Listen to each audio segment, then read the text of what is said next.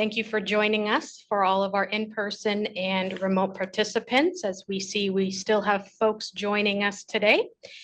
Thank you for joining us for the Board of Environmental Safety meeting. I am Courtney Bailey, the board specialist and today's board clerk for the first half of this meeting. My colleague, Evelyn Nuno, will take over as board clerk for the second half of this meeting when we reconvene after this afternoon's lunch break. This meeting is being live streamed and recorded. Your continued participation is acknowledgement that you are being recorded. Today is October 17th, 2024 at 9 a.m. exactly, and the meeting is now called to order. Thank you, Courtney. Please call the roll. Thank you, Madam Chair. Member Bhatia? Present. Member Brostrom? Here. Member Gomez? Here. Vice Chair Strauss-Hacker? Here. And Chair Rizzo? Here. Wonderful. 5 members are present and a full quorum is established. Next slide, please. I will now review some logistical items. Today's hybrid meeting is being held both in person and remotely via phone and Zoom. For those joining us on Zoom, please select your preferred language option, either English or Spanish, by clicking the interpretation icon on your Zoom toolbar at the bottom of your screen. If you don't see the icon, you may need to update your Zoom application. In-person participants who prefer to participate in Spanish can obtain a headset from our interpretation table at the far left of the room, and a staff person will assist you. Additionally, if you're in person and following along on Zoom, please ensure your device's speakers and microphone are muted. Next slide. If anyone experiences connectivity issues with Zoom, you can call in for either English or Spanish. The phone numbers are provided to you now on the slide, in the Zoom chat, and they're also posted on our website. We will now hear from one of our interpreters to provide these instructions for us in Spanish. Buenos días a todos. Gracias por estar en esta reunión. Esta reunión va a ser híbrida. También tenemos interpretación activa en las líneas y estamos proveyendo el número de acceso. Lo vemos en la pantalla. Es para identificar la reunión. Pueden digitar 863-7823-3538. A las personas que están en Zoom, esta reunión está siendo grabada. Los subtítulos están activados para la reunión y para cuando quieran hacer algún comentario público, por favor levante su mano virtual y le daremos un espacio en esta reunión. También tenemos la apertura de la sesión de la asistencia y determinación de quórum. Se establece esta sesión y tenemos el número de acceso para esta reunión en español. Es el 916-535-0993 y tenemos la identificación, el número de conferencia. Si usted prefiere escoger el lenguaje español, puede hacer clic en la parte de abajo de su pantalla y escoger la opción interpretación en español. Muchas gracias. Back to you. Thank you so much, Jeanette. And we would like to thank both Heidi and Jeanette from Cal Interpretation and Translations who are interpreting today's meeting for us in Spanish. We appreciate you being with us today. Next slide. A few housekeeping and logistical items. For those in person, the restrooms are located through the double doors, past the lobby, and down the hall to your right. And the drinking fountains will be to your left. With the exception of water, food and drinks are not allowed in the conference room. It's also important to note that agenda times may fluctuate to accommodate agenda items. Meeting materials are available on the registration table at the entrance of the room, and they can also be found on our website at bes.dtsc.ca.gov. It will also be provided to you in the chat. And to protect everyone's virtual space and networks, the Q&A function will serve as our chat feature for today.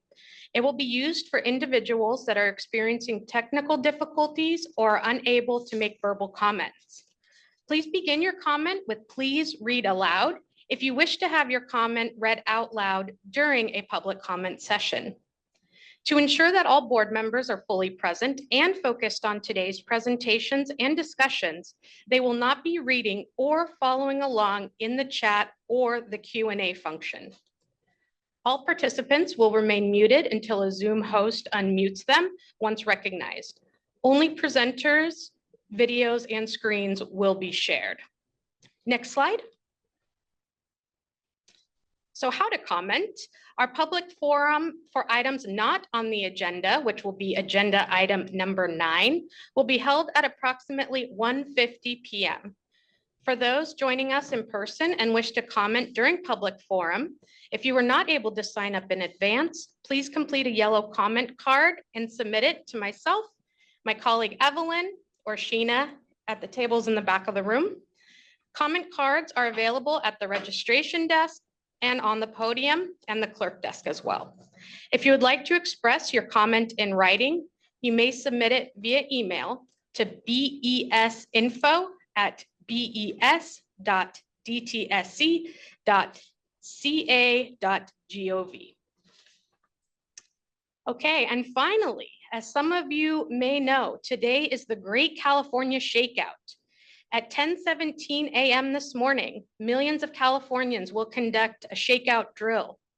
DTSC is no exception, so we may see some staff persons conducting drills here in Cypress. If you hear building alarms or phone alerts, please do not be alarmed.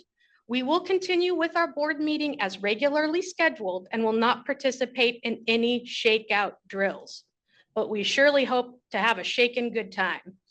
That concludes the introductory review for today's meeting. I will now hand it over to Chair Rizzo for agenda item number 2. Thank you very much, and welcome everyone. Good early morning. Welcome to the 6th Board of Environmental Safety meeting of 2024 being held here at the Cypress offices of DTSC, where we have been welcomed, and we want to thank the entire staff at Cypress and all of our technical staff for your support. We haven't been to this office for one of our meetings, so we're really excited to be here. And this is also our first meeting since the appointment of Katie Butler as director of DTSC. Director Butler is no stranger to the Board of Environmental Safety and all of you who have followed her stellar work over the almost 2 years as Deputy Director of the Hazardous Waste Management Program. She forged a steadfast partnership with the board from the outset of her tenure. With her team in the Hazardous Waste Management Program, she has reported and participated in many of our meetings, as well as our external engagements with communities and those regulated by DTSC. We have so appreciated her clear, consistent communication and accountability for results. We look forward to hearing and sharing more of her vision and priorities, and Katie Butler will join us in about 30-45 minutes from now. So we'll welcome her with hearty cheers when she walks in the room. Together, Dr. Butler and the Board of Environmental Safety will build on the foundational and visionary work of her predecessor, Dr. Meredith Williams, who tirelessly invested in the reforms that you now see manifest in the work of the department and the board. We are eternally grateful to Dr. Williams for her steadfast commitment to the mission of DTSC and to fully supporting the development and growth of the board over these past 3 years.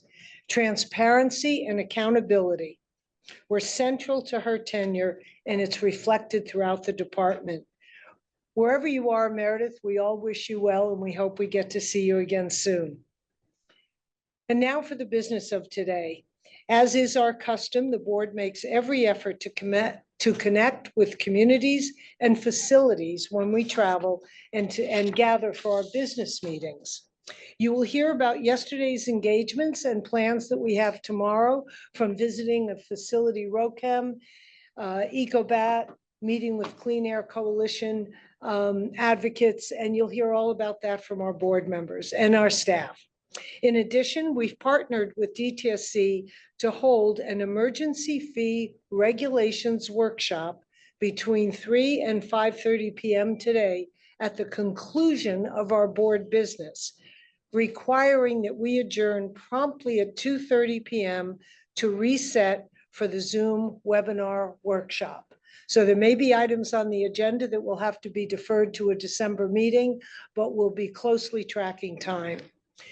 And you'll also note a minor change in the order of the agenda today from the first one that was posted. We'll open with the executive officer, Swathi Sharma's report, followed by board member reports, which often are given at the end, but given the tours and the work that they have been doing down here, we wanted you to have an opportunity to hear from them. DTSC leadership report led by Dr. Butler and members of her team will cover updates to the director's priorities, updates on the recent legislative session and how they impact DTSC and the board, the status of the Exide NPL listing, the hazardous waste management plan, EJAC, Chiquita Canyon, and the status of continued permits. So we have quite a robust agenda for today, and I'm sure you'll all be taking notes. We'll receive a report on the lead acid battery cleanup fund and also one on performance metrics that we've all been working on, most especially in the last year. After our lunch break, the board team will provide a refresher on the BES permit appeals process, including the amendments that we approved at the last board meeting. So we approved amendments to it. We're going to come back and walk you through the process, including those amendments, for absolute clarity on everybody's part. We'll conclude the meeting with public forum for items not on the agenda, approval of minutes from past meetings, and then any action items from this meeting. And as noted, I want to just remind you all, we will conclude the board business at 2:30 to allow time to reset for the DTSC generation and handling fee emergency regulations public workshop. Got that? Which starts promptly at 3 p.m. So thank you. So I'll move right along now into agenda item 3. And I'd like to introduce our executive officer, Swathi Sharma, to provide us with her executive officer report. We'll then move to item 4, board member reports. And at the conclusion, we'll have a discussion and public comment about both of those items, items 3 and 4 on your agenda. We'll close out these agenda items with a board vote to adopt the board's administrative guidelines as revised. EO Sharma. Great, thank you so much. All right, so today I'm going to discuss a handful of things. One, we've talked about the fee rate setting that the board took on over the summer. So give you all an update on that, as well as action items, follow up from the last board meeting. And I will also share our board meeting dates that we have remaining for this year as well as next year. And then we will discuss updates to our what is previously called our operational guidelines and which are now called administrative guidelines, which will be up for a vote for the board.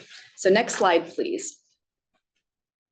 So as a reminder, the board went through the emergency rulemaking process to set fees.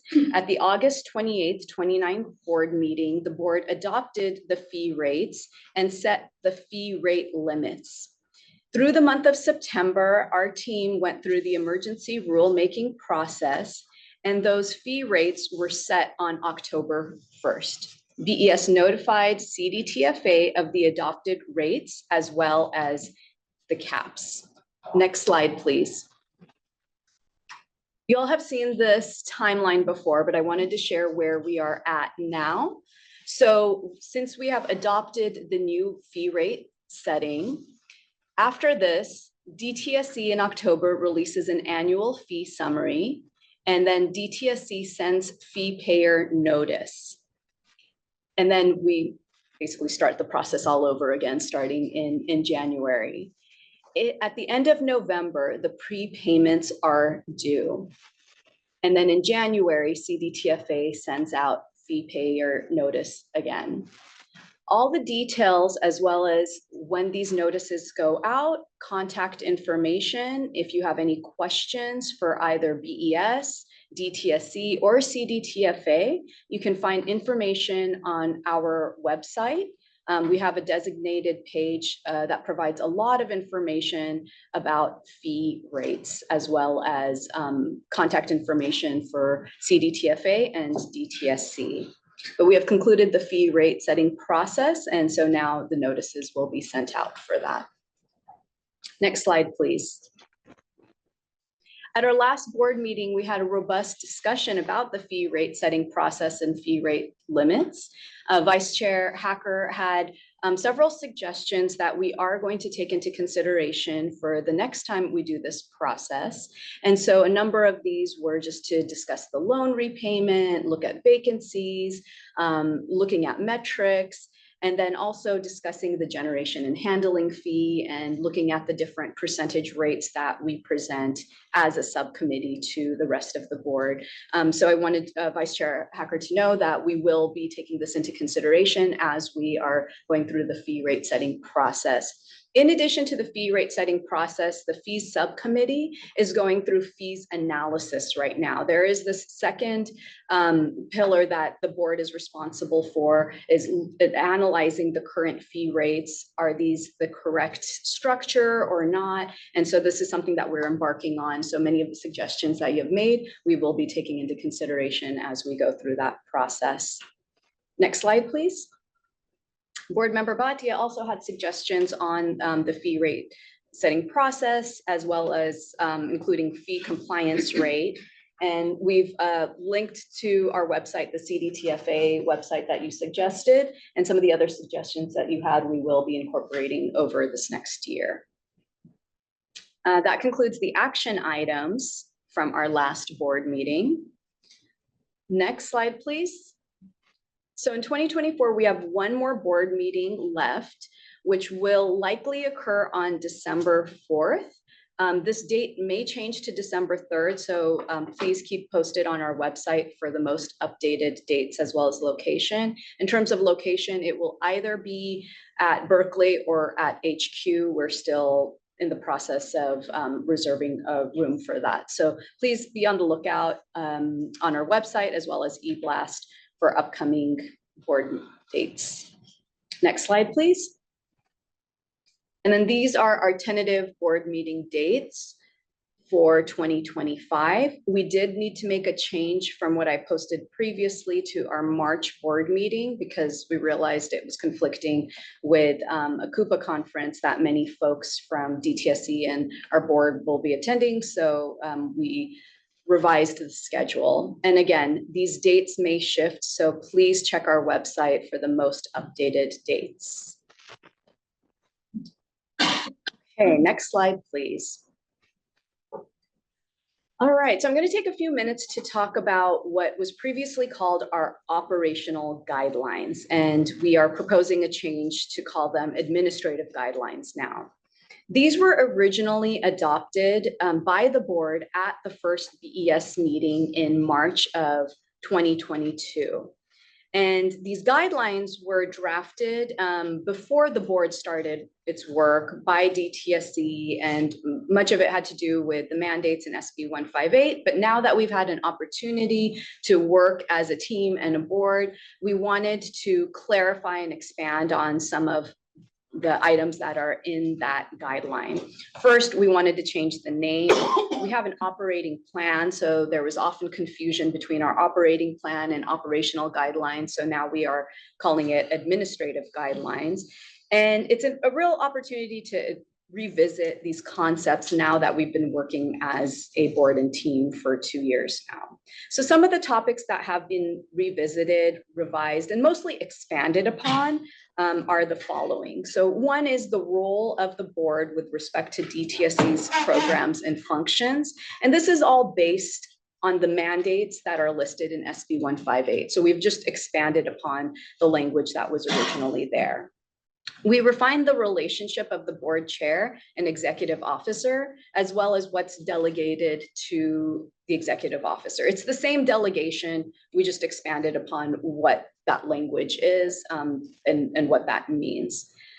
We described the purpose of the BES operating plan. That was a plan that we adopted in late of 2022. So it was adopted after these operational guidelines were adopted. So we included what is the BES operating plan, as well as what is the strategic direction for this board.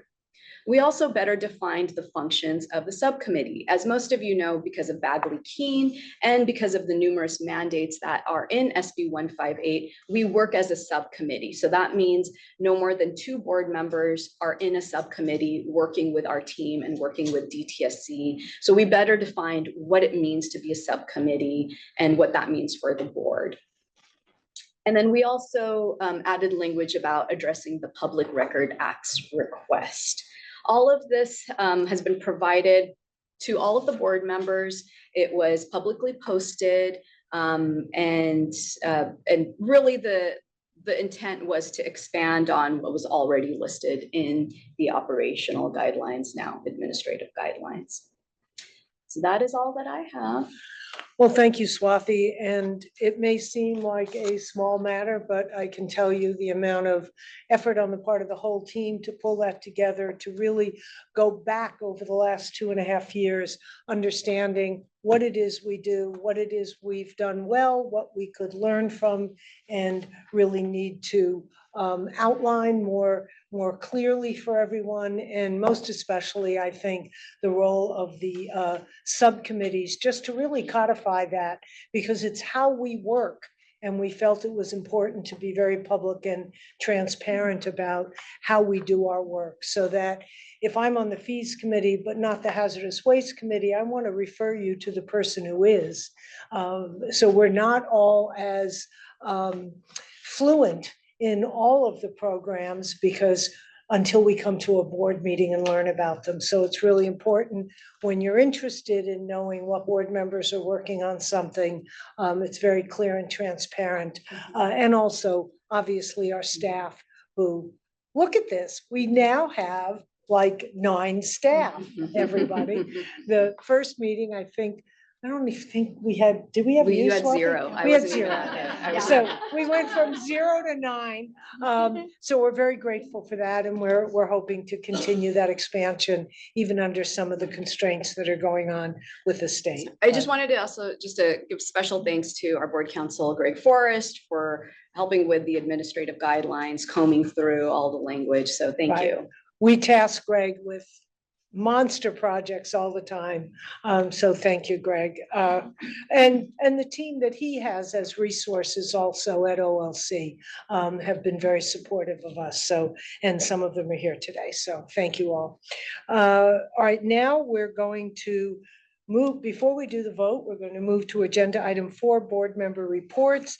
They will encompass the subcommittee and what we call liaison reports. So subcommittees dig in, they're really working. They've got a mandate, a project, goals, things that they're doing. Liaison means we want to know what's going on.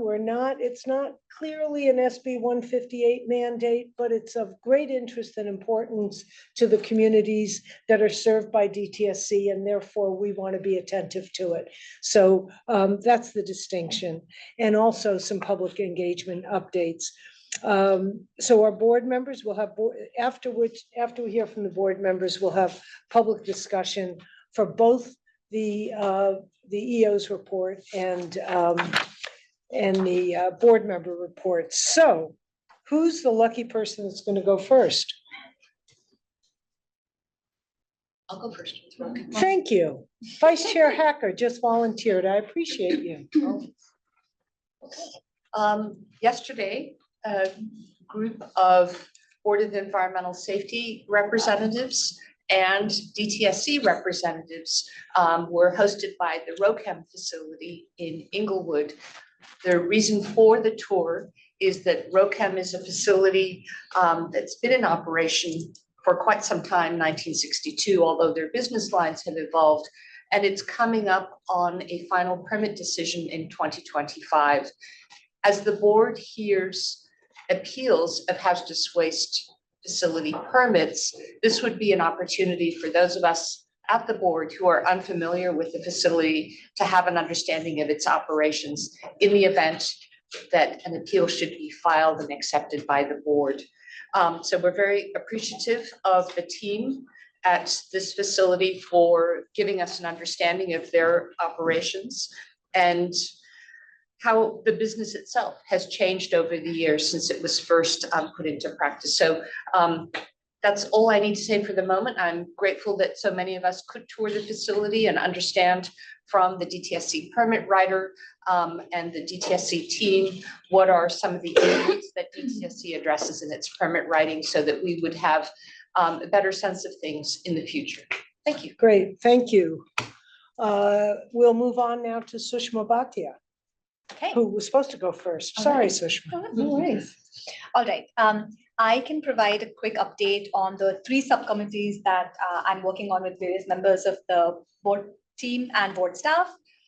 First is the Hazardous Waste Management Plan Subcommittee. We're going to speak about the Hazardous Waste Management Plan, and then I'll provide more commentary then, along with Ingrid, who's on that subcommittee with me.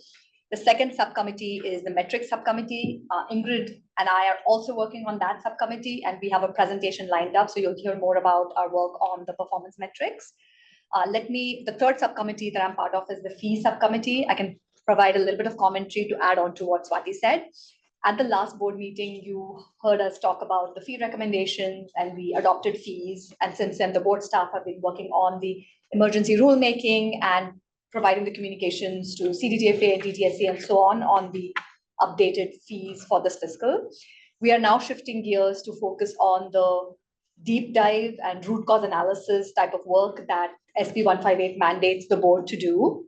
So just to give you an example of what we're talking about, we discussed a list of data points that would help us understand where to dig in. So specifically, we spoke about the idea of a tops-down analysis, which would be understanding DTSC's funding program by program, the current state of the funding, and also understanding what we would like it to be, so that if there are gaps in the funding model, we can think about ways to start addressing it. The second thing we spoke about was a bottoms-up analysis, which is if we can understand on a business segment by business segment basis, what are the fees paid by the business segment today, which are the combination of the environment fee, facility fee, and generation handling fee if it's applicable. What is the current fee today? And what is the cost for DTSC to regulate that business?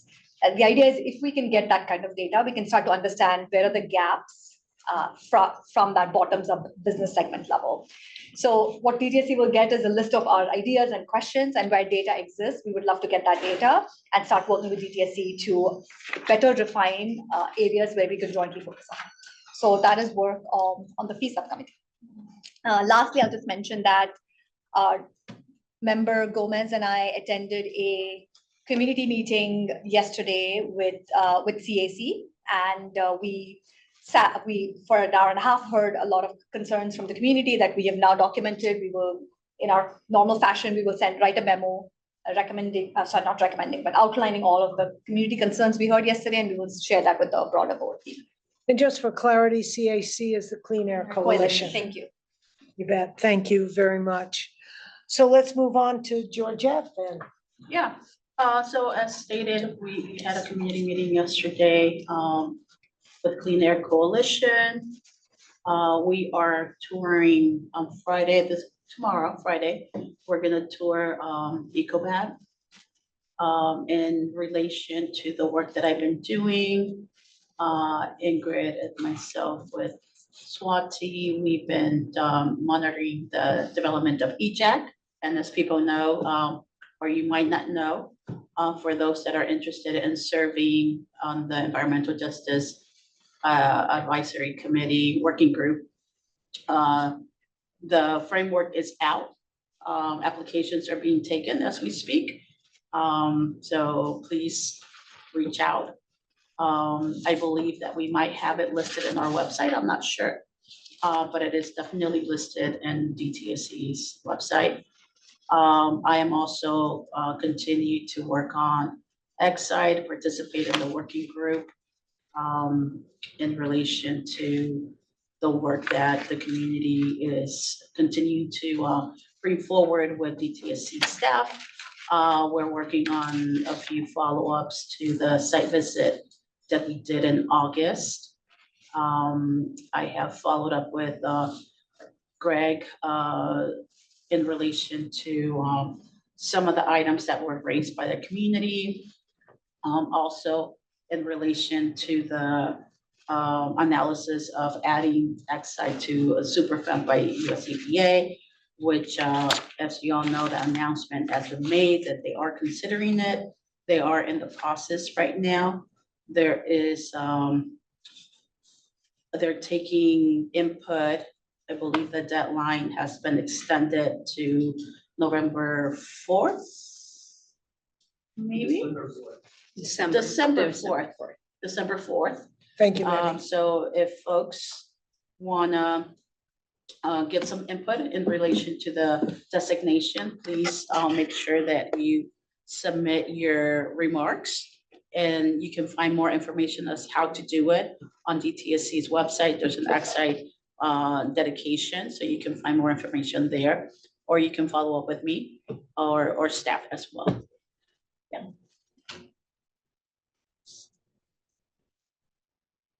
I'm going to try not to shuffle my papers. Apparently, I've been called out on my paper shuffling. But I'm a paper gal, and that's the way that goes.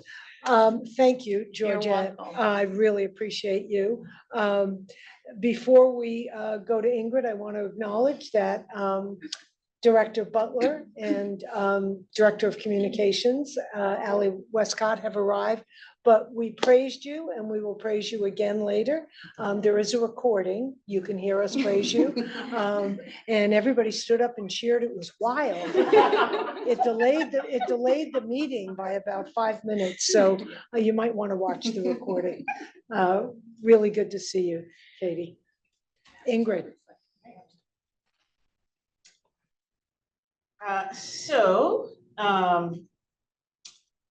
On September 13th, I, along with Vice Chair Hacker, we also had a tour of EcoBat. And, just as a reminder, because of Badly Keen, we are limited to having 2 board members at any one time. So that's why you heard that there will be a tour coming up, and then there's one that's already been done. So we were able to tour the facility, and also last month, meet with the Clean Air Coalition to hear about the community perspectives and concerns. On September 18th, I presented at the California Land Recycling Conference. I was on a panel called "The Heat is On: Climate Change, Cleanup and Closure," where we were examining the impacts of climate and greenhouse gas emissions on site remediation, both in terms of the impacts of site remediation on greenhouse gas emissions, as well as the impacts of climate on remediation projects. And then yesterday, I, along with Vice Chair Hecker, attended the tour of the RoChem facility. And again, heard from the facility and, heard some of their plans around the modification and things that will be shifting in the new permit. And then in terms of subcommittees, you've heard a lot of about the subcommittees that I've been on. For the hazardous waste management plan, we've continued to meet with the DTSC team. Obviously, there's been a lot of workshops happening and will continue to happen. And, we are, reviewing the kind of the contents or categories that will be in the plan, and are providing, will be providing recommendations to the DTSC team. For this SB 673 working group, we have received a preview of the second fact sheet and provided some initial feedback. I believe it's still a work in progress, and are looking forward to reviewing that again once it's become more finalized. As Georgette mentioned on EJAC, we have met with the team there and provided feedback on the various documents and frameworks. As Georgette mentioned, the application is live.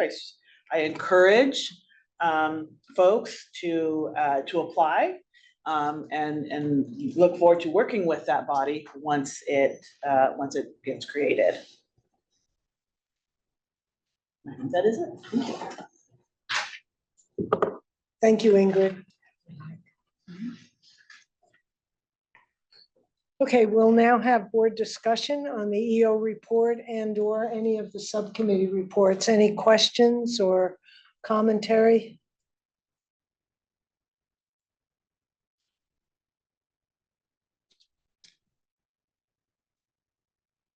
So I know that everyone was briefed on the administrative guidelines.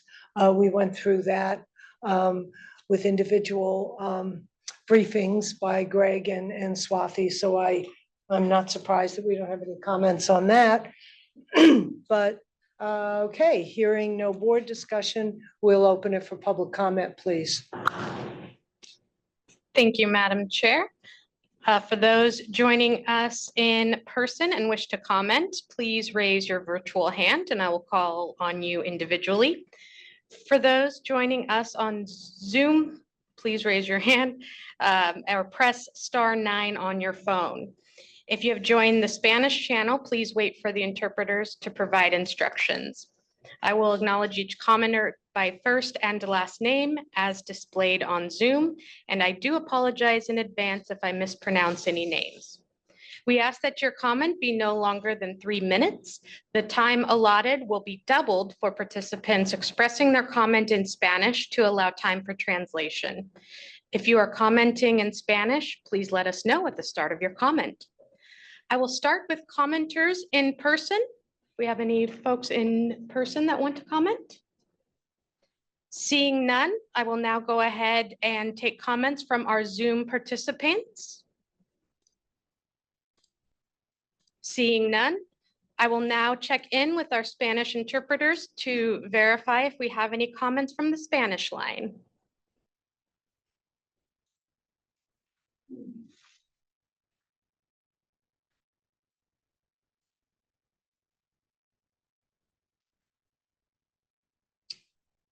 We're just double checking with our interpreters to see if there are any public comments for agenda items 3 and 4.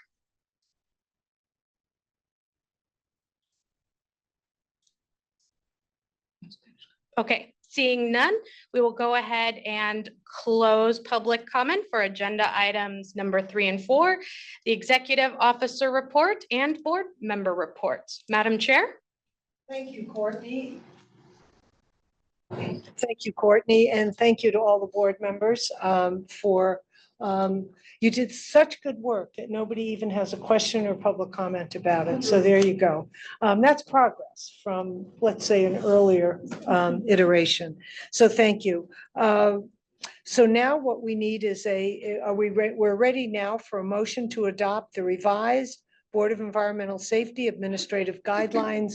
Can I have a motion from a board member, please? Madam Chair, I move that we adopt the revised administrative guidelines. Second. And second by Georgette. Will you call the roll, please, Courtney? Thank you, Madam Chair. Member Bhatia, Yes. Member Brostrom, Yes. Member Gomez, Yes. Vice Chair Strauss-Hauker, Yes. Chair Rizzo. Yes. Wonderful. We have 5 ayes, so the motion passes unanimously to adopt the revised Board of Environmental Safety Administrative Guidelines. The adopted BES administrative guidelines will be posted to the board's website in the next few days. Madam Chair. Thank you. I really appreciate the work that went into that. Moving right along into agenda item number 5, I'd like to introduce members of the DTSC leadership team who'll be presenting today in person, including our applauded new DTSC director, Katie Butler. We'll also hear from Chief Deputy Director Craig Scholler, who'll provide us with a leadership report, and they'll be joined by a number of staff that they will introduce as they go along, including Assistant Deputy Director of Site Mitigation and Restoration Program, Mehdi Bedahar, and with an update on Exide. Joining us remotely is Supervising Hazardous Waste Engineer Ryan Dominguez. I would like to confirm that Ryan is online, who will provide an update on the hazardous waste management plan, and also Serlene Grant on the EJAC. So those two members are joining us remotely. Board members will also provide updates for their respective focus areas under each of those agenda items. And so now we welcome Director Butler.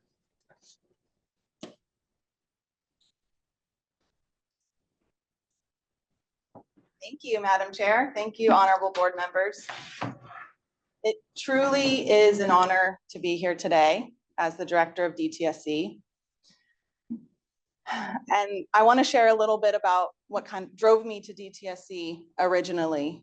It was really my time at Los Angeles County, serving on the front lines at the local level, responding to environmental disasters like Aliso Canyon, the gas blowout, hexavalent chromium emissions in Paramount, lead emissions from Exide, Dominguez Channel. And it's really that time there that I learned about the importance of prevention. And that's our charge here at DTSC, to use the full extent of our authority to protect our communities and prevent environmental harm.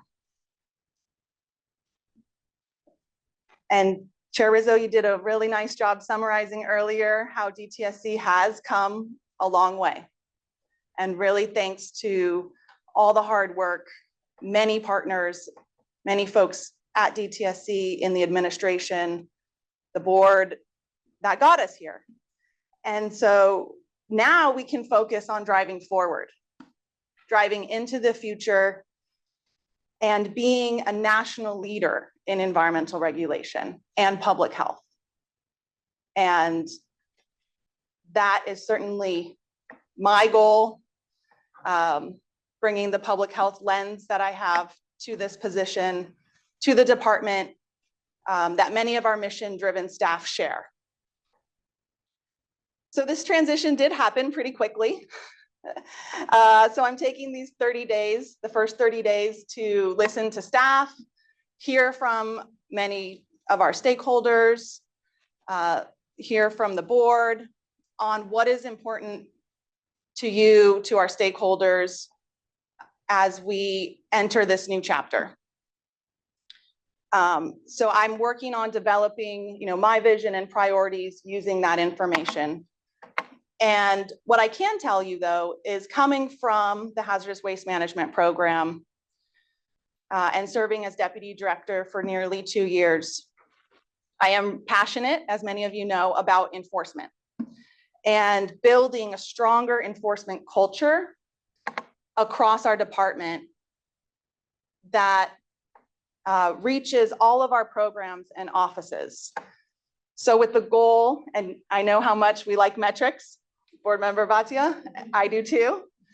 So with the goal of 100% of our programs having enforcement policies, more consistent, timely, equitable enforcement. And I see many opportunities to collaborate both internally more across our programs, externally more with our partners. I'm a firm believer in collaboration, open dialogue, strong partnerships, all of these things being key ingredients to our success and to solving really complex environmental problems.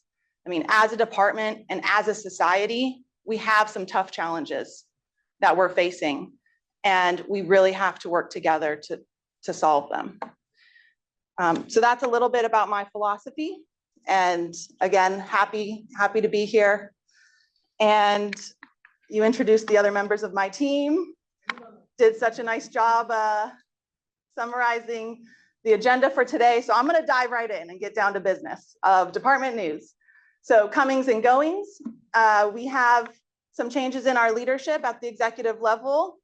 In addition to the director position, our chief counsel, Larry Hayfetz, retired from state service.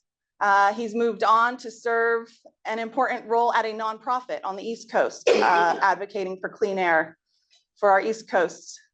And in the interim, our Deputy Chief Counsel, David Sadwick, is serving as interim Chief Counsel. So we're really fortunate to have a strong bench in our legal counsel office to keep stability there. And Deputy Director Than Berg is new, and she's here today. Welcome to DTSC. It is such an honor to have you, Deputy Director Berg at DTSC. She brings over 27 years of experience in environmental protection. She came to us from US EPA. I personally had the opportunity to work with her on the Chiquita Canyon response. So I got to see how strong she is firsthand in leadership, in her knowledge of the law, and in her commitment to serving. So I couldn't be more excited to welcome her. This has been a tough year for fires for California. So I want to take a moment to acknowledge our emergency response staff who have been spending weeks, months on end now, cleaning up the hazardous waste debris from a handful of fires, the Burrell Fire, Boyles Fire, Thompson Fire, Park Fire, Airport Fire. Here's some photos of them in the field, removing the household hazardous waste and asbestos from the homes, other structures that are destroyed. And so to date, they've completed 609 parcels together with our other state emergency response partners. And this work continues.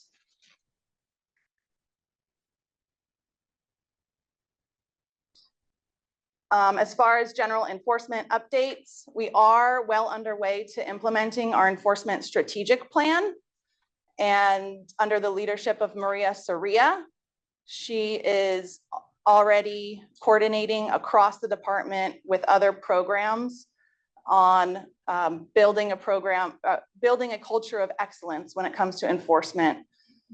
And then we also have had a record number of cases resolved in the last 6 months. So the Office of Criminal Investigation resolved 11 cases in the last 6 months. So we have motivated, dedicated, extremely bright staff hard at work in the enforcement arena. Toxic Crusaders, for those of you who don't know, is our high school program. It's a fantastic program run by our lab director, Mui, and I was in Pasadena with her and the students on Monday to see how, we have a very inspired younger generation of students who were doing experiments in our lab, learning about hazardous waste.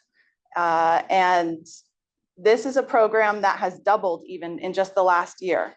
So we're looking to continue to expand its reach and train the next generation of DTSC employees, hopefully.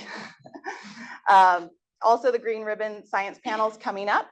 This is the panel that convenes twice a year to advise our Safer Consumer Products team, and they'll be convening at headquarters December 10th and 11th.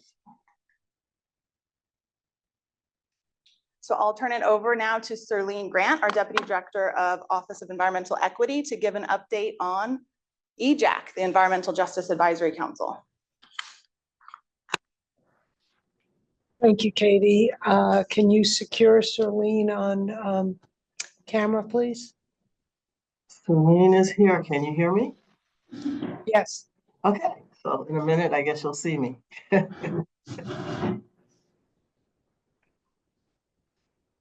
All right, I don't know if I'm visible. Okay, there it is. All right, good morning, everyone. I'm glad to be here. I'm in the Berkeley office. I didn't travel. So it's really exciting to be able to give you this quick update on EJAC, the Environmental Justice Advisory Council for DTSC. Next slide, please. As many of you are aware, that the EJAC came about because of SB 158, which called for a forum with the purpose of providing independent environmental justice advice, consultation, and recommendation to DTSC through the director and through BES.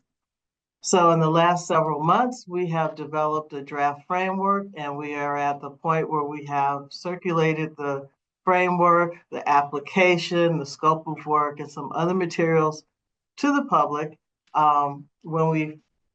When we first did this last year in 2023, there was I call it a roadshow. We went out to 5 or 6 different parts of the state, excuse me, to put out the draft so that we could get the information back and refine it. And that's what we've been doing for the last several months, is refining it. And so those documents are out as part of where we are in the process right now in seeking applications. Next slide, please.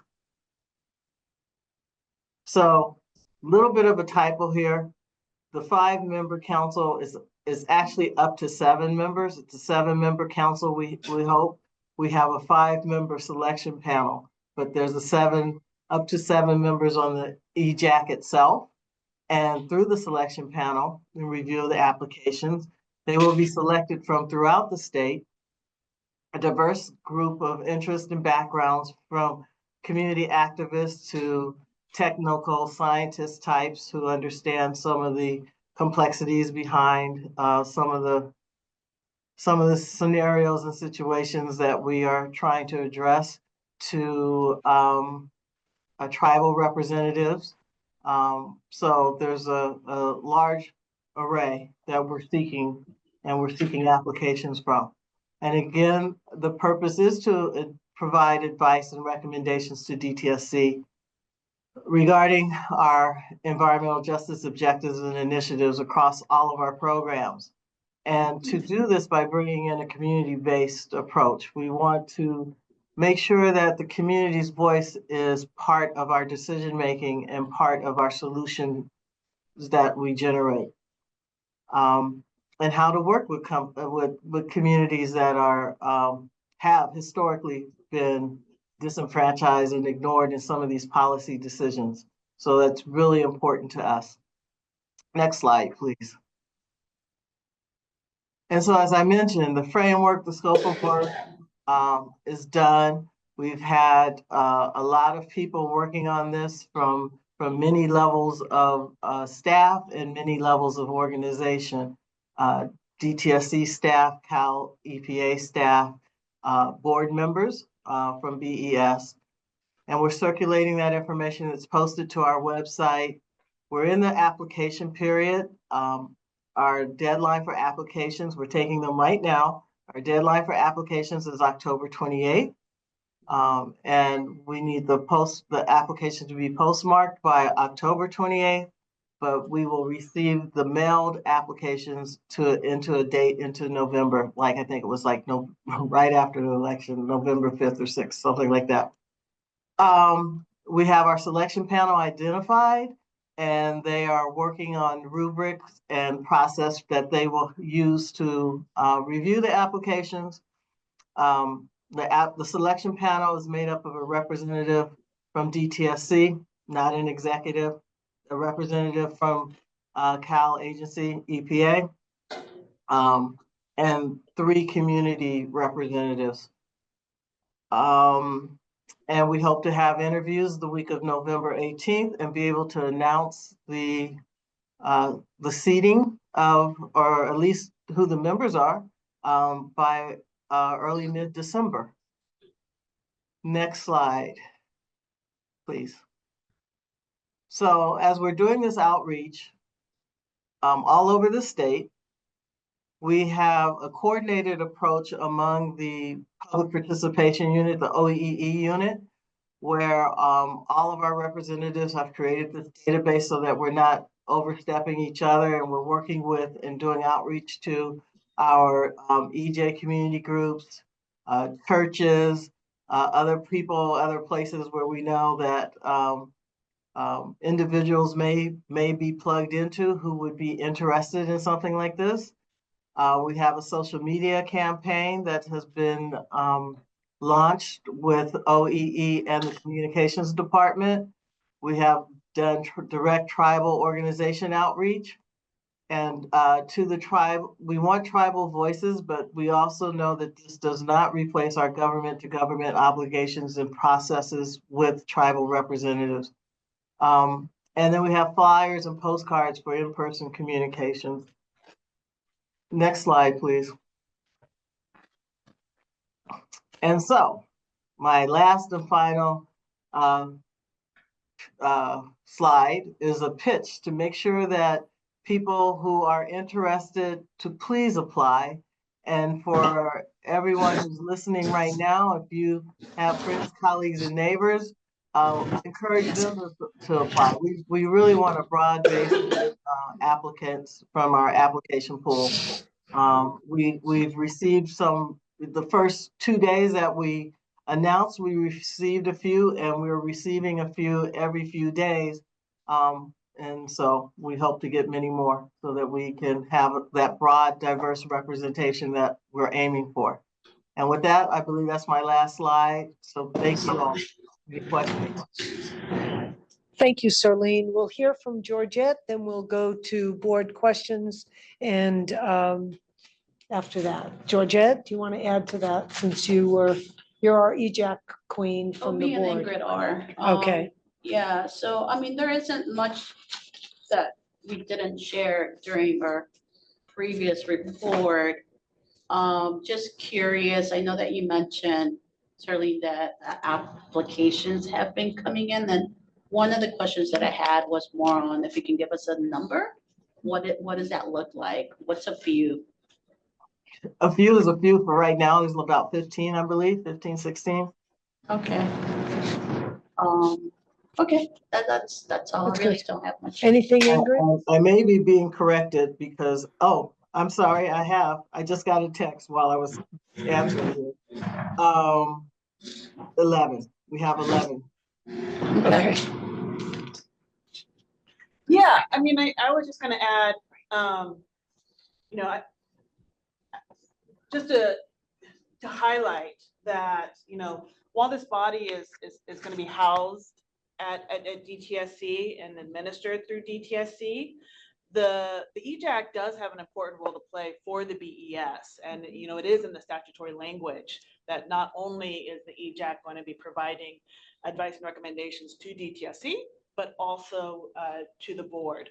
So I just want to highlight that, you know, as our responsibility, you know, and our focus on transparency and accountability, I am really interested to see how we're going to operationalize kind of this dual role with the board.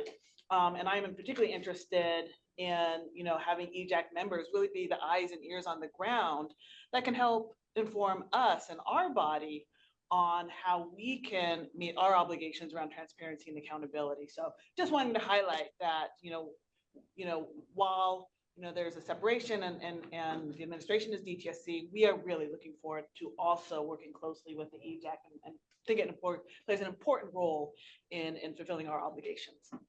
Thank you for that. And thank you, Serlene.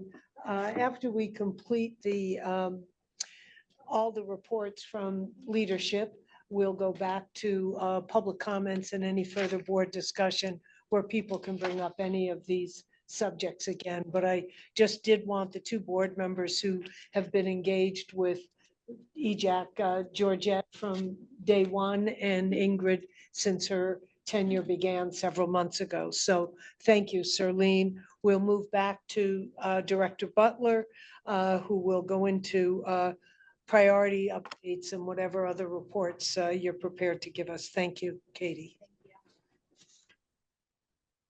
All right, thank you, Serlene. That was a great update on EJAC. So moving into the updates on director priorities for this fiscal year 2024-2025. I worked closely with Director Williams in crafting these priorities, so I'm aligned with where they stand. That being said, as I'm stepping into this new role, I will be, reviewing, internalizing them from a different vantage point, and looking at them closely with some of the newest members of our leadership team, Deputy Director Than Berg and Deputy Director Robin Christensen, leading site mitigation and safer consumer products, to make sure that these priorities as we move through the year do reflect our current leadership team's vision. So we learned from last year the importance of tracking these priorities as we move along. And so, my intent is to do that more deliberately this year. And I'll provide a high-level update on the status of each priority. You have in the board packet the materials, specific updates on each deliverable. And there are a few where we do need to make sure we have measurable deliverables. So we'll be working on that and making sure we update these accordingly. So for the first priority, our budget and our resources is top of the list when it comes to getting our work done and providing services to the public. And that's, there's no mistake why this is priority number one, to address the generation and handling fee shortfall. And we are well on our way to filling data gaps, adopting new processes, crafting new regulations to provide clarity in what the generation and handling fee new system is, how it works, and doing outreach to our stakeholders on this issue. And so the regulation development will involve three different prongs, and we're going to hear about those later today in the workshop on how we are improving our systems. One of these systems that's core to understanding the generation and handling fee shortfall is the EVQ, or electronic verification questionnaire improvements. So I'm proud to report our team already did make significant improvements to this EVQ system over the summer. The rollout that our generators saw over the summer did reflect more questions, more areas of information that we're gathering from generators to help us understand better the shortfall. Priority 2, promoting equity. And a key piece in this priority is the community vulnerability regulations that we presented on last meeting. And we have informational sheet number 1 available on our website, and folks have been providing their feedback in the survey online to comment on the new process we set forth to do community engagement more early, more often in our permitting process. Informational sheet number 2 will be posted October 28th. So it's undergoing all the ADA compliance and translation, and you'll be seeing that soon on the website. That's going to be really the central piece of these regulations, that informational sheet number 2. And it's going to outline exactly what we're proposing, what we expect permit applicants to submit to better understand and address community vulnerabilities. CVCI, we have 15 of the grants that have now been closed out. And so the staff are working on the report related to outcomes with this initiative. This is an area that I'm still getting up to speed on and learning more about. So I'm very grateful for the staff here in case you do have more specific questions on this one. All right. Let's see. I'm going to skip to priority 4, climate change and circular economy.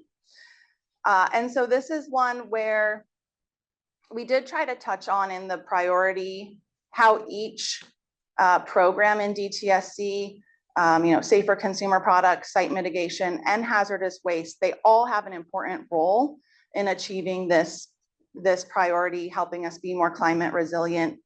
And so a key update on the sea level rise webpage. It's up and running. Enhancements have been made to the mapping tool. And we're continuing to coordinate with water boards to develop metrics and content for the dashboard.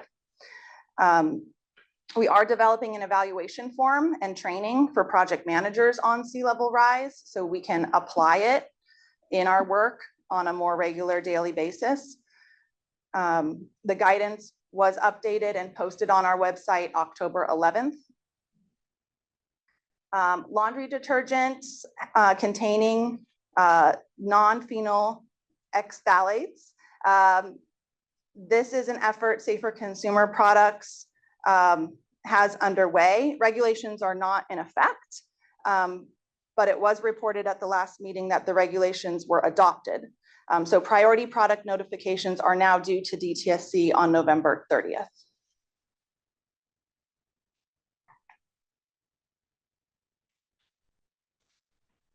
Priority 5, maximize use of enforcement authorities. We've spent a lot of time talking about the importance of transparency, accountability, communicating about our enforcement activities. And so we are working on a map that will be posted on our website. So in real time, data on our enforcement activities can be visualized and can be seen by the public. So these maps are being finalized and the staff have this project well underway. We are also expanding opportunities for supplemental environmental projects.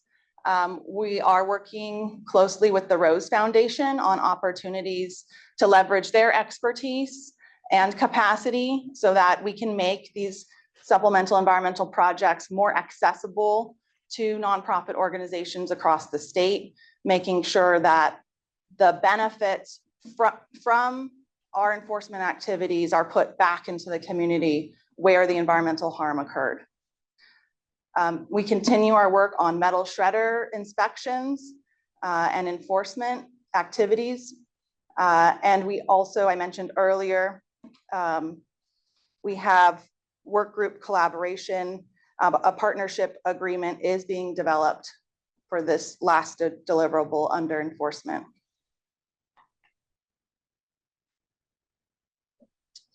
Would you like to pause here and ask questions about the priorities? Any questions now that are pressing before? Why don't we move on and then we'll come back as we've all collected our questions, okay? Okay, so I'm going to provide an update on the cleanup progress for Exide and the NPL process, the National Priorities Listing process. So to date, well, as of September 27th, 2024, 5,450 parcels have been cleaned up.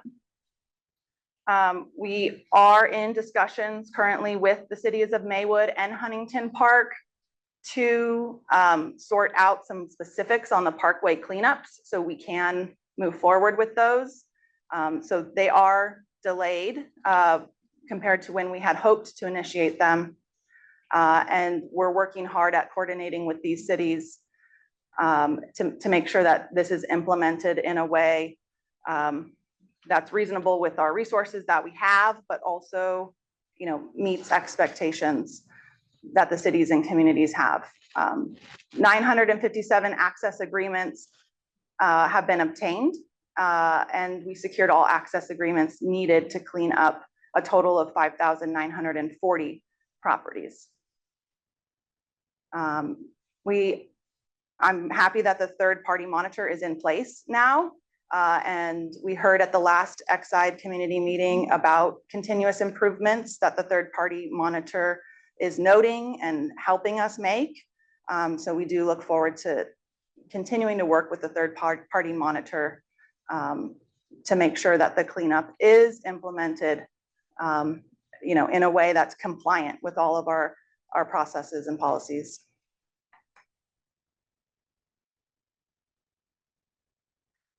Something I think a lot of folks are appreciative of, and I know is something that helps more real-time feedback and you know, response to questions, is our Exide Cleanup Feedback Management System. And so this was launched. We've received over 100 requests. We have a 48-hour response time to these. Most of the requests are pertaining to daily operations, clarifying questions. And, this just really shows opportunities I think we have with technology across the board at DTSC to have better, more dynamic response systems. We instituted Exide office hours at 2 different locations, one of them being in Commerce. And this allows residents and businesses to stop by, ask questions, get real-time in-person support. And then, of course, we are partnering and we continue to partner with the Los Angeles County Department of Public Health. I'm extremely grateful to their team of public health nurses.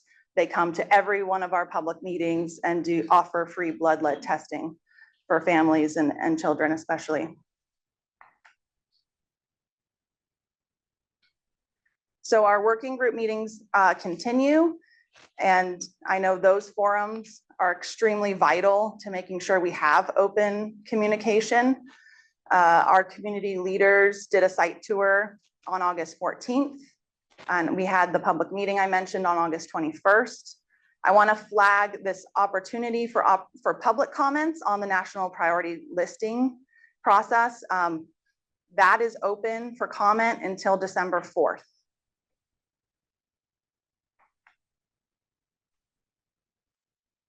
So this super fun process shows you where we are in the stages of the process. We're here at step 2, placing Exide on the national priorities list. And so the next step will be for US EPA to review all the information related to the site, conduct their own assessment through a remedial investigation.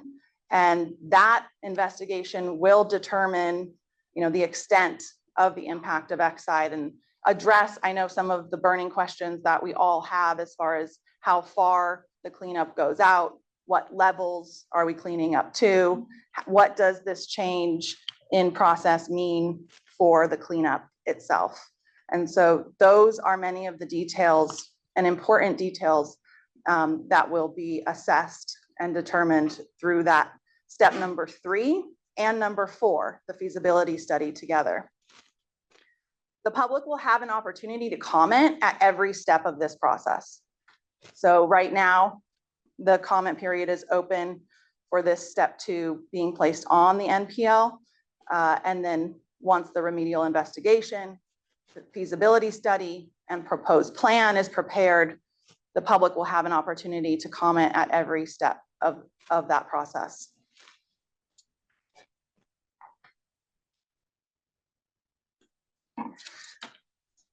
I'm going to switch gears and talk about Chiquita Canyon because it is a very pressing environmental disaster that's occurring right now. It has been for some time, and we've had to redirect a lot of staff from some of our other priorities to respond to this. So we're mainly involved as DTSC. Our purview is overseeing the leachate management because the leachate is characterized as hazardous waste. We also have oversight authority when it comes to the hazardous waste treatment permitting process. And I want to touch on the impacts on the local level. What many of our staff here on the ground, there was a community meeting last night. And so I want to, lift up some of the community voices. So this is a long-term problem. The chemical reaction underneath the landfill, it's not expected to be resolved anytime soon. There's ways to mitigate and manage it, but it is expected to continue on the order of up to 10 years. It produces upwards of 200 million gallons of excess leachate. So it's coming out at extraordinary rates.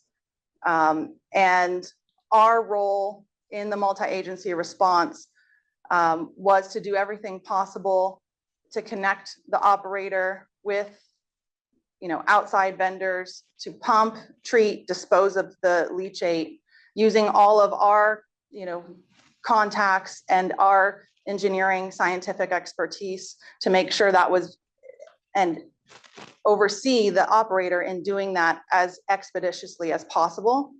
Progress has been made. The leachate is being managed as two different waste streams, hazardous and non-hazardous waste. So the hazardous waste leachate, that's our purview, is being treated on site for hazardous waste characteristics. And then the leachate that's not hazardous is being shipped to facilities that can treat it off-site. The permit right now is at the local level because the facility is proposing a tiered permit, and that has the direct oversight of the Los Angeles County Fire Department. And we are offering all of our assistance, technical expertise to assist the county with that process. The appropriate type of permit may be this CUPA tiered permit and would involve, again, managing that hazardous constituent benzene and managing all the material being produced on site. So we continue to hear from local communities that they're experiencing health effects. The symptoms range from nausea to bloody noses to respiratory problems, tremors, and there's a long list of health symptoms being reported. And the facility has created a community relief program to assist in offsetting costs that is being offered to residents. But we're anticipating that additional community relief may be necessary to address the concerns of the impacted communities. So we're doing everything in our power to work with the partner agencies, local, state, and federal level to address these concerns.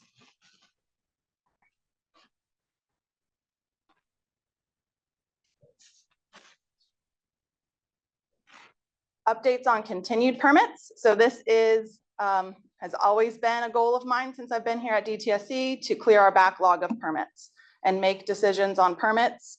Some of them now being the most challenging, complex permits that we're down to. The team has done a phenomenal job clearing the backlog of permits.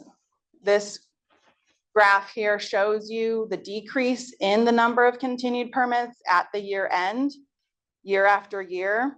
At the end of last fiscal year, we were down to 12. We will be publishing a report that's mandated from Senate Bill 158 for any permit that's continued after July 1st. We are mandated to have a progress report and a status update on each of those continued permits, reasons for the delay, a timeline going forward, and what to expect for those continued permits to be resolved. So that report will be posted this Friday. And the process laid out in statute will then require a hearing and at the board. So we'll be requesting the board to set a hearing date to review the continued permit reports in public in a transparent way. And I'm grateful for that transparent process that we'll be able to conduct together.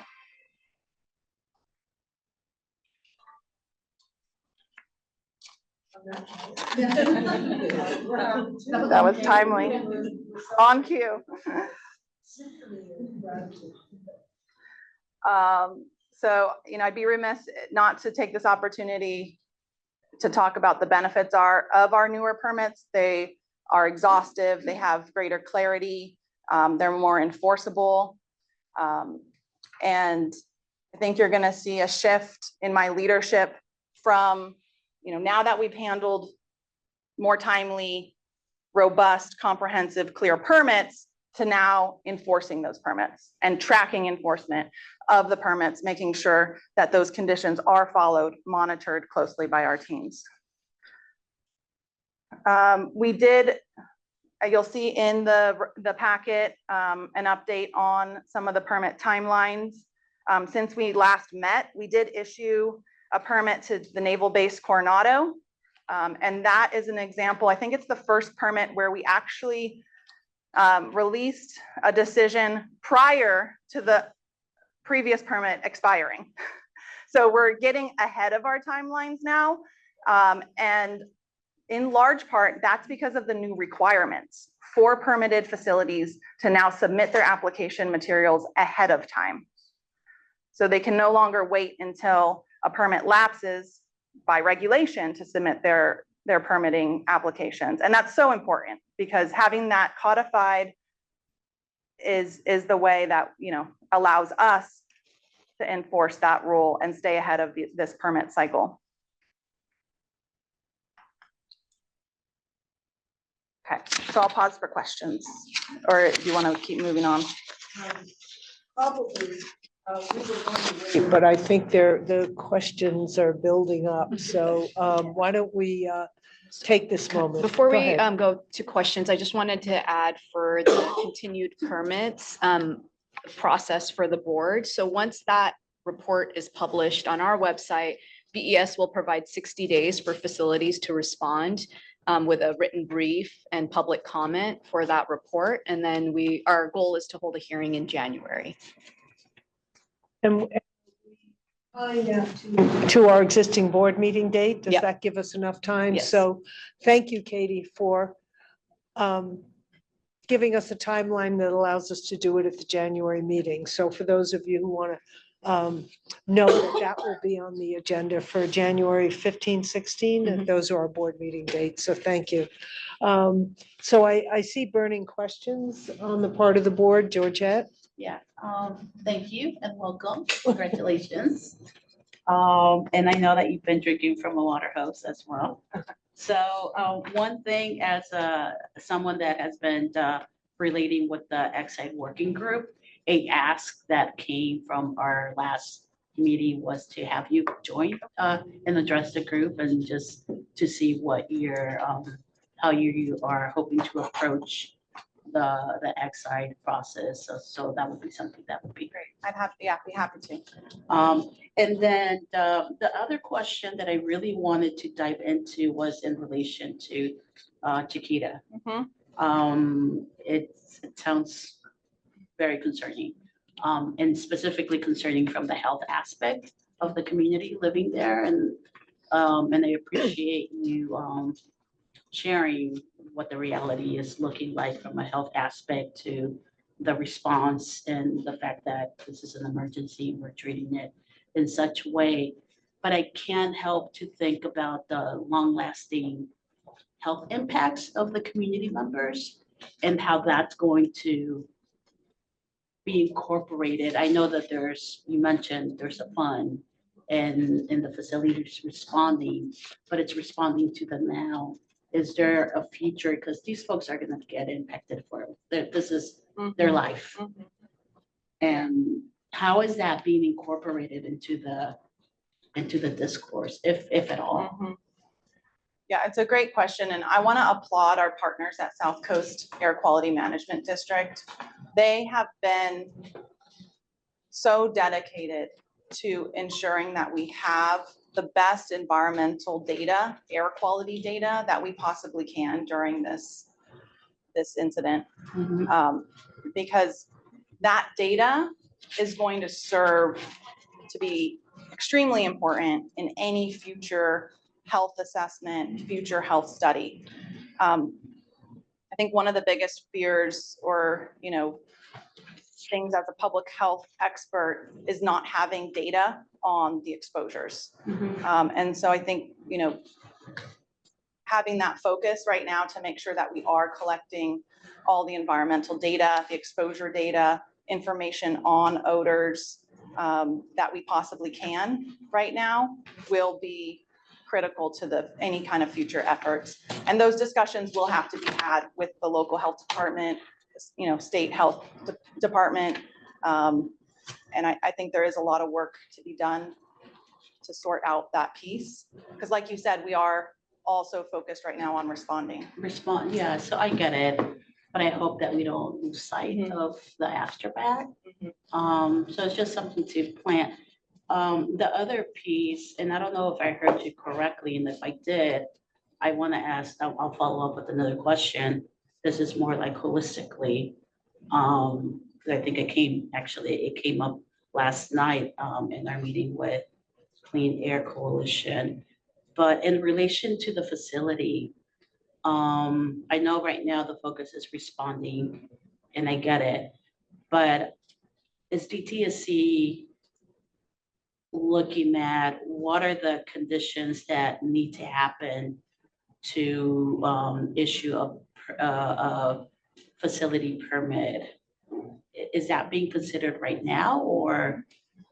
Yeah, so right now the, Chiquita, yeah, this is Mhm. still, I'm still in still Chiquita. Chiquita, yeah. Yes. So for the permitting piece of this, Mhm. the facility is proposing a tiered permit, and they're submitting their tiered permit application materials to the local county fire department, Mhm. because the local county has jurisdiction over tiered permitting.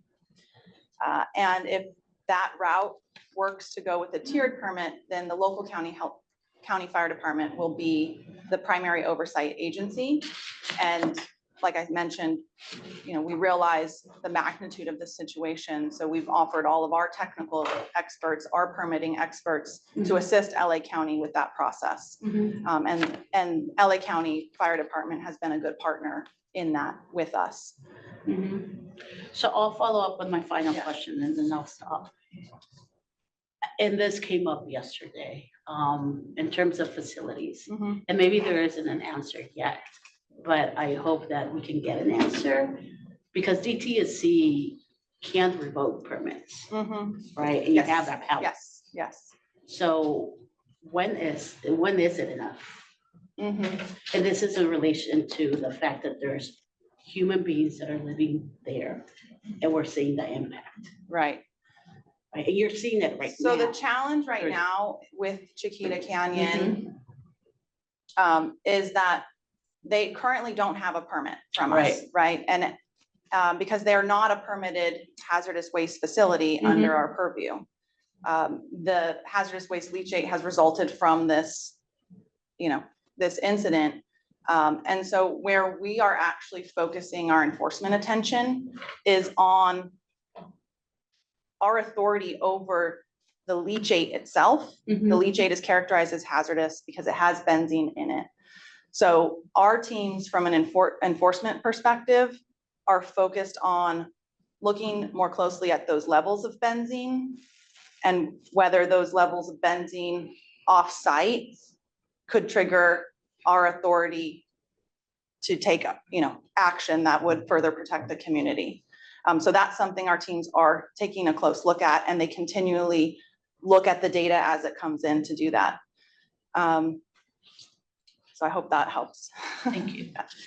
Yeah, follow on to that, Georgette. One of the questions that I got was, if you were looking at this, I understand the locals have the jurisdiction on this, but clearly something was unanticipated that now drives it into, at least partially into your Mhm. purview. If you were starting all over, would a Chiquita Canyon be a DTSC permitted site, or would it remain in the local purview? Because clearly something happened at that site that creates Mhm. something pretty tragic or, potentially really harmful. So that was one part. The second part is the idea of an ongoing biomonitoring cohort for that community. And that might be something that is worth doing, just because if nothing else, it could build your case going forward for why something that has this potential, Mhm. and then you could track the long-term impact of that. So Yeah, I'll take that suggestion back to the Public Health Assessment Unit. It's a multi-agency group looking at those kinds of questions. right, Um, just administratively, if everybody was doing it again, would Chiquita Canyon be a local fire department and local agencies, or because of this potential, would you rethink it, or would somebody rethink it?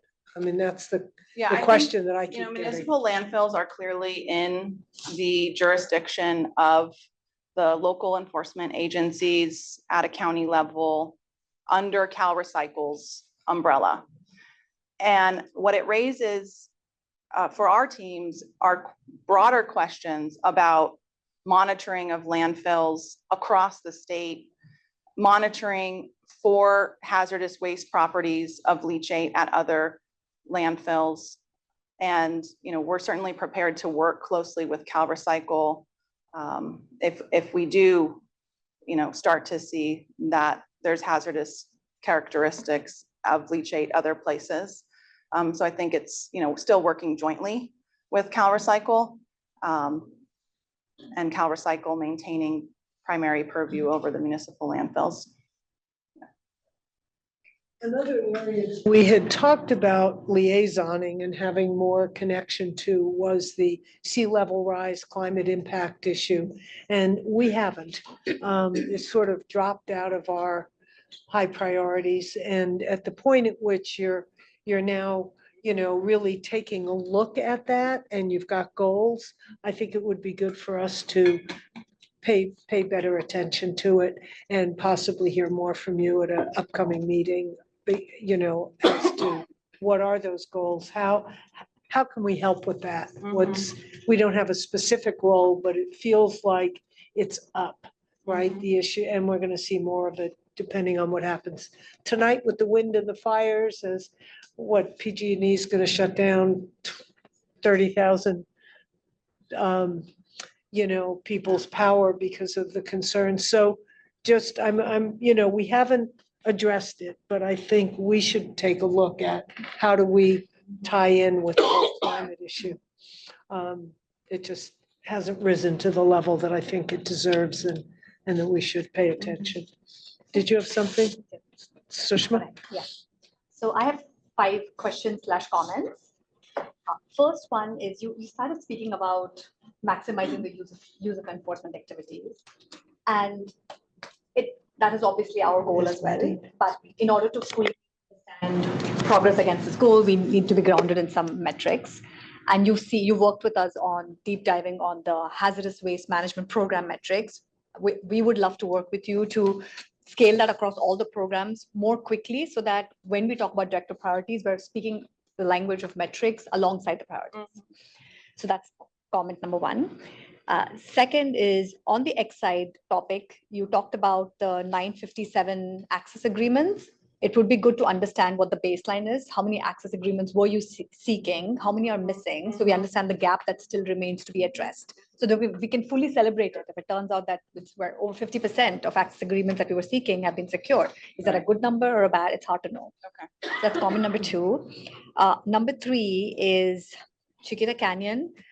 Maybe when this, I know it's an ongoing situation, but I wonder if there's an opportunity to do a debrief at when we feel like we're on a path through resolution to extract the lessons learned from this, and then what are the implications from a prevention standpoint to other landfills. That's number 3. Let me know if you want to comment on any of them before I keep going down my laundry list.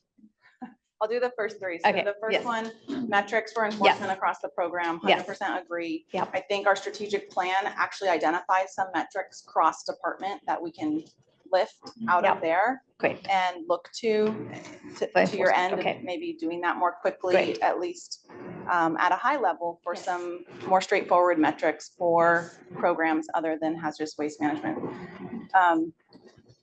For Chiquita, we are at the year mark essentially of residents experiencing symptoms from the incident. So I do think we're close.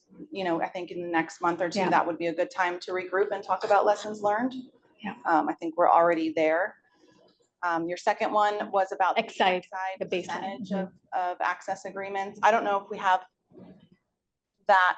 Mehdi, do you know the answer to that? The answer is simple. We have received all the access agreements that are needed to complete 5,948 properties.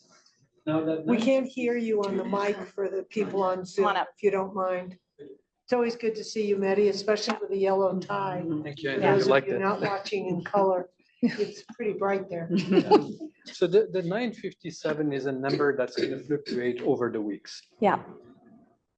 The reality on the ground is different from what we have on paper. The Actually, currently, we have secured all the access agreements are needed to complete the mandate that we have Good. of cleaning up 5,940 properties. So we have all of those, but that's not enough. We need to exceed because we have people who are dropping off, and we want to make sure that we have additional properties that can replace those that drop off. Okay. So when we give you that number at this point, that information has two signals. We're at 957, which doesn't mean a lot, but the second one means a lot. We have secured all the access agreements that we need. Okay. Anything that comes beyond this is gravy. Okay. Thank you, Maddie. Thanks. Is there anything do- else? Yes. Yeah, go ahead. So not one side, I have other two things. Thank you.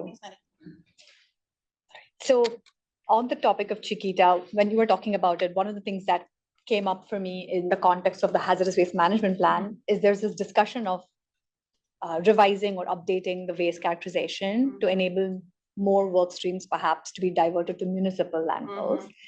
If that is the case, then how is that position informed by what we're learning from Chiquita Canyon?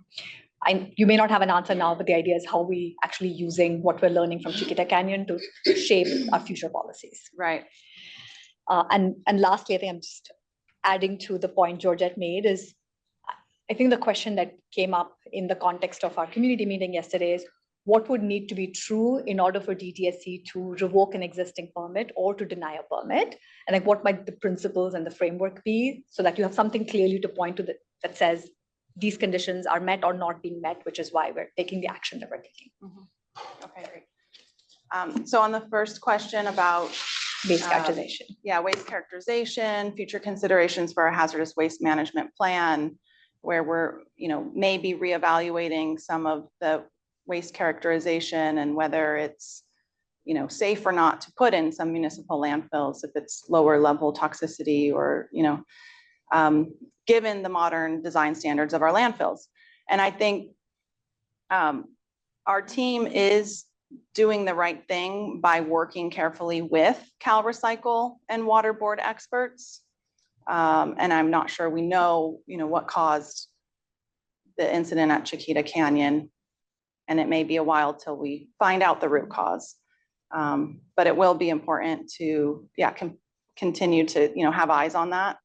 But again, I think we have strength in our partnerships with Cal Recycle and water board to look at the science behind the questions we're asking ourselves in the hazardous waste management plan.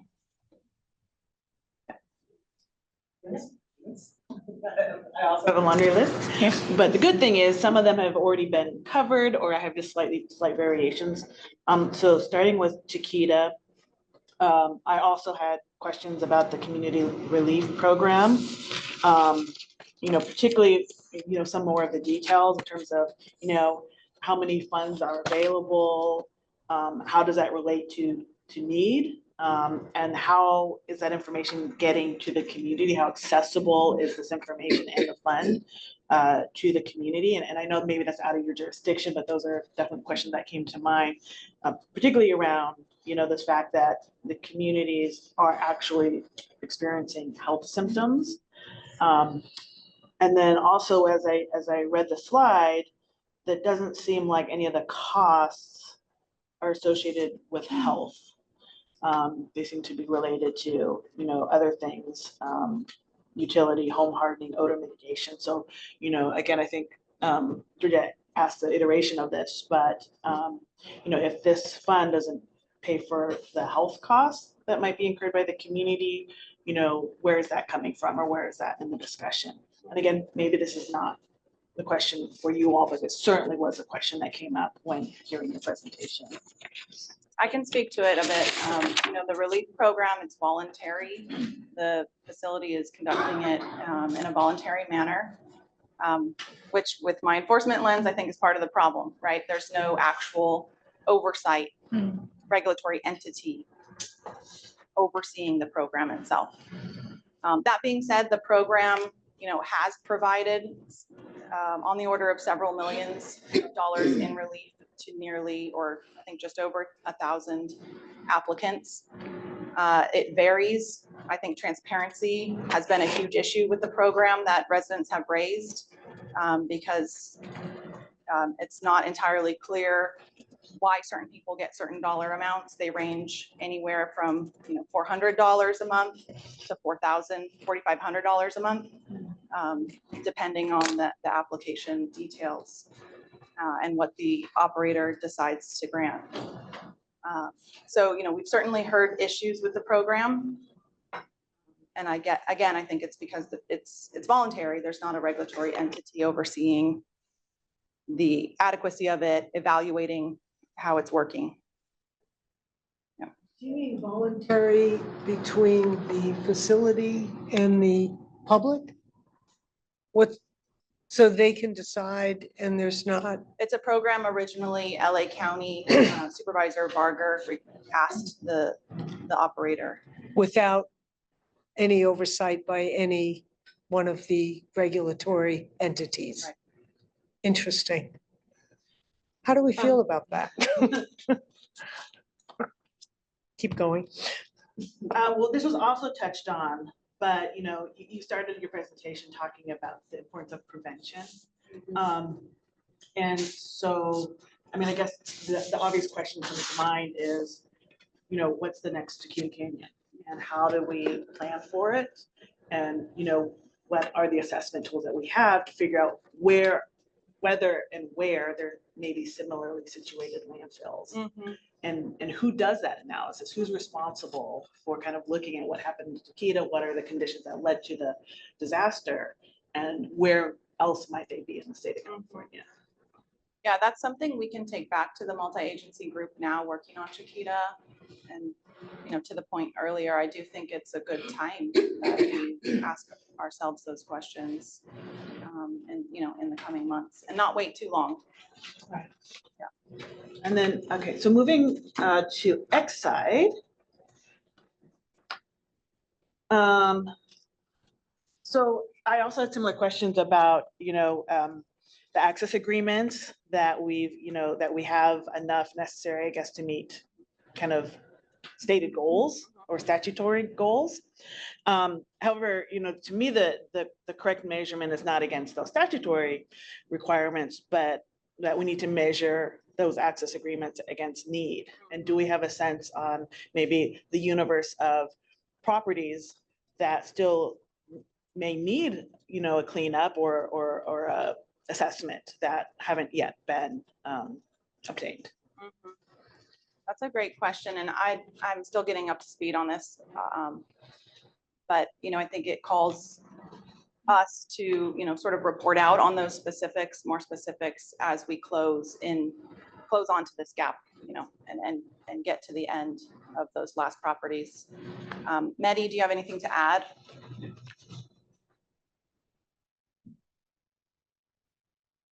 If I understand the question right, you have different numbers that we can report. So I'll start by saying that the mandate we have is to clean properties exceeding 200 parts per million, and that's what the 5940 comes from.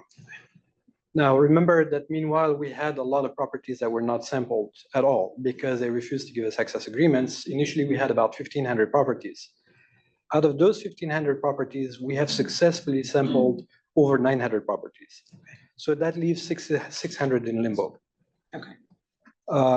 Now, once we started sampling those 900 properties, some started showing as exceeding that 200 ppm. And right now we have about, give or take, 600 properties. That's a round number that would need cleanup, and we don't have funding to do it.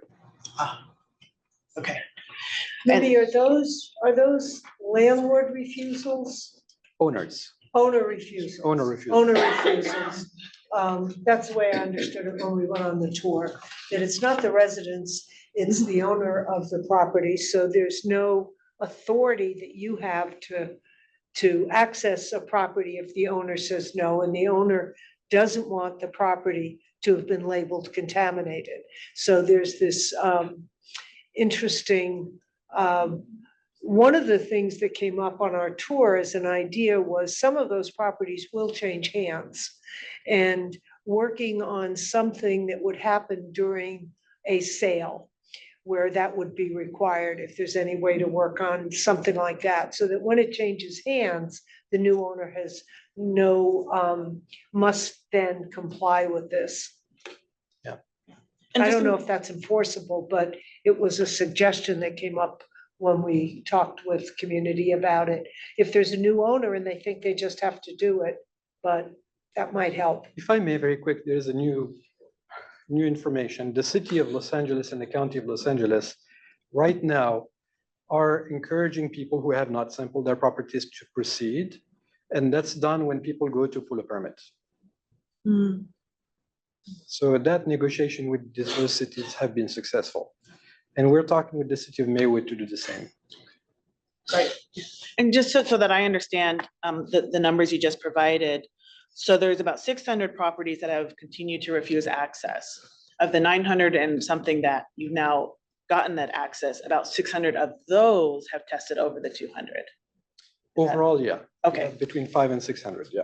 So there's an unknown number in the properties that have not been accessed of those 600, and then there's a known 600 and there's no funding. Is that correct? Okay. And regardless if there was funding or not, there is a similar number of properties that are refusing access. So Yeah. if I say that there are 600 that are above 200, it's not because we don't have funding. The first reason is we don't have access. Yeah. Even if we had funding today, we will not be able to do them because we can't access them. Okay, thank you. And I mean, this has come up in other contexts in terms of, there's a concern about a potential contamination, and then there's been a refusal of the property owner. So, I mean, I just wonder, where the conversations are at. I just appreciate you talking about kind of the negotiation that the local jurisdiction can have to try to, persuade access. But I just wanted to flag it as it seems like it's it is an issue. I don't know at what point or whether there is, a point at which the state can just say, we're testing, using, some other authority, but it does seem like it's a problem and maybe a place for conversation. For the Exide cleanup feedback management system, and this has come up, I think, at a number of our meetings too, but, it does seem like there's been different strategies used at Exide that haven't been typically used at other sites. And I think there's been a general, acknowledgement from our board that, how can we actually use the different strategies that have been successful to figure out where they can be replicated, how they can be replicated. When is it, a good idea to replicate these processes to more ingrain them? Because if we just have, Exide as a one-off, there's a lot of, lessons learned or best practices that might be useful at other sites that we're not taking advantage of. And so again, this cleanup feedback management system seemed like another one of those examples where you're like, okay, maybe we should be using this more broadly than Exide. So just wanted to flag that. We're using that stand now. Great. I think that's all I have for Exide, but I do have a couple of more.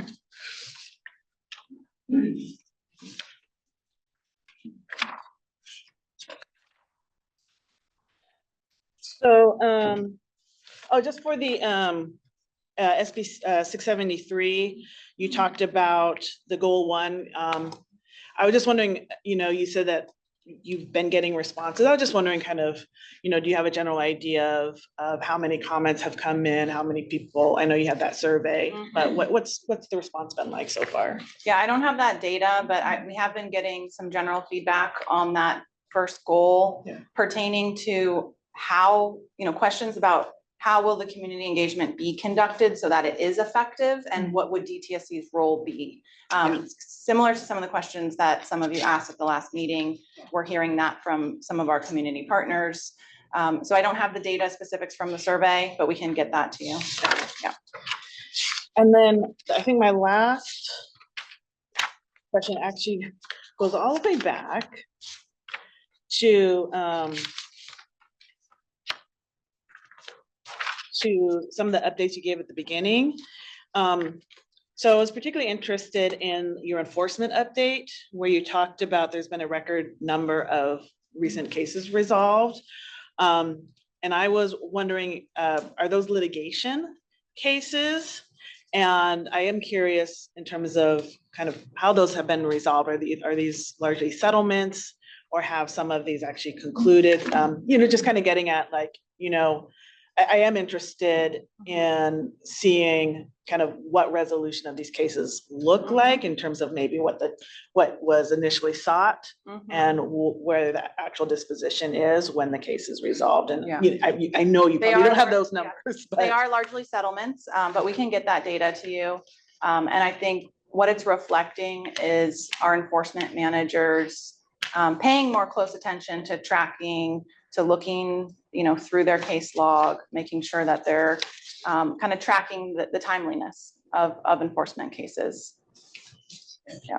And then the very last thing I had was around your green ribbon science panel that'll be meeting in December. And again, maybe this is just a flag, I know this is really related to the safer consumer products.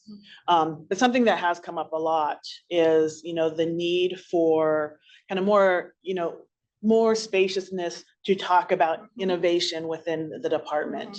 And so I am not too aware of who sits on the Green Ribbon Science Panel and whether it's like a statutorily set, but just again, wanting to flag, like, is this a place that we can, broaden the scope and really start having those robust conversations, beyond just the safer consumer products, and maybe looking at other places for science and technology to drive some of the other programs forward.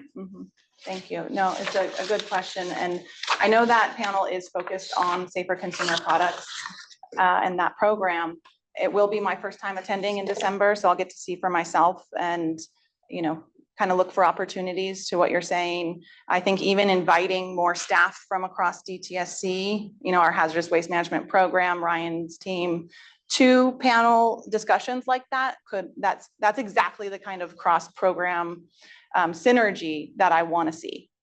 So good flag. Yeah, thank you. One more question from the board, since we're so robust in our curiosity here. Georgette? I have one more question, Katie. And this is going back to your first comment about prevention. And, that to me, it's like, I love that. And it might not need an answer right now, but I would love to hear more.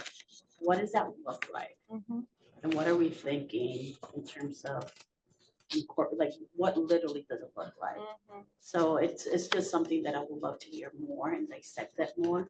And put benchmarks in terms of are we really doing it or not, right? I know that you're starting to think about it, but like I said, it's something that I'm very, very intrigued about. And I think compliance with environmental laws that we do have on the books is first and foremost. But then what we didn't talk about, and where I think, we'll probably be having more discussions in the future, is where are there regulatory gaps?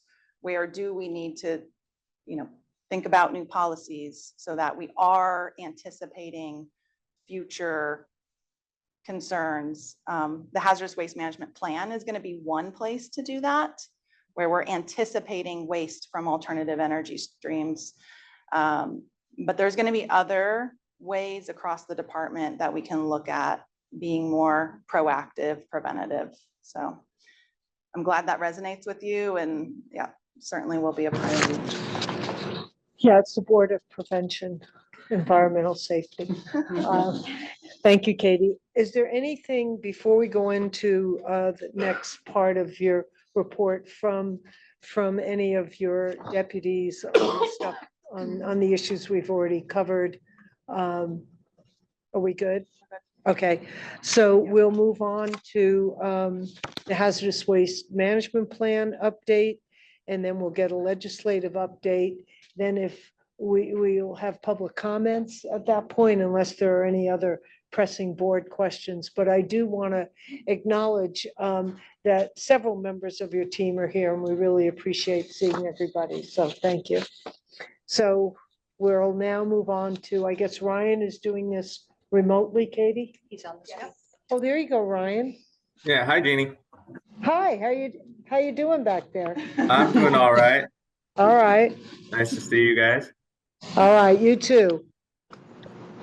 Well, thanks for having me again. Sorry I'm remote today. I think last time I presented, there was a number of board members that were remote, and so we kind of flip-flopped this time. So apologies for not being able to make it down there. We could go to the next slide. Thank you. I'm going to start with a brief update on the status of the plan, the hazardous waste management plan. The aim of the hazardous waste management plan is to develop hazardous waste management practices that are sustainable, supportive of a circular economy, and protective of all Californians, especially those who are most vulnerable. Hazardous waste management planning is an ongoing process, and not every issue will be addressed by any one plan. So we're tackling this first plan by establishing goals and developing recommendations that can be used to achieve those goals. One example to help illustrate how we are doing this and how we're building this is that we've received multiple comments consistently over the last couple of years that have requested more educational material. We've received this comment or similar comments from a wide range of interested parties, environmental justice advocates, industry, and consultants. Now, this is a very important subject as access to information and understanding that information really helps empower people.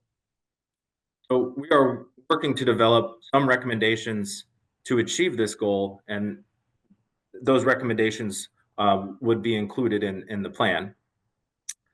And also, in part, these comments are a big reason why we have developed the topic-specific workshops to really drill down on certain topics. So we're trying to take those comments and apply them in real time and include them as recommendations to expand upon in planning. We've also continued to work closely with the Board of Environmental Safety Subcommittee and are considering their comments on an outline of the draft plan that we've previously provided. We've been using their comments and comments received during the workshops that we've been hosting, and comments from prior workshops and from prior workshops and from our report to help craft and draft the plan. So far, we've been very happy with the participation and engagement and the discussions throughout this project, and especially in these recent workshops. Okay, let's go to the next slide and we'll talk about these workshops.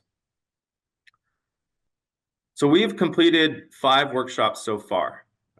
These have all been recorded, and except for workshop 2 on potential waste code changes, those recordings have been posted. The recording of workshop 2 was not recovered, so we re-recorded the presentation very recently, and we'll be posting that recording soon. I do want to note that the questions and answers from the workshop were captured, and so those have already been posted to the website along with slides and other material. For each workshop, recording, presentation slides, any supplemental information, a pre and post workshop survey, and questions and answers received during the workshop are available on the workshop tab on our website. These workshops have led to some very good discussions, and I want to take the time to thank all of those that have participated. So far, we've had about 50 to 100 people attend each workshop. One observation that we've had is that we often get participants who are first-time attendees who have not read the 2023 report or attended any of the previous workshops, may not be very familiar with DTSC, and we love this. We think it is great. We are hopeful that we are making the material accessible as much as possible for these complex topics, and that these folks will become active participants in this process. Next slide, please. Okay, then I would want to talk about the upcoming workshops as well. So we have 5 more workshops to go, and we're looking forward to each of them. Staff have been working very hard to coordinate these and are eager to roll them out. The lineup has changed a bit since the last time we spoke. So I wanted to point that out. Coming up next week, we have understanding hazardous waste criteria. Now, one of the most important elements in DTSC's hazardous waste management program is the identification of hazardous waste. This workshop will provide a history of the hazardous waste criteria that California uses to identify hazardous waste, and it will include a simplified explanation of what hazardous waste identification criteria are and how they were developed and how they differ from the federal criteria. The workshop will also briefly discuss current and future work in the evaluation of California's non-RCRA criteria. There's a number of supplemental pieces of information that are linked on our website. If you go to the workshop tab, they're under workshop 6.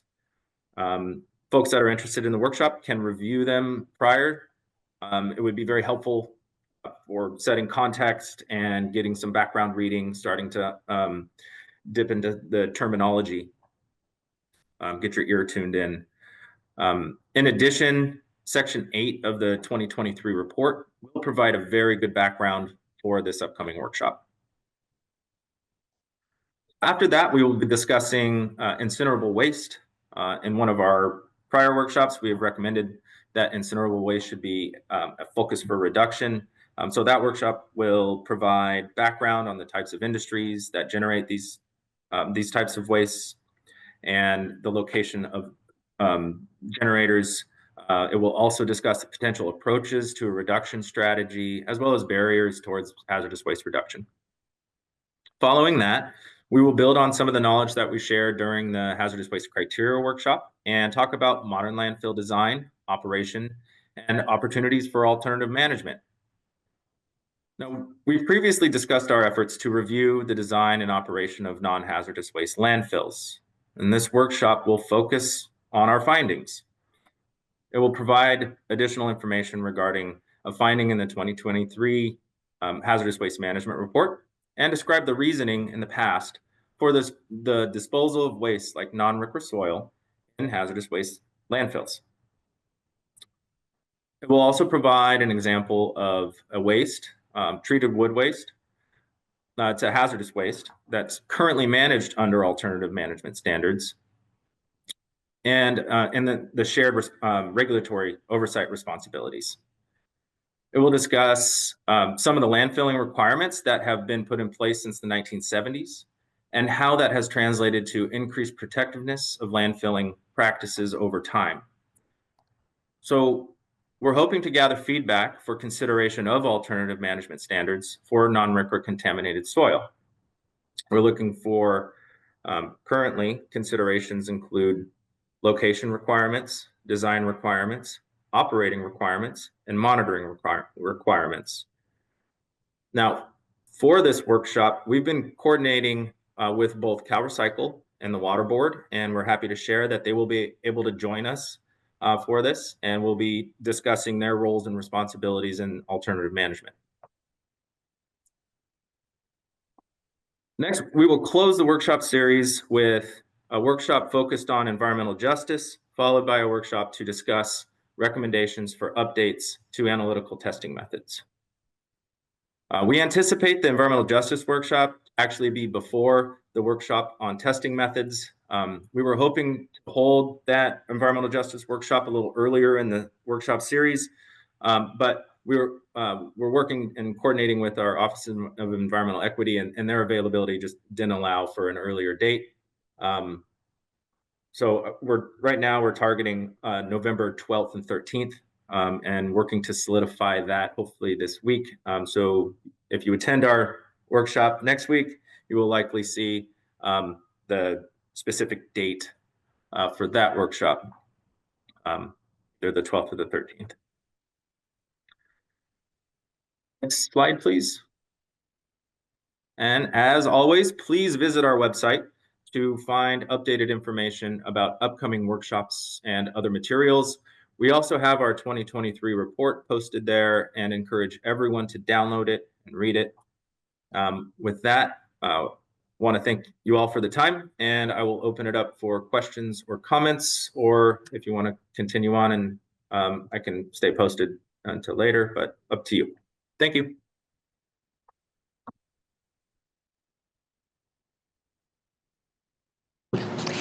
Sorry, since we do have a subcommittee, if you have questions, let's do that. And we need to move on to the ledge upstate and then public comments. So You want to start? Okay, thank you, Ryan, and team for the presentation. I mentioned earlier that Ingrid and I are part of the subcommittee that's been working closely with Ryan's team, and our focus has been largely to ensure that there are opportunities for the communities to engage with the very dense content in the report and to provide enough channels to solicit recommendations. So you've heard from Ryan the commentary on the number of workshops. Again, great job on providing all of those venues and soliciting all the information and making the information digestible. As we switch into the plan phase, we have received initial structures of how the plan may be laid out, and we've provided some commentary on what we would like to see within the plan. I'm just going to recap some general principles of what we would like to see within the plan, and you'll also get a follow-up from us over email. So first, from the perspective of a hazardous waste plan, personally, I'd like to see something that is prioritized, that's actionable, and that's measurable. I think so far you have already developed a list of recommendations, but would like to see you kind of prioritize that list and make them really actionable in terms of what DTSC can and will do, and have some metrics attached to them so that we know how to measure our own progress against those recommendations. And ideally, those recommendations would also be grounded in a broader vision, right? Katie, you laid out earlier this vision of maybe prevention. So from the reading of the hazardous waste management report, it's clear that ultimately we're aiming to reduce the hazardous waste generated within California. Maybe there's a secondary goal of diverting the hazardous waste away from landfills through substitution, through source reduction or prevention efforts. So that might be a secondary goal. And there's a third goal I heard you talk about, which was enhancing public health, especially in disadvantaged or environmental justice communities. So if you can create the prioritized list of recommendations and ground them in the broader vision and identify a timeline for instituting those recommendations, because they cannot all happen overnight, right? So what is going to happen in 2025? What might we expect in 2026 and beyond? So having a timeline view. And lastly, very importantly, this is a huge endeavor.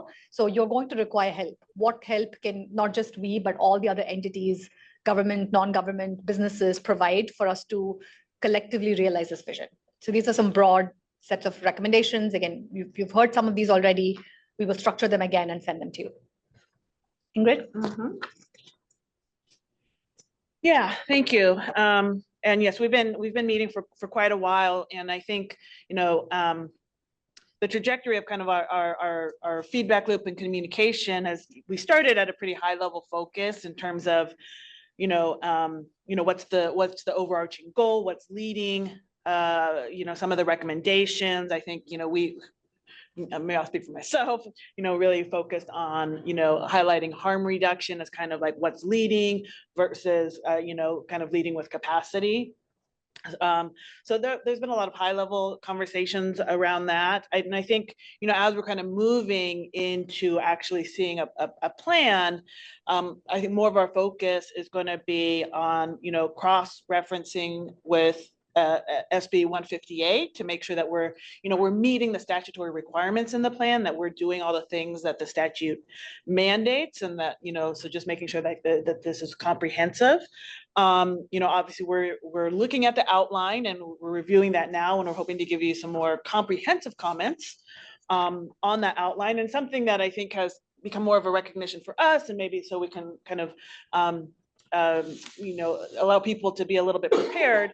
Our sense now is that the report, the 2023 report, is where a lot of that synthesis and kind of like the meatiness of the hazardous waste management plan is going to be drawing from. But the plan itself is going to be, not lengthy. And so I think that's been something that we've come to recognize. And so just wanting to not let, kind of be a little bit transparent about what folks can expect. And if we're wrong about that, Ryan, please correct us, but that's kind of the sense that we've gotten in looking at the outline a little closely. And again, I think I've mentioned this before, but this is, kind of a unique opportunity that DTSC is really leading the work, doing the analysis, kind of drafting things up, but it's the board that actually adopts the plan. And so as we kind of move to this, more final stages, it's very important to us that we're providing time for public comment. We appreciate having all the robust workshop. That's really helpful. But making sure that this is that this is something that the public really has an adequate time to comment on and put their input in before we actually do the adoption next year. So we're really looking forward to reviewing all the comments and also having providing that space for public input. Thank you. Okay, Katie, we have one more, which is the legislative update from you and/or Craig. And then we'll thank you for both of you for the depth of your work on this. I want to just thank you. Craig Scholler. Morning, thanks for having me. Craig Scholler, I'm the Chief Deputy Director at DTSC. This room is a lot less intimidating to present at than HQ, I'll say that. Yeah, I'll be providing a legislative update.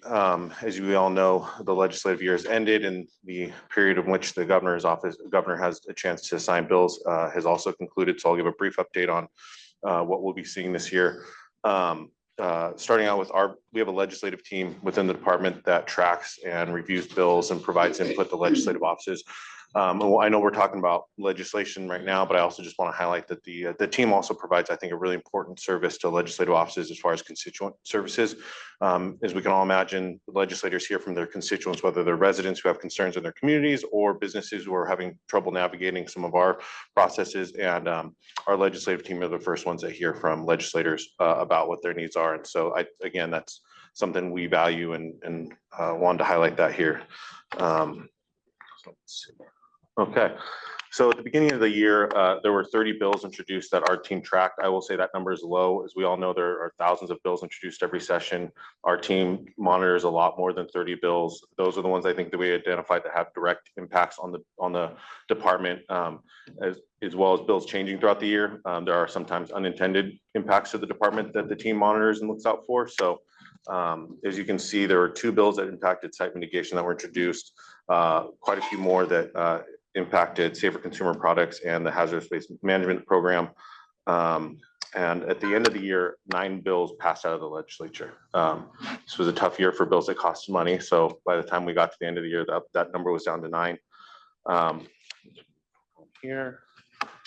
Of those 9, 7 were signed by the governor, 3 impacted the Safer Consumer Products Program, and 4 impacted the Hazardous Waste Management Program. Yeah, and as far as Hazardous Waste Management Program, we had 1 bill, 2061, which impacted metal shredding facilities and fence line air monitoring.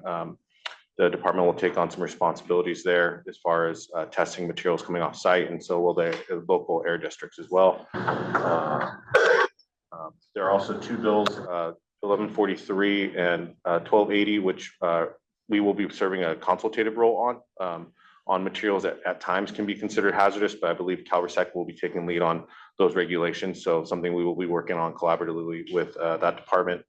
2643 actually has to do with cannabis, which is not something we weigh in often, but we identified late in the seed session that there was some need for our input on a bill. This is going to kind of change the way we define hazardous materials around some of that plant vegetation. And so as removal of illegal growth sites that is a state priority, we found a way to streamline some of that and make it easier to navigate through that process. Because again, those illegal grows are a priority for the state and other areas to use our enforcement to clear up.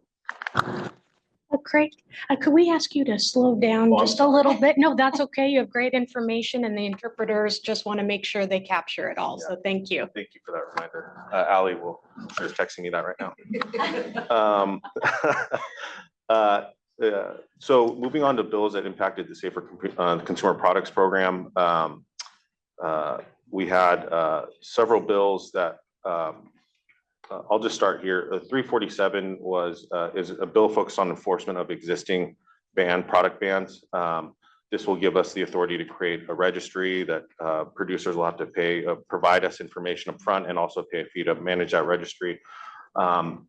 I'll just want to take this as a moment to thank Assemblymember Ting. He's terming out this year, I believe, and he has, throughout his 12 years in the Assembly, has introduced individual product bans. I think has received feedback from us and other stakeholders about enforcement and really took on a really, I think, heavy task of helping us navigate this enforcement question about these banned products. And so he's been a great partner. His staff has also been a great partner. We will miss him. Obviously, there are other legislators who are also interested in PFAS, so that work will continue, but I do think he set us on the right track as far as evaluating some of the impacts of the enforcement measures that we need to take on when we look at these bills. So let me see here. We also had a ban on PFAS in menstrual products. We also had a bill that banned bisphenol in teething products for children. And I think both those bills will also benefit from some of the work that we did on 347 as far as giving us the tools we needed for enforcement. So that's something I think we're going to look to apply when we see these other bills and provide that feedback to legislators as they're looking to take on some of these concerning products. So those are the bills that were passed this year. Obviously, our leg team, usually October is a downtime for us, us, not us anymore, but for the legislature. But I will tell you, just from what I've seen for our team, members of the legislature are already looking to next year. So our team is working hard, providing feedback. Early engagement is always better when it comes to legislative issues. It's something that as a department we're trying to improve, and we're continuing to make that commitment to our partners in the legislature. And yeah, I will try to answer any questions on any of these at this time, but as their recent legislation, I may or may not be able to, and I'm happy to follow up with the program teams that are going to be implementing these. Thank you, Craig. I have two questions on the 2643, the cannabis. Will you be responsible for the cleanup of sites that are abandoned? Most of the illicit growers are not going to hang around to clean it up, is my guess. Yeah, I believe we do coordinate with other state and local entities to make sure if there are hazardous waste found on sites that we're coordinating with them. I don't think this bill is going to change some of that. Again, I think this is more focused on the vegetation that's removed and not necessarily some of the potentially hazardous chemicals. And 1266, is that the class of bisphenols, not just A, B, we ran into that before, and I think Tang was really aware of that, banning bisphenol A in kids' products, and then they put the B, another one in. So I hadn't paid attention to that. Is that a class This bill was ban? authored by Senator Limon, so Oh, Limon, I will have to hesitate on answering that. I Okay. typically would like to say. Well, we can look it we'll up find that and letter, see. but happy to have the team follow you as well. Yeah. To kind of walk you through not only whether it does or not. but It's any whether- form. It's any form of bisphenols. Okay, that's good. That's an improvement from the one-offs into a class. That's great. Anybody have another question for Ledge, and then we'll do public comment. Yeah, just a question about the safe consumer product related bills and, now obviously when you do legislation, you're doing, product by product or, chemical by chemical. That's, quite different than the process for the safer consumer products. So I guess my question is, does this type of approach of, kind of individual or legislatively banned materials, does that, how does that relate to the safer consumer products? Does it undermine that program and process? Does it help make it kind of free up resources to focus on the ones that these legislative fixes, kind of focus on? But is this seen as something that is helpful or undermining of the DTSC program? Yeah, I think it's probably both. I think we've seen products that we had done a lot of work on and probably already, based on the work we had done, a ban made sense. And so when the legislature wanted to move that direction, we probably had less concern.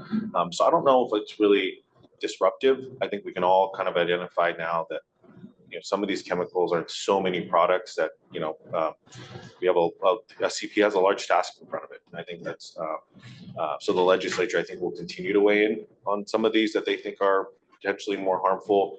I think we'll continue to provide any expertise we have from what we've learned about some of the similar products, especially if they're weighing in on a product that we've already started evaluating. Obviously, we want to share information. There was a bill last year by, I think, Senator Skinner that was going to have a more comprehensive essential use determination for PFAS. That bill, stalled early. I think it's a conversation we were happy to be a part of. But again, I think based on what we've heard from the legislature, I think they are acknowledging that one by one may or may not be the right for every product. And so there are conversations that, again, if from the technical side, we're happy to be part of with those legislators to make sure that they're getting our input. Right, and I think a lot of the product bans are based on wherever the advocacy is and the frustration comes when scientific studies come out that show something, the advocacy in that particular health impact. I know, having done them from the breast cancer perspective, you don't want to wait because everybody's waiting for the big fix. And in the meantime, people are being harmed. So I think until we get a comprehensive chemicals policy, we'll have that. I don't think that's going to change much, but thank you, Craig. Katie, I think we'll go to public comments now or questions. If Courtney, I think the board has exhausted ourselves with questions, which is good. Thank you, Madam Chair. We will now open the floor for public comments for agenda item number 5, the DTSC Leadership Report. This time, I'm going to go ahead and start with our Zoom participants. So if you are on Zoom, please raise your virtual hand if you would like to comment on this item.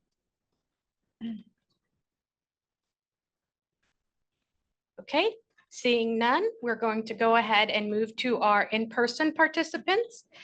Please raise your hand if you would like to comment on agenda item number 5 for those in the room.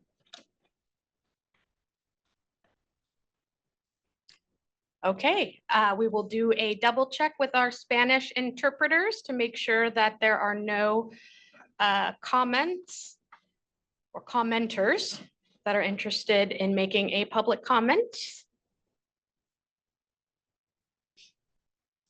So just double checking. No comments, verified. Thank you very much, interpreters. So that concludes public comment for agenda item number 5, the DTSC Leadership Report. Madam Chair, it is now 11:21. Would you like to call for a 10-minute break? Yes, and it turns out we're precisely on time for our 11:20 break. We'll take a 10-minute break, come back promptly at 11:30 and continue with the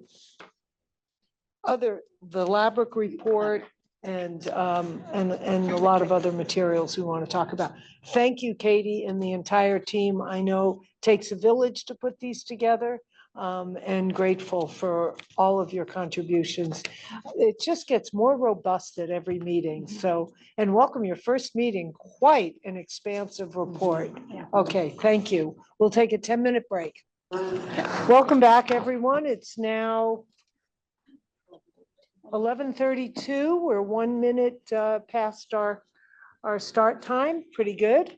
And I want to welcome everyone back. Courtney, do we have a quorum? Yes, thank you, Madam Chair. We maintain a quorum by having all of our members present. Okay, so thank you. Now for agenda item number 6, we're going to talk about the lead acid battery cleanup fund, a report summary. Joining us, Igo Shu, remotely, yes. Supervising hazardous substance engineer, and also joining us in person, Mehdi Bedahar, Assistant Deputy Director for Site Mitigation and Restoration Program, who will provide us with this presentation. We'll then have board discussion and any public comment on this. So it's a great opportunity for us to be briefed on this very important program. So good to see you again with 2 hats on today. Thank you so much, but the same tie. Before I start, I wanted to say that we have decided to split this presentation where I would go first and I'll pick it up in the middle. And the reason being, I want Igo and his team to be acknowledged for the great work they have done on LabRic. This is a unit of 8 people only, and they have a lot of tasks, as you would see, that they cover, including enforcement and inspections. So if you can go ahead, Igo, and start, that would be great. Thank you, Mehdi. Could you please, next slide?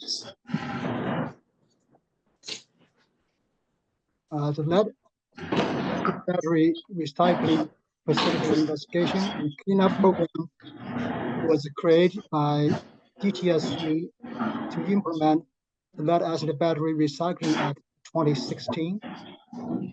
And the act provides the legal framework for our mission to identify, investigate, and clean up any area in California that was contaminated by the operation of lead acid battery recyclers.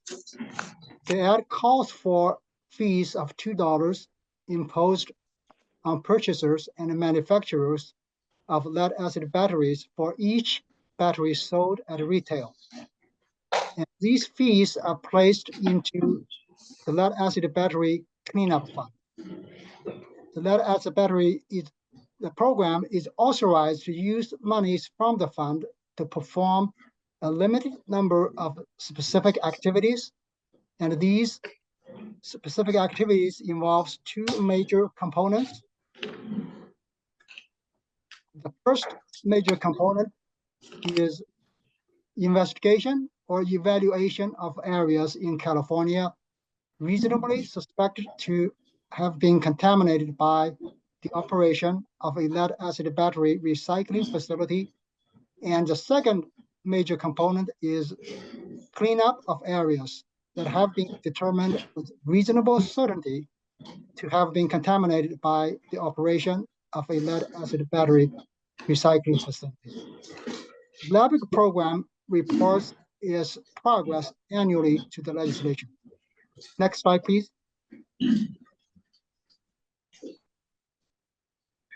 So the act was amended by AB 142 in 2019, and AB 142 increases California battery fee from $1 to $2. And AB 142 also sets new standard to use the fund monies. And it requires that the repayment of loans made before the act was effective only after other investigation and cleanup activities have been fully funded in any given fiscal year.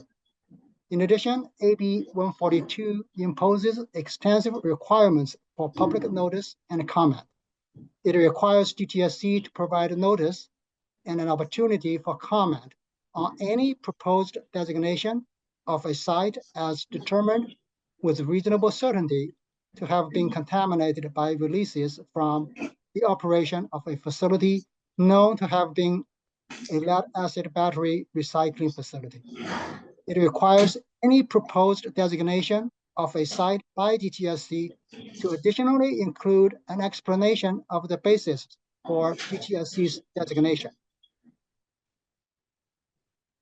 And AB 142 also limits the time for DTSC to use fund monies to 2 years for investigation or evaluation of a site after initial public notice, with an extension of time for 3 months with good cause and with adequate public notice. Next slide, please. And the act is also amended by AB 2104, and 2104 authorized monies in the fund to be available for the repayment of loans made for additional specific activities.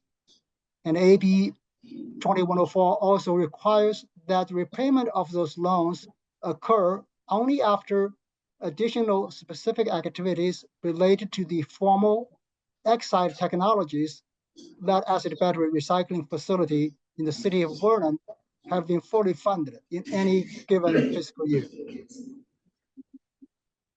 And AB 2104 revises the public notice and the public comment requirements to require DTSC to accept comments and information from the public that are submitted within 90 days after the issuance of the initial public notice, and to review and respond in writing to the comments and information before the department completes its investigation. And AB 2104 limits the time DTSC may use the fund monies to 2 years for investigation or evaluation of a site after initial public notice, with 3 months extensions up to a total of 1 year. And next slide, please. So the LABRIC program process begins with identifying potential lead-acid battery recycling facilities. And we search various databases or information sources using certain search criteria like secondary smelter and lead smelting.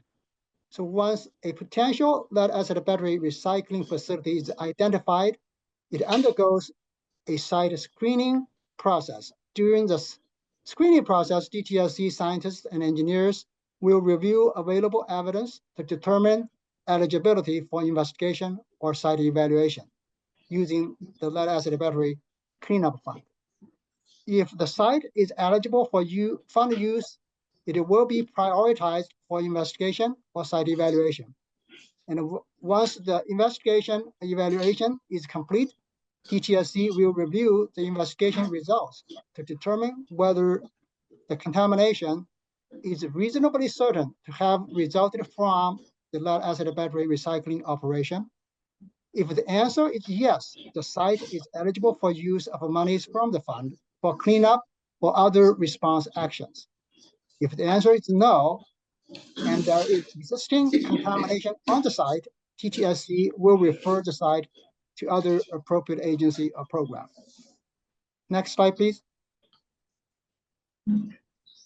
So the lead-acid the LABRIC program is prioritizing the use of the lead-acid battery cleanup fund to help people in communities with a history of exposure to multiple forms of pollutions, including from lead-acid battery recycling facilities, and who may not have ready access to resources to reduce exposures to pollution. And the LABRIC program's prioritization criteria includes 8 topics in 3 categories.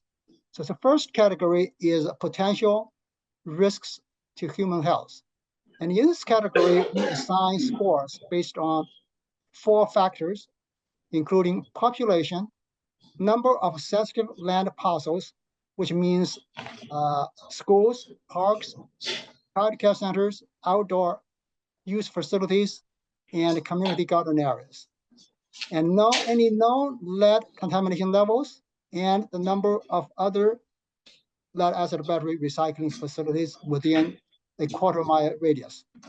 So the second category is existing vulnerability, environmental burden, and social economic factors. Specifically, we use number of census tracts in the top 25% of the CalEnviro screen. And the second factor we consider is the percentage of houses built before 1980. And the third factor is the percentage of families below poverty level. And the third category is the other factors, and which include recommendations of other agencies and DTSC's professional judgment. So I'm going to hand it over to Maddie for the next slide. Maddie, please. Thank you, Igo. Next one, please.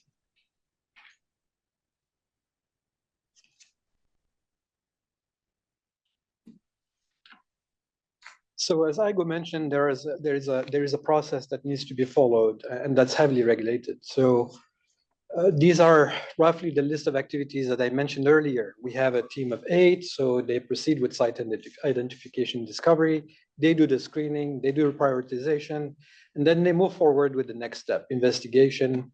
They also do the inspections of battery dealers. That's going to be a key component that's going to be showing all across what I'm going to be discussing with you today. Attribution study. This is also a very important element. I'll take a second here to talk about this. Lead being lead, it's very hard to track. It's very hard to identify, and we have indirect tools to attribute the lead to responsible parties. And like organic material, where you can do isotopic, for instance, or other methods, the lead is complicated. So we're working with USGS to determine the best mean to identify a tool that is recognizable, scientifically solid, and reliable. And then there is the annual report. The team works on it every year. Hopefully we can switch that to 2 years because those reports are very comprehensive and they have other tasks, like more recently EcoBat that the team is working on. Next slide, please.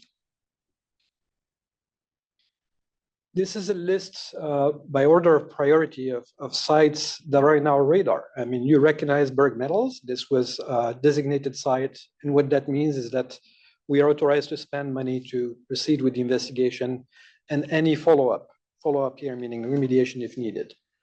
There is a CNS battery in West Sacramento. This one, we are wrapping up the investigation report, and then we'll decide whether it needs to be designated or not. Similarly, the next two are probably a priority, the Alco Pacific in Carson City and the Basapco in San Francisco. Those sites are still within the screening mode. Once we have the report, then we may decide to push them towards designation if we have enough data, and it supports the designation. Next slide, please. You mean Carson, not Carson City? Yeah, Carson, sorry. Thank you. The city of Carson. The batteries. We have nearly about 15,000 battery dealers and manufacturers that we're looking at and inspecting. So our goal is to have about 59 inspections per year, and this was from 22 to fiscal year 22 to fiscal year 25. Side note here that's important as well, Labrick was folded under the Excite division a few months ago. So did EcoBat, and there is a reason for it. What we're trying to do is bring everything that's lead related under the same roof, because that expertise resides right now with that Excite team. That is an answer probably to Ingrid's earlier question where she was saying, where are the lessons learned? Well, this is one of the lessons learned is we have learned a lot on Excite, and we're carrying those lessons on Labrick, on EcoBat, and it will go on across the state. So as soon as it was folded, we recognized a few areas that needed improvement, and those are the two key elements. The first one is we are targeting the top 10 dealers for the compliance. Why? Is because if I send a reminder to a corporation, I'm pretty sure that 1,000 stores will come in compliance. If I go after a mom and pop, and it's one store, and our goal is not to punish, but to make sure that people come back to compliance as quickly as possible. So we are prioritizing the big companies because we want to reach out to as many stores as possible. So we bring them to compliance when it comes to charging these tax dollars. And again, going back with that spirit, as we want people to come in compliance and not punish them, we would like to send, and we are in the process of preparing a compliance mailing. So we will be mailing these dealers a reminder that they have to comply, because that's not all they have to do, right? They have to sell things even outside the battery. We just want to help them fall in compliance. So we will send them reminders regularly, I would say maybe every year or every 2 years. This has not discussed yet, but I think this is an additional tool that's important. And are those compliance reminders multilingual? I have not discussed with the team, but I'm assuming yes. And that would make sense, yeah. Next slide, please. So the way it works is Labrick Funding receives tax dollar money generated during the sales of batteries. So again, we cannot control what comes in. That depends on the battery that are sold. But what we can control is the compliance. And that's why we're focused on making sure that we are focusing on inspecting the big corporations so we can generate that dollar that's currently missing. When you look at these columns, they don't show any projection at this point. They show the actuals, what hit the book.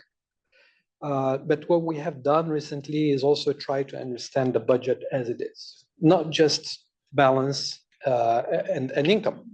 We have tried now to project the work that's coming at us. For instance, we're going to have investigation of certain sites that I mentioned. We have likelihood of investigation and potentially cleanup around Berg Metal that is also going to be included in our projection. So moving forward, lessons learned on next slide is we want to make sure that we have projected spending so we see how it matches.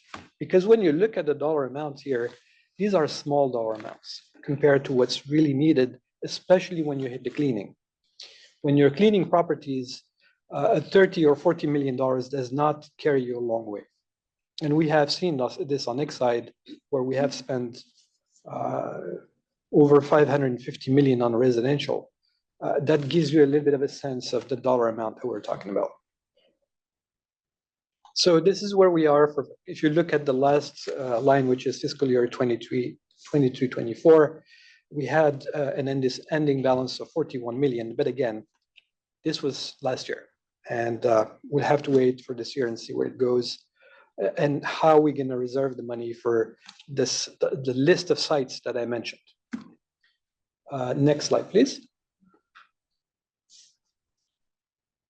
So we have few challenges, and I wouldn't call those necessarily challenges, but I spoke about the dollar amount that's limited. That is likely also related to exemptions. We have the storage batteries are exempt. We have the new car dealers, that's also exempt.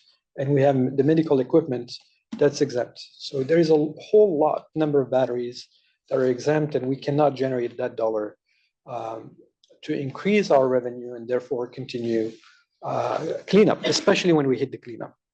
Are these legislatively mandated exemptions? Yes, they are. So they were built into legislation. And do you have a sense of what you're not collecting? I mean, I'm trying to understand. It's about 40%. The amount you're collecting is just based on whoever's compliant. And so do you have a sense? You said 40% are exemptions. Is there, so you must have a sense of what it could be if you collected everything, or no? Do you only know based? It's hard. That just don't report. They're not exempted, but they're non-compliant. It's both. I mean, our team here does research and look at the number of vehicles are sold and this and that. But if I were to really guess, you probably could generate an additional dollar a battery, give or take.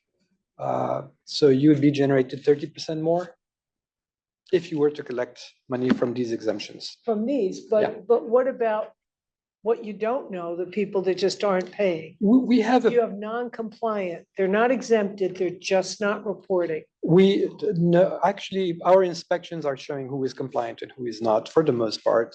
And we're seeing a pretty good compliance across. When I say compliance, people are paying taxes.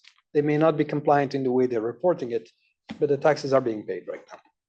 That's what I'm being told. But regardless, we're not taking a chance. We're looking at every big company, starting with the big companies and taking it down as in our list of priorities. That goes with whatever is sold online, by the way. Uh-huh. Okay. So we'll leave you both here for questions, right? Yes. Is he done? Yeah. Is the presentation done? Thank you. Yes. All right. I have two questions. My first question is, you've talked about how this lead acid fund is a consumer paid fund. I'm trying to figure out how that jives with the broader like polluter pays principle and how you're building financial assurances to make sure companies are paying for any cleanup activities that need to be done because of their activities. So can you help me understand where does polluter pay stop and where does consumer pay start? Yeah. For the most sites that we have, those are not active sites for the most part. they're being sold. And so there is a cost recovery effort that follows. It's not like we're spending the money and that's it. That's not the end of the story. There is a cost recovery effort, which highlights the fact that this program works extensively with our legal team because we try to recover the funds that we're using. So would it be fair to say that once you do the investigation, you identify or classify them as orphan sites, and you start working to do cleanup activities while you're also in parallel doing cost recovery efforts by the responsible party? Yes. Okay, great. All right. My second question is, in your investigation phase, you spoke about a lot of soil testing data that's taken into account. Do you also take into account other exposure pathways and data, whether it's air, water, biomonitoring data? No, not initially. Not initially. That's the next step. Initially, we're strictly looking at the data that we collect. But again, at this early stage, what we're trying to do is work with USGS to have that identifying, the fingerprint that will give us the answer we want. Okay, so you're reasonably confident then that soil is the first place lead will show up before it shows up in all the other That is correct. possible mechanisms. That is correct. There is other reasoning that we use, but if you're looking at the air modeling, the ratio analysis that we do, so it's not just analyzing the metal and say it's hot or not. Right. It's about also the team does a ratio analysis that goes with it. They look at the trend of decreasing versus distance from the source. But we want to add multiple layer. It's a multi-layer evidence that we want to build for each of these cases. Okay. One other clarifying question. You had mentioned that you need, through the data collection, you need to establish a correlation between the facilities, emissions, and the lead contamination. What if there are scenarios where there is lead contamination from the way the facility operated in the past when it was maybe not in compliance, and then has since come into compliance, so it's hard to establish the current state cause-effect relationship, but it's still reasonably high degree of confidence that the emissions have come from that facility. What do you do in that scenario? Yeah, can you still that's a conversation that's currently happening in court in many of our sites. So I may not opine on that at this point, but I go mention a different scenario where what happens if we have no finding and we can't link it to the facility, then it gets referred to either a different group or a different agency. Thank you. Thank you.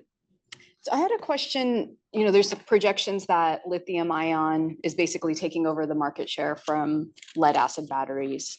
And by 2030, I think 75% of production will be lithium ion versus lead acid. But based off of the balance that you're showing from the funds, it doesn't seem like you're really seeing that shift in the market from the collection that you're seeing right now. So I just wanted to see, is that you're not really seeing that shift? Well, remember, you have a lot of old cars in the market. Yeah. After 5 years, you change your batteries, so that's what it is. Yeah. We haven't seen a drastic change because I know that there is a shift between electric vehicle, like regular vehicles and electric vehicles. So that will take time. Mm-hmm. But right now, we have enough vehicles on the market to continue generating that amount. Ingrid? So I was just looking at the fund status, and it seems like the annual revenue has been surpassing your expenses for quite a while. And I also see that the expenditures in 2023-24 increased greatly. So I guess two things: what happened in 2023-24 to explain that big jump, and then I guess I'm hearing and seeing different things. I'm hearing that we're concerned about the funding amounts, and yet it doesn't seem like we're using the funds that we have. So I don't know if maybe what you're going to explain for that first question answers my second. And then other question is, given what we heard earlier about Exide and at least 600 homes needing remediation or assessment and remediation and not having funding, can this fund be used to kind of fill that gap? Well, I'll start with the second question and then I'll jump on the first. Remember that the state has requested that the site be listed under an NPL. So let's wait for that answer, because right now I don't know personally where USVPA is going to draw the line. So I think we're going to get more clarification comes October 2025, and maybe a little bit after they're done with the remedial investigation. For the cost generation, I have listed 4 sites.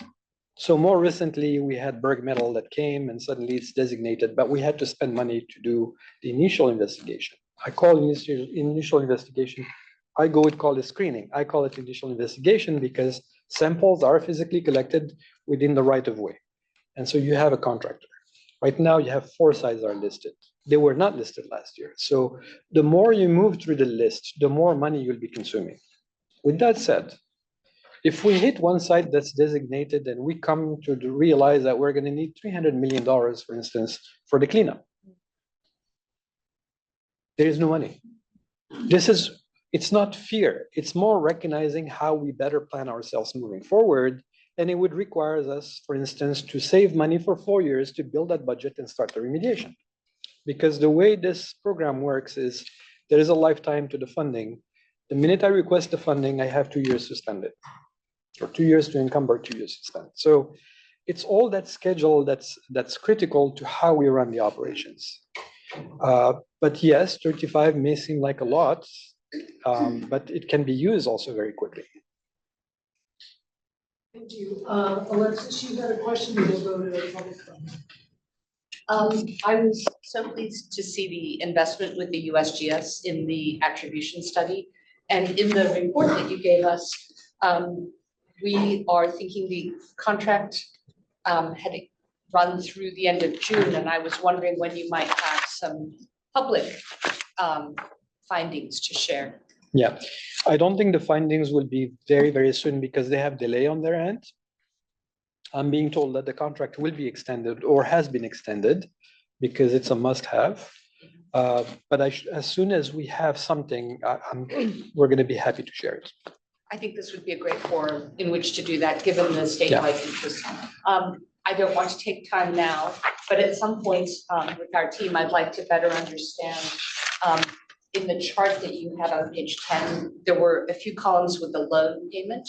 And I recall, and the report cites the $176 million general fund loan for Exide. And the idea that the poor little Labrick account is somehow going to chip away at that loan obligation. And as we look at fee structures and the like, it doesn't seem very easy to repay that big Exide loan out of this account, but I'm interested in understanding that better than other times. Yeah. In short, remember that there is a cost recovery effort ongoing right now. Yeah. Okay, thanks. Great. So I think we'll hang on, Mehdi. Let's see if there's any public questions or comments, and then we'll move on to performance metrics. Thank you, Madam Chair. We will now open the floor for public comment for agenda item number 6, the Lead Acid Battery Cleanup Fund Report Summary. This time we'll start with our in-person participants first. So raise your hand if you would like to comment on this item. Seeing none, we will now go ahead and move to our Zoom participants. If you're on Zoom, please raise your virtual hand if you would like to comment on this item.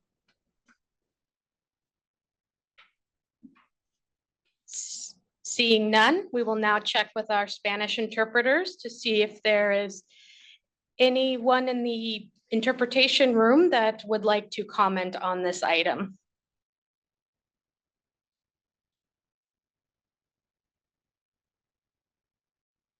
No comments. Thank you so much, interpreters. So that concludes the public comment for agenda item number 6, the Lead Acid Battery Cleanup Fund Report Summary. Madam Chair. Thank you. I think it's safe to say that the presentations have been so thorough and robust from the department this morning that there's over 100 people on Zoom, and they're all totally satisfied with your presentations. So there you have it. We're going to move on now. Thank you both. Thank you. Good to see you, Than. And we've got the Craig, Grant. Okay. We'll now move on to performance metrics. And this is a subcommittee update provided by Swathi, Sushma, Ingrid. Take it away. Great, so thank you. So we wanted to provide an update on what the board subcommittee for performance metrics has been working on. But before I hand it over to the board members, I wanted to highlight what this means. So the board, based on SB 158, is required in consultation with the director of DTSC, the board must adopt clear performance metrics for the department and each of the department's programs.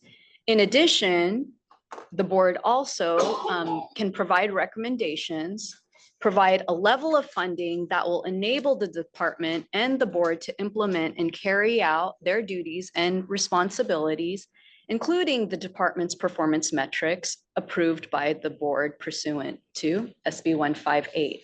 So we have embarked on this process with DTSC on a program by program process. Right now, the board subcommittee is concentrating on the hazardous waste management program performance metrics, and the board members will share what that timeline looks like. And we're hoping to have a workshop in December to publicly share what some of the performance metrics that the board along with DTSC are proposing, and then adopt ideally in January. So right now I will hand it over to board member Brostrom to walk us through the mandates as well as our approach.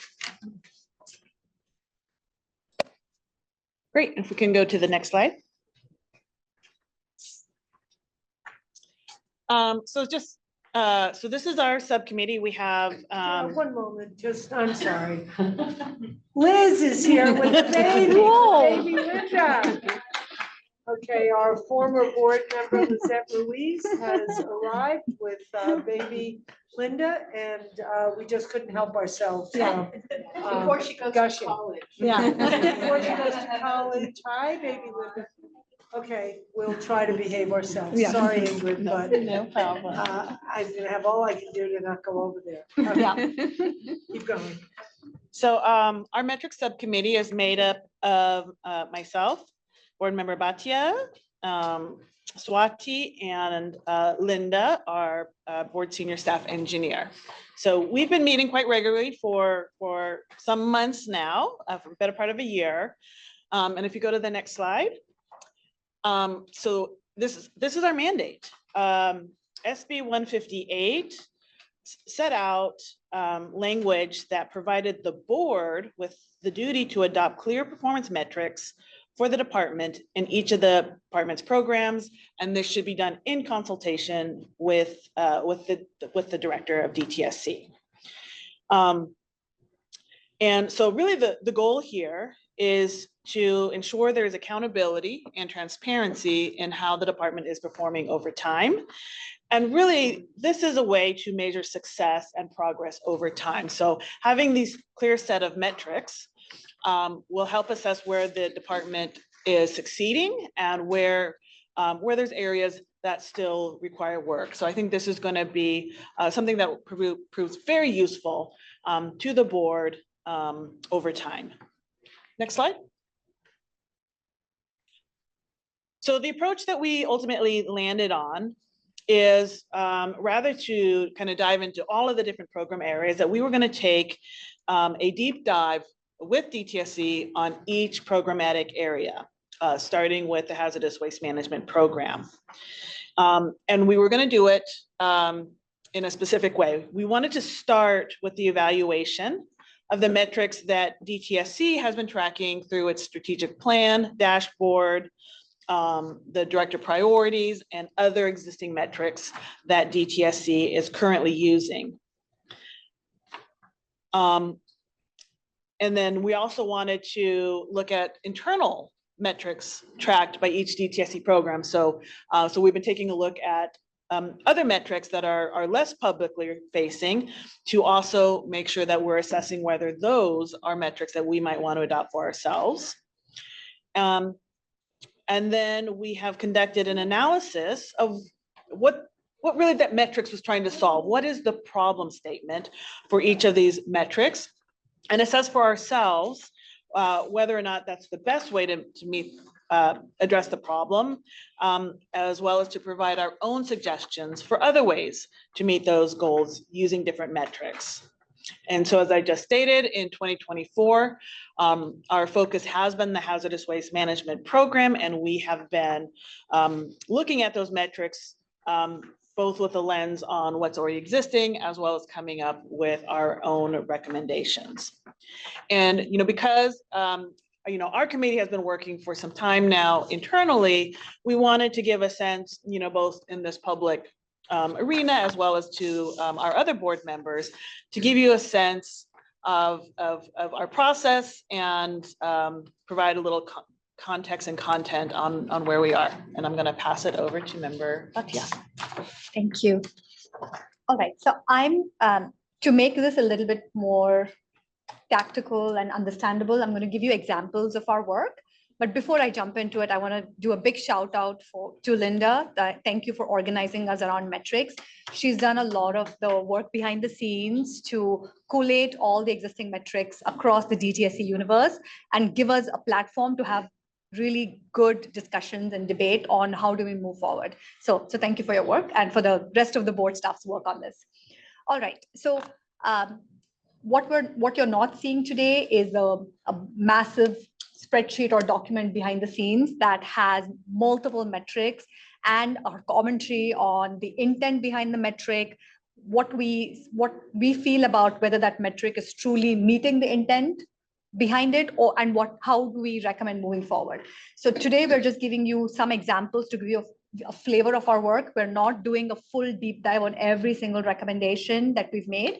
We're still working through all of the list of recommendations with DTSC.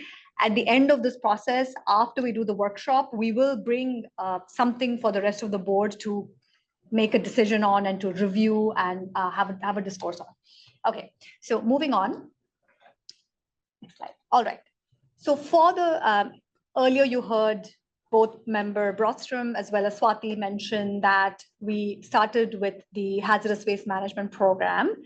What you see on this slide is what we found. When we did the deep dive on the metrics available in the measurement of HWMP program activities, we found that there's roughly 11 metrics in the KPI dashboard, and they're organized by program, and you can see the way they're organized by program.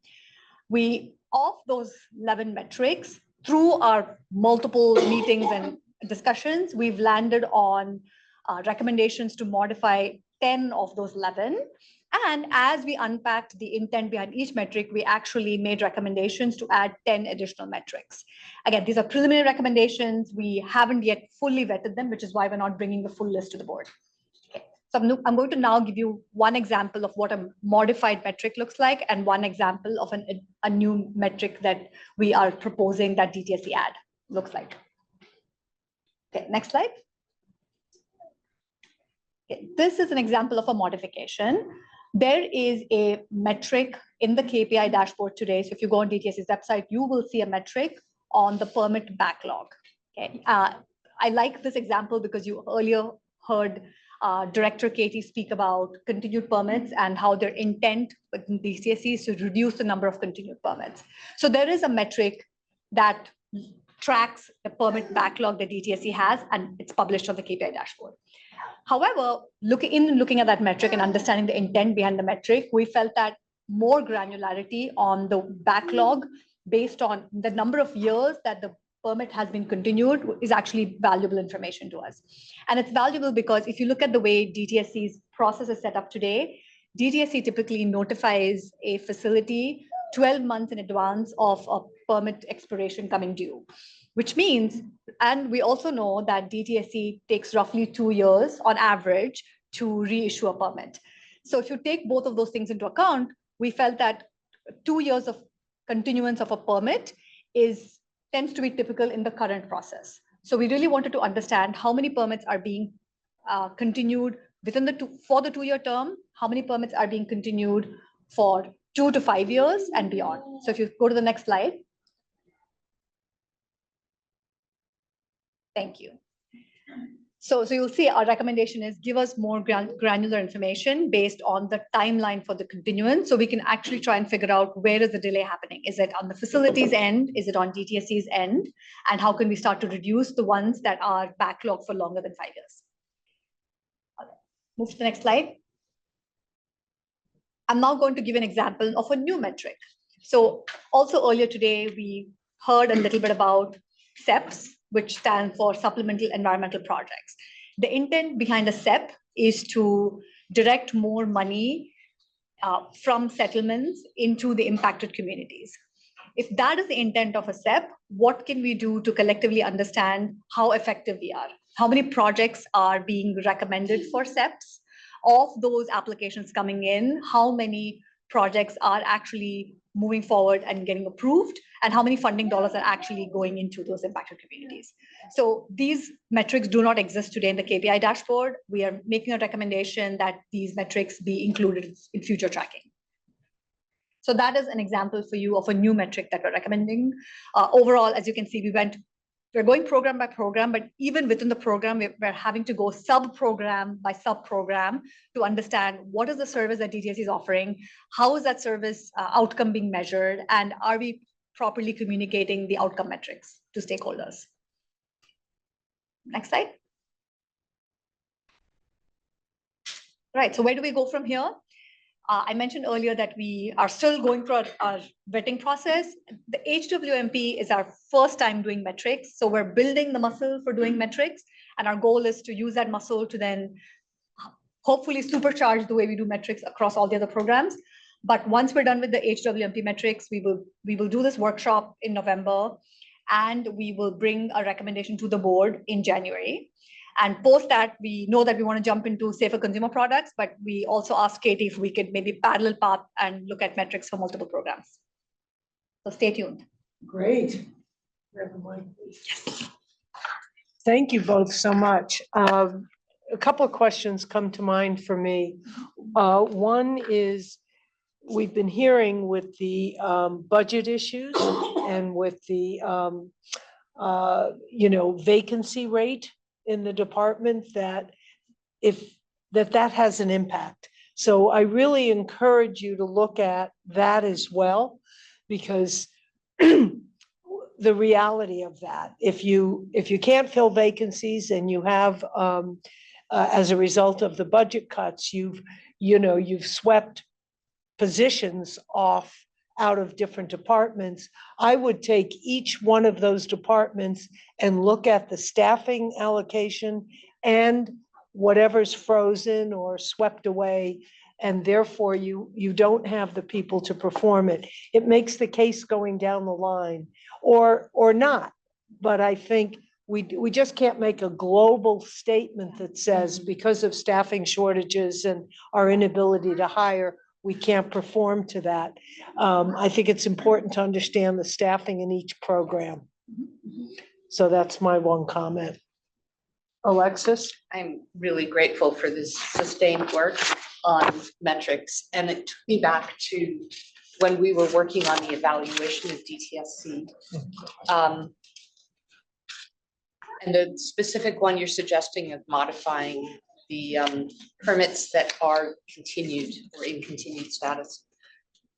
One of the things we learned, and I think Linda and a couple of the DTSC managers did the real heavy lifting on this, was that at any moment in time, a permit could go from being continued for 2 years to 2.5 years to 3 years. And so depending on whether you looked at it on July 1st or September 30th or December 30th, it's not static. And so my suggestion, and I'm looking forward to our working on this together in December, is that where you're counting something like continued permits, it's really informative, one, to list what they are, more so than is it important to know if it's 3 years or 5 years. But secondly, to recognize that that is a constantly moving target. So the numbers that you cite at the middle of the year when we turn in the DTSC evaluation are likely different than the numbers you would cite 6 months later in a ledge hearing or something. To that end, if we tie ourselves to the language in SB 158, which is that DTSC should issue permits within 3 years. Let's maybe structure our metric to be really close to the statutory language rather than what has been, I think, DTSC's arbitrariness of counting 2 years versus 3 to 5. It's good. And also, how many times has it been pushed? So if a permit we're expecting it on this date and it's pushed 6 more months or 6 more months, it helps assess why, right? It helps us to be forced to take a look at why there's a moving target on this. And so if there's been 5 extensions, what does that alert us to? It's hard to do that though, because yesterday when we were at ROCAM, we were asking when the permit would be coming out. And there was kind of this eye contact between the DTSC attorney and the permit writer and one of the managers of, well, we're still trying to clear something up. And so I asked a little bit further and it was like, well, after this little fact between the facility and the permit writer gets cleared up, then it has to go to EPA for review. And then after EPA for review, it has to go to the Office of Chief Counsel for review or legal services. And then after legal services, then it has to come back. And so there's an entire follow, the candy's dropped on the ground to grandmother's house kind of a thing going on, that we need to understand that before we really land on a metric. No, I think that's a really good point, because we just get one global comment, 3 years for a permit. Yeah. And that 3 years probably takes into account these various steps, maybe. And if not, it should. We should have 1 year for this, 6 months for that, 3 months after, whatever, break it down to manageable amounts. So, at the end of the day, where's the hangup? Where's the thing that stalls it? And I think if we could assess that, we could put pressure to fix it. Yeah, I mean, I think that's something that we've struggled with is what is the level of granularity? Because we can do it, we can go in any one of these topics super deep. So, I mean, my assessment is we need to really clearly identify, the problem and, kind of, my preference would be to keep it at a little higher level so that it's not up to us to figure out how DTSC solves the problem. It's us for us to kind of help define what we're tracking over time. And if, we're seeing this huge backlog of, many, many, many years overdue, but we're tracking that over time, there's going to be some inherent pressure internally for things to tighten up. And it's kind of, my sense is it's up to agency to figure out, where the hangups are and to solve for that, because I think it's going to be really hard if we go to that granularity, and we will have so many metrics that at a certain point, do they become diluted? Right, I get it. I was trying to understand, is there a core problem, a recurrent issue in the timing? Is there that one thing that holds it up all the time? And it might mean that they should take a couple of these and break it down and then report back. I'm not even saying we should do it, but that would be a wise thing for them to do. So thank you for that. May I just add one thing, and then we'll go to the question, just to build on what Ingrid said. I love this discourse because now you can all get a flavor for why this is taking so long, because every single metric we start going this deep on, and then we have to pull ourselves out to say, okay, what is the broad intent? I think the basic goal of this exercise is what data can we daylight so that we know where to intervene. That is a base. If I were to set a baseline goal, that's the goal. It's and it has to be at the right altitude so that we know, okay, there's a problem here, we need to dig in, or we can work with DTSC to have a work stream on it and so on. So just keep that in mind and know that we can go higher or lower. You can't do everything? Okay. If DTSC can. Fine, let's go to Georgette's question, then we'll go to public comment. No, I echo Ingrid's suggestion. I think that it is, for me, the way that I see this and our role, I think it's more of the bigger picture than the micro, because we're not there, right? But I do have a question that maybe and they appreciate the thought and what the committee is struggling with. And some of us are in different committees that are a little bit more like dived into, so what is going to be the relationship of all of this? Because you're looking at everything, and then we're like doing this other work, right, that we're a little bit more, for example, excise, right? So you might think, oh, these should be the metrics, but I'm over here interacting with the working group and they might have some thoughts. I'm having a conversation with Craig about possibly drafting some metrics that we can shop with the working group. So what is the relationship? So I'll just holistically share one thing and then pass it on to the board members. So one, remember there's these overarching metrics that are on DTSC's dashboard that the board will adopt. Then there's many other internal metrics that DTSC also has internally for their own goals, objectives that aren't necessarily shared publicly, but they're still internal metrics that they have by a program level. In terms of how are other board members going to be able to chime in, so your example with Exide, once the subcommittee tackles the site mitigation metrics, they're proposed to the board, right? And so you all will have an opportunity to look at what are some of the metrics that the subcommittee is proposing, what's missing, what should be added, what should be changed. And then that's precisely when the other three board members at a board meeting can share, well, you know, I'm part of this other subcommittee. I think you all should look at X, Y, or Z. So you'll all have an opportunity to see what is shared, and you'll have time to give feedback on that as well. Or you could, in advance, if you're developing in your committee some metrics, reporting them out at a meeting so that the subcommittee on metrics can hear them. Sure. So that so any work that you're doing on Exide of metrics included in your board report, they'll hear it here. And that'll give them an opportunity to consider its relevance. And then there's part two, after they come back, where we can respond again. So I think the more robust our reports out are, especially on metrics now, I think it's gonna be really useful. So anything else? Yeah, I mean, I just wanted to also note, you know, we are consulting with DTSC. And so one thing that is happening is, you know, we might have an idea for a metric that we think might be useful, and we get feedback like, that's not something we measure. And so then we're like, okay, well, let's go back to the problem statement. What do you measure? And, what is feasible, or could you measure?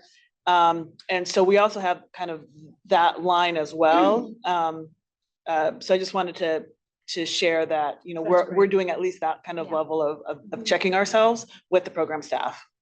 Well, this is great progress. Thank you from the first time that we spoke about it. Courtney, will you see if there's any public comment from our 117 people online who are eager to jump in this discussion? Absolutely. Thank you, Madam Chair. So we're now going to open the floor for public comment for agenda item number 7, performance metrics update. So for our Zoom participants, please raise your virtual hands if you would like to comment on this item. And then our Spanish interpreters, if you could check as well and let us know if we have any public comments as well. Okay, not seeing any hands. And no comments from our Spanish interpreters. Thank you very much for checking. And I will ask for in-person comments. Not seeing any. Again, you must have done another excellent job. So that concludes this comment period for agenda item number 7, performance metrics update. Okay, I have 12:27 now.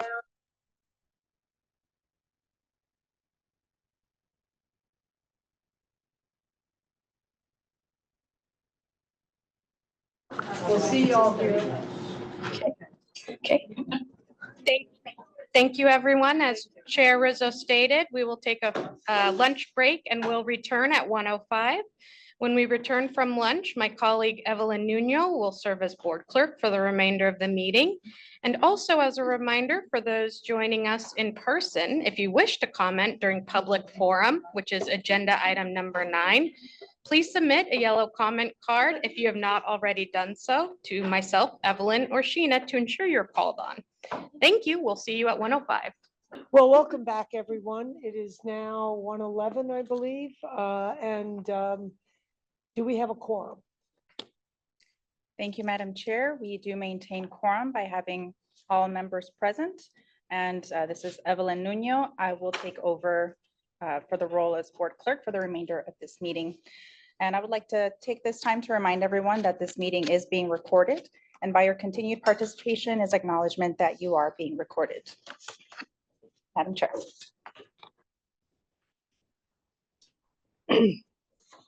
Thank you. For agenda item 8, I'd like to introduce several of the BES team members to present on this next item. Our executive officer, Swathi Sharma, will be joined by Firdaus Bormiza, and our environmental program manager, Linda Ocampo, our senior staff engineer, and Greg Forrest, our board counsel. Together, they will provide us with the BES permit appeals process refresher presentation, including standard orders 2401 and 2402, which were approved at our August 28th, 2024 board meeting.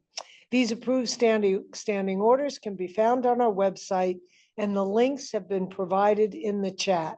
I will now hand it over to EO Sharma. Sharma. I was putting your two names together.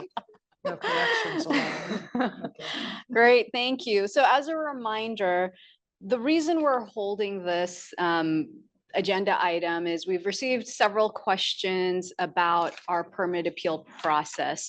So this is really just a refresher on items that have already been adopted, just to share what that permit appeal process looks like. There is no new material here. We're not proposing any changes. It's really just a refresher on what the process looks like and to answer any questions that board members have or the public has on the permit appeal process. And I will hand it over to the team now. Good afternoon. Good afternoon, everyone.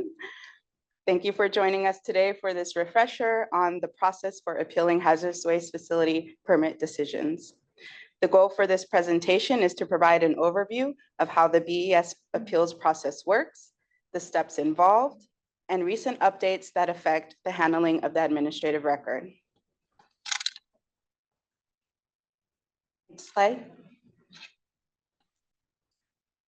Our presentation will cover the following topics: a background on the authority and role BES plays in hearing appeals, a detailed look at the appeals process itself, including timelines, initial reviews, and hearings, and lastly, key updates to the standing order that guides how appeals are managed. Next slide. Presenting this information today is myself, Firdaus Bormiza, Environmental Program Manager for the board, Linda Ocampo, Senior Staff Engineer for the board, and Greg Forrest, Board's Legal Counsel.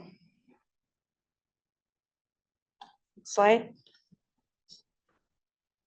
To give you some context, Senate Bill 158 established the Board of Environmental Safety, or BES, and authorized it to hear and decide appeals related to decisions made by the Department of Toxic Substances Control, DTSC's permitting division. This means that when DTSC's permitting division makes a decision to grant, issue, modify, or deny hazardous waste facility permits, including certain modifications, the board is responsible for deciding any appeals that may arise.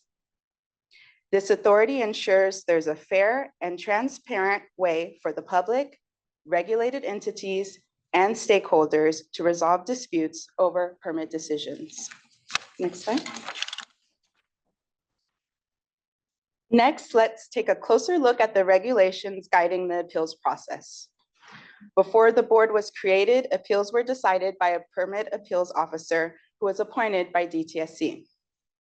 In March 2023, the board used its emergency rulemaking authority to make changes to this process, with the full regulation becoming effective on May 1st, 2023. The emergency rulemaking package repealed 2 existing regulations and added 2 new regulatory sections. 66271.71, which imposes an automatic stay when an appeal is filed, meaning the permit decision does not take an effect until the appeal is resolved. And section 66271.72, which outlines the steps and timeline for filing and processing an appeal. In addition to the regulations, 2 standing orders were adopted to guide how appeals are handled by the board. 2301 for administering appeals and 2302 for conducting public hearings. Updates to the standing orders were made in August 2024 to reflect recent procedural changes. Next slide. The appeals process applies to final permit decisions of hazardous waste facilities, which include final decisions on full permits and standardized permits, temporary authorizations, and Class 2 and Class 3 modifications. It's important to note that some matters are not subject to appeal. These include Class 1 modifications, and these are minor modifications, enforcement actions like suspensions, California Environmental Quality Act or CEQA related decisions, and emergency permits. Additionally, while the board plays a critical role in reviewing permit-related appeals, it does not have the authority to shut down facilities directly. Its role is limited to reviewing and potentially modifying or overturning permit decisions. However, where there is a need for further proceedings, those would be conducted by DTSC's permitting division. Now I'll turn it to Linda, our senior board engineer, to provide an overview of the permit appeals process itself. Thank you.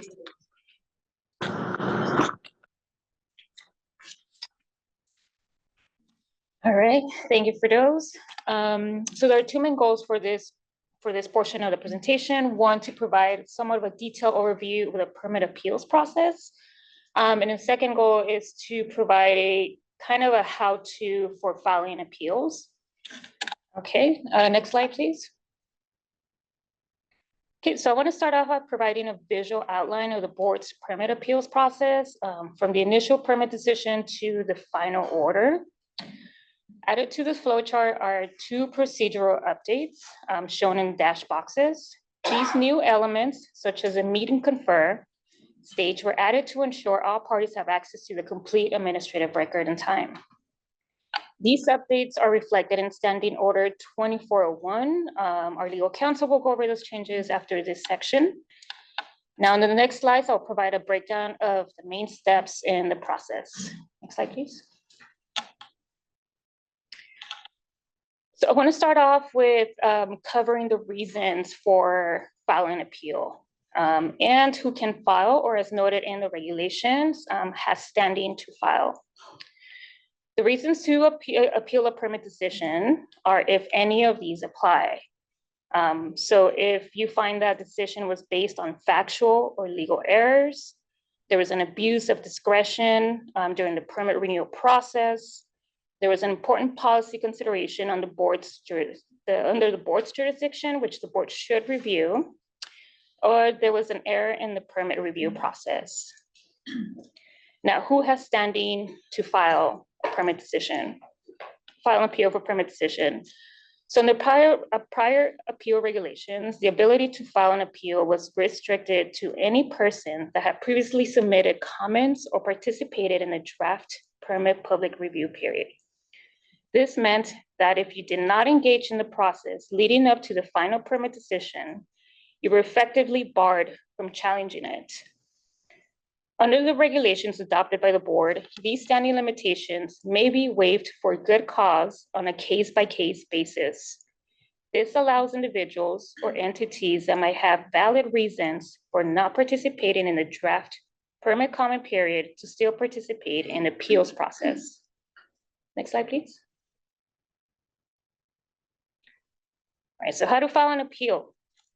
When a final permit decision is made, the department sends a notification to public and stakeholders, providing information on how to file an appeal and the date the permit will take effect if no appeals are submitted. The permit decision will remain on hold for 30 days to allow time for permit appeals. There are two key steps to initiate an appeal. The first step is to file a notice of appeal form within 30 days from the date of the final permit decision. The appeal forms and other useful information can be found in our appeals webpage. So what happens to the permit when an appeal is filed? So the automatic stay provision in the Health and Safety Code 6627171 takes effect. This provision temporarily suspends the enforcement of the final permit decision, meaning that the conditions specified in the permit do not take effect until the issues in appeal have been decided on or the appeal is formally dismissed. The second step is to submit a petition, or also known as the statement of reasons, within 30 days from filing a notice of appeal. This gives the appellant a total of 60 days to prepare its petition following the department's permit decision notification. The petition should state the reasons mentioned earlier and show that either the issue was raised during the draft permit review period or matters appear for the first time in the final permit. Next slide, please. Okay, so now we'll go over how the board reviews these petitions. Upon receipt of the petition, the issues are reviewed in the following manner. For issues raised during the draft permit review period, the appeals team cross-references against their response to comment letter. This letter is included in the final permit decision notification package. For issues that first appear in the final permit, the team reviews that the draft and final permit to confirm whether substantial revisions were made. Once the initial screening is complete, the team records its finding in the draft initial order. This draft initial order is then brought before the board at a public meeting where it is decided on by a majority of votes. Now, this document outlines which issues have been accepted for further review and which have been dismissed. It also sets the briefing schedule detailing the timeline for submitting written arguments and clarifies the effect of the stay for permit conditions challenged in the appeal. So for example, if new health protections appearing as conditions in the permit are not challenged by the appeal, then the automatic stay is lifted for those conditions, which means that they would become enforceable immediately. Now, for permit conditions that are challenged and accepted for further review, the automatic stay remains in effect, meaning those conditions are not enforceable until the board decides on the appealed issues. Now, this adopted initial order is issued to appeal parties and the public within 30 days of the board's vote. Next, please. All right, we're on to briefing. After the board has decided which issues will be further evaluated, the next step is for the appeal parties to prepare and submit briefs within the timeline specified in the initial order. And while the board has recently made changes to the handling of the administrative record, as we'll hear from our counsel in a bit, the briefing schedule will take into consideration the availability of the complete administrative record. Guidelines for formatting and submitting briefs are provided in our Standing Order 2401, which can be found on our appeals webpage. Now, with respect to the appellant's brief, the arguments must convincingly demonstrate for each issue that the department's decision was flawed in one or more of the following ways: that it was clearly erroneous findings of fact or conclusion of law, that there was an abuse of discretion, important policy consideration, or there was a significant procedural error. These reasons form the standard of review for the BES appeals process. It is essential for the appellant to carry their burden by addressing the standard of review effectively in their briefs. Next, please.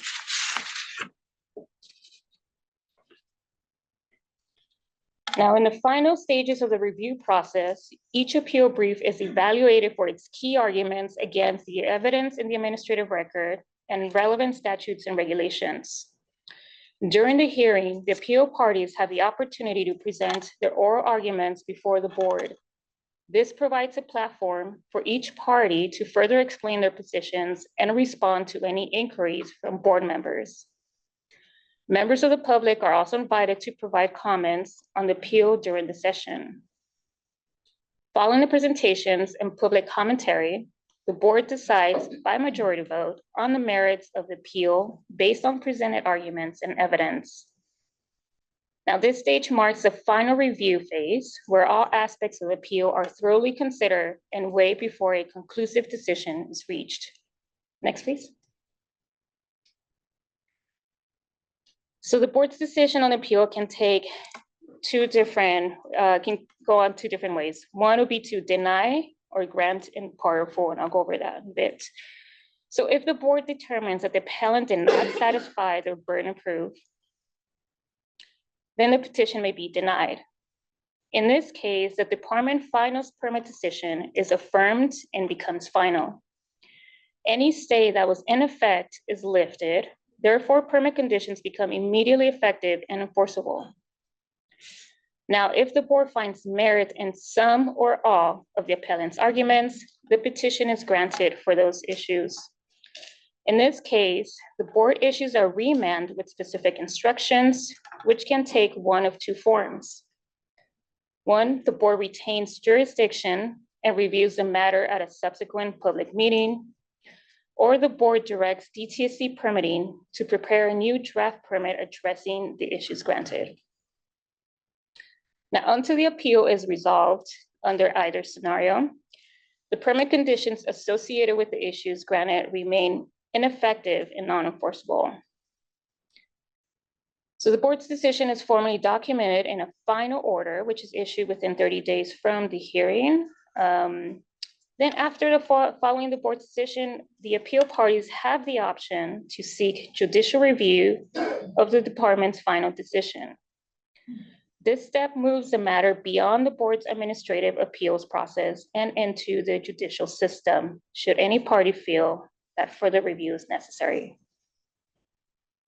All right, so this concludes the appeals process section, and I'll turn it over to Greg Forrest, our board legal counsel, to discuss the changes to 24.1.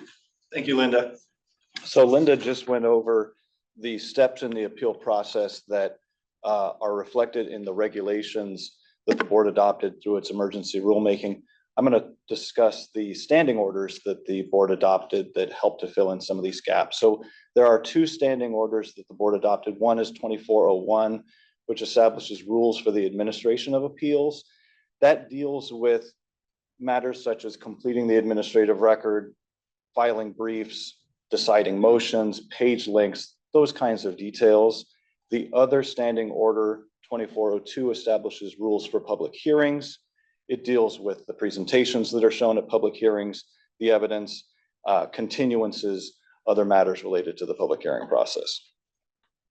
So I'd like to focus on some of the key changes to Standing Order 2401. First of all, because we readopted this in August, we renumbered it from 2301 to 2401, and we added a section or revised a section in this standing order on completing the administrative record. This has been a little bit more of a difficult step in the process, so we spent a little time discussing this and came up with some new procedures. And so what we've done in this order is we've really shifted the focus from a concept of the entire record being delivered to now, when we make a request for the administrative record, we receive an index from the permitting division that lists off all of the items that are in the administrative record. And then we have a 60-day period of meet and confer. So board staff would participate along with representatives of the appellant, representatives of the planning or the permitting department, and we'd have a meet and confer process that would go over that, that index to make sure that we have a complete administrative record, and also to determine which of those matters are available in electronic format. And then obviously we'd be discussing our availability to set a future public hearing at that time.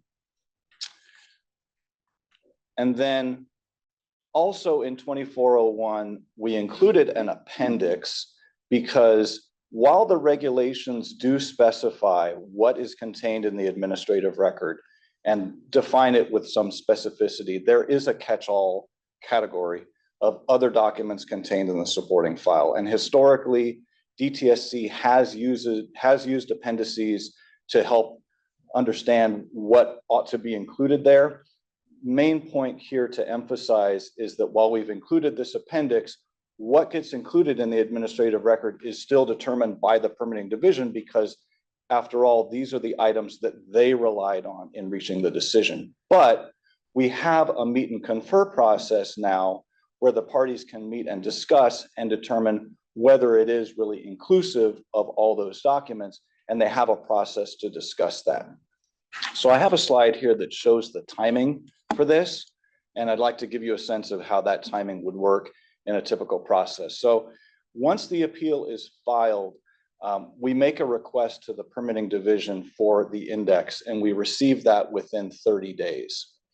We post that index on the website. The parties to the appeal and members of the public can see that, and then we start this meet and confer process. And we allow the parties 60 days to file a motion to strike.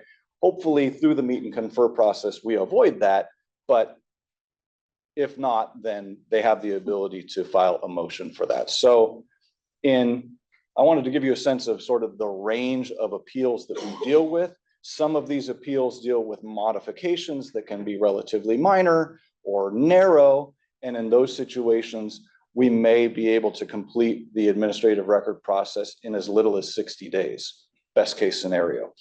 There could be other permit decisions, particularly these permit decisions that have been in the works for a long time that have generated really voluminous records. We may need additional time, particularly because there may be portions of those records that are not available in digital format. And so what we've done is we've allowed for the initial order that's adopted, if necessary, to set an outside date for digitization, because we understand that that could take months to do. So while we would anticipate ordinarily the initial order being adopted by the board within about a 90-day time frame, that initial order could establish a later date for completing the record if it's clear that more time is needed to digitize these records. So that's really how we've improved this process. And I have some contact information here if there are questions, if anybody in the public needs to get a hold of us. These materials are on our website. So I'm happy to answer questions if you have any. Greg, it's been great to be updated and briefed on this as you've all been going through it. I know all the board members appreciate it. Would you mind just elaborating a little bit on the options around meet and confer? Because it's not mandated, it's optional, correct? And the purpose of it is really limited to the administrative record. Is that correct? Right. I just think that's it's right. important to just make that distinction. Yeah, that's right. You're right. So it is optional. We may hold a meet and confer. I think very likely we will be doing that in the majority of cases, but there may be some where it's really not necessary. And then, yes, the focus of that, because we're in that initial period of time, Right. and during the initial phases of the appeal, we think at that point, it's really the administrative record that becomes the focus. And in the past, we've dealt with issues around the administrative record just through correspondence. We think that this is going to be much more efficient to get everybody in the same room together to discuss. Great. And other questions from board? I know we all did deep dives on this, but anything else? I know a lot went into this and a lot of learning from our first round. And I think one of the reasons that we're all aware of is that not every record related to every facility or permit has been digitized. So there are literally boxes of documents in various offices that might or might not relate. So what's important is for us to understand those 3 boxes are not needed, but these 2 are, or whatever, so that we have these and can therefore make them public. Because part of our job is the transparency, and we're not going to have the public have to go somewhere and go through boxes of records. So that, I think, it was a big improvement, and I want to compliment that thinking on it. So thank you for that. Other board? Swati? One thing, maybe just for the public, I know we all know what the process looks like, but, and this is one of Linda's slides about who can file the appeal, right? So prior, folks had to participate in the public comment period, and then with the new regulations, the board may waive that standing limitation for good cause on a case-by-case basis. Can you just provide a bit more, like, what does that process look like? Is something submitted to the board? And then if you can just share a little bit of what that process. Right, so after all, what we're doing with the appeals process is we're reviewing DTSC's decision-making process. And so it's really important that we have the ability to look at that and that the issues get raised first to DTSC. And so we really want to encourage that level of participation at the draft permit stage, because that's what it's there for. And DTSC's permit decision makers are in the best position to know how to respond to issues as they're raised. Now, we also recognize that not everybody may be able to participate in those, and there may be cases that come up where people are unable to participate, but yet they do want to be able to file an appeal and have their issues heard. And so we do allow for that, and we haven't had a situation like that yet where we've had to make that call and have a decision about that. But what we're asking people to do is provide good cause explanation for why they were unable to participate in the meetings, the hearings, the comment period that is ordinarily provided, because oftentimes it's a minimum of 45 days, but it could be even longer in some cases. And so generally speaking, that has been effective at raising issues. And so we'd like to see that continue, but we're mindful of that being not a perfect system. So this is a safety valve. Just to also clarify, the appeals team is a combination of staff, obviously, the whole team, the 3 of you that are here, our EO, board subcommittee member. When it comes to issues where the appeals team has to, we went through that with our light and resources appeal. There were 30 items or some number, and then it was truncated down to we'll hear 16, whatever the number was. So there was an effort made in advance of what could be heard, and so the team, which I think for each permit may be the same general team, but it might not be. So it'll be important to identify the team if we have multiple permits happening. Yes. Well, there you go. Yeah, if there's multiple permit appeals at the same time, we may have to split up our Identifying team. who the Yeah. appeals team Yeah, is. So certainly. I think procedurally, when that happens, we won't forget. So thank you, all 3 of you, really. Any other board? We should go to public questions or comments now. Thank you, Madam Chair. We will now open the floor for public comment for agenda item number 8, BES permit appeals process refresher presentation. For our in-person participants, please raise your hand and I will call you up to the podium if you'd like to make a comment. Quick scan, and that's there's no in-person public comments, so I'll now turn to Zoom participants. Please raise your virtual hands if you'd like to make a comment on this item.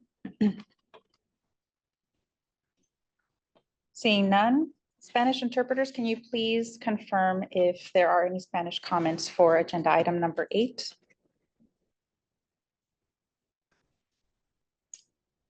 Thank you for confirming. No Spanish comments. Last call.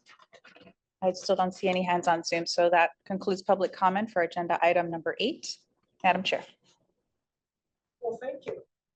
I think this is a record of no public comments for the longest period of board meeting.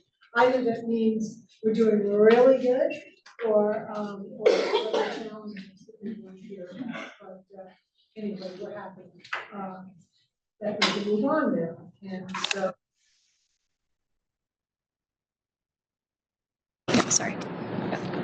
I want to thank, yeah, don't touch my microphone. She keeps muting me and then she forgets to unmute me. You're not having my mic. Sorry. I want to thank you all for your time, and I know a tremendous amount went into thoughtful work that went into arriving at the need for expanding what we did, revising the orders, putting it through. So, and I know you collaborated with permitting people, with OLC, to arrive at the best possible scenario. So I thank you for that. And now we know that the board, the public, facilities, potential appellants are all now totally up to speed and ready for their next appeal. So I want to move on to item 9, which is public forum. And this is where we invite participants to comment on items not on the agenda today for the board's future consideration. It is not a Q&A, it's public comment. If there's something quite simple that we can answer, we will, but generally we take all your public comments and then we respond to them after the meeting. So for transparency, after each board meeting, the staff share the action items, and sometimes with the DTSC leadership team, sometimes with our own team. So depending on where it belongs. So I want to open it up for public forum for items not on the agenda. Evelyn? Thank you, Madam Chair. As was mentioned, we will now open the floor for public comment for items not on the agenda. Thank you to those who submitted comments in advance. For those that were unable to sign up prior to the cutoff, please complete a comment card, which is located at the registration desk and up at the podium. You can submit it either to myself, Courtney, or Sheena. So I will start calling up on the sign up list first and then call on those that submitted a comment card in the order that they were received. Before I begin, please, can I get a show of hands from our Zoom participants of how many of you wish to comment? We can get a count there.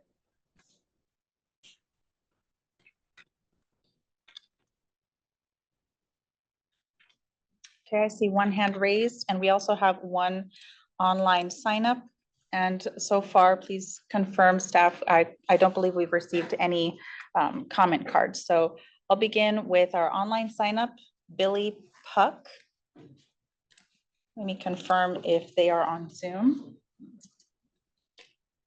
Okay, they're not on Zoom. So I'll turn to our hand that is raised on Zoom, since I don't see any hands raised in person. Todd C, can you please accept our request to unmute? You have 3 minutes. Please state your affiliation. Can you hear me? Yes, I can hear you now. Okay, great. Hello. Thank you. My name is Todd Coy. I'm the Executive Vice President of KBI, a permitted TSDF in Southern California. KBI has been a TSDF operation since 1988 and specializes in the secondary recycling of industrial lead acid batteries. However, we are not a smelter and we don't use heat or chemicals in any of our battery processes. We are the only TSDF that is specifically permitted for not only lead acid battery systems, but other battery systems such as lithium ion batteries used in EVs, as well as nickel-based batteries also used in hybrid vehicles, and other smaller form factor batteries used in a wide variety of consumer products. California has a stated policy goal of reducing reliance on out-of-state hazardous waste management by handling as much waste as possible within its own borders. However, due to a significant decline in the number of in-state TSDFs and a reduced capacity, a growing portion of the state's hazardous waste is managed out of state. From 2010 to 2022, California generated over 21 million tons of hazardous waste, with nearly 47% of that being shipped to other states, particularly for non-RCRA hazardous waste, which makes up 81% of the total waste generated. These other states, such as Utah, Arizona, and Nevada, are destinations for this waste due to those states' adherence to federal regulations, not California regulations. California now has fewer than 100 TSDFs compared to over 400 in 1980. Moreover, only 2 hazardous waste landfills remain operational in the state, with a combined remaining capacity of 9.7 million tons, sufficient for approximately 20 years if waste generation continues at current levels. However, if all waste were to be managed in-state according to policy goals, this capacity would last less than 10 years. No new major TSDF projects have been approved since the 1980s. The regulatory environment, including extensive permitting, long approval timelines, exorbitant costs, and stringent requirements under laws like CEQA, has made it nearly impossible to develop new facilities or adapt existing facilities to recycle other waste types like lithium-ion batteries, which require specialized processing and cannot currently be recycled in-state. These barriers conflict with the policy goal of self-sufficiency in waste management as California continues to generate increasing volumes of waste while facing a decline in operational capacity. In summary, increased costs, new fees, companies' inability to expand or develop new business opportunities under this permitting regime undermines California's policy goals by exacerbating the state's limited in-state capacity for hazardous waste management and forcing companies to relocate businesses out of state due to the inability to be competitive in California's marketplace. I thank you for your time and the opportunity to speak today. Thank you for that. Clearly, the hazardous waste management plan people will be interested in that. We'll make sure that they have your full comment as well as the permitting division. Thank you. Thank you so much. I will reach out to our online sign up again, Billy Puck. Calling just in case they're online and under a different name or a phone number, but I still don't see them. So that's, again, I encourage anyone to reach out to us via email at besinfo@bes.dtsc.ca.gov. We're always available to be reached to answer any questions. Doesn't look like we have any more comments. Interpreters, can I please confirm if there are any Spanish comments? I'll hold for just a moment while they confirm. Thank you, Heidi. No Spanish comments on the Spanish line either. So this is last call for comments not on the agenda. Seeing none, that concludes the comment period for a public forum. I will now turn it back to Chair Rizzo. Thank you. We'll move on to review and approval of minutes from the previous meetings.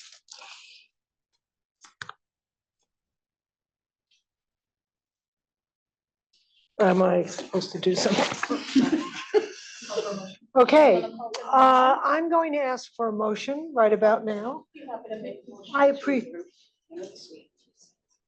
for the August 28th, 29th, and September 23rd? Yes. Okay. Thank you, Georgette. Do I have a second?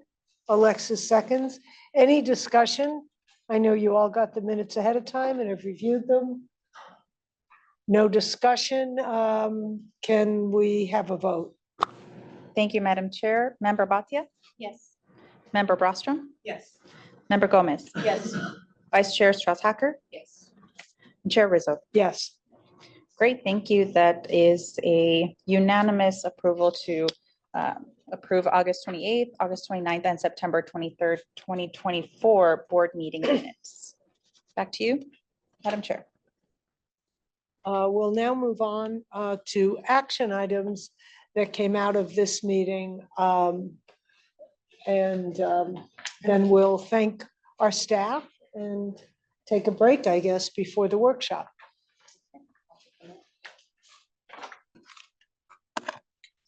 All right. Our executive officer and I, this is Alexis Strauss, will be putting together these action items and they will in due course be posted. Agenda item 3, the board adopted the Board of Environmental Safety Administrative Guidelines by a unanimous vote. And we have the persons who moved and seconded it in our record. Secondly, and a more detailed set of action items comes from the DTSC leadership report, which was item 5. First, with regard to Exide,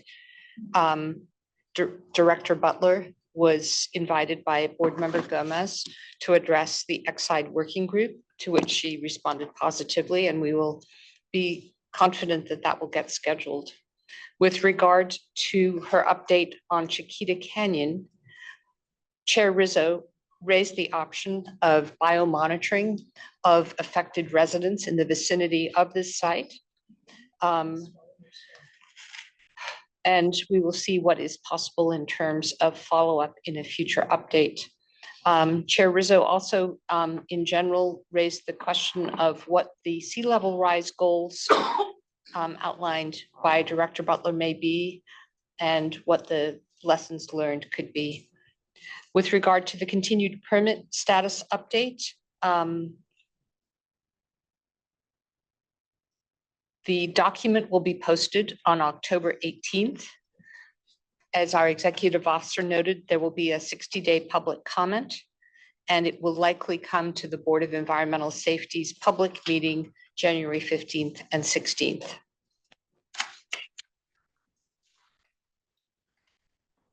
Agenda item 10, the board meeting minutes for August 28th, 29th, and September 23rd were unanimously adopted by the board.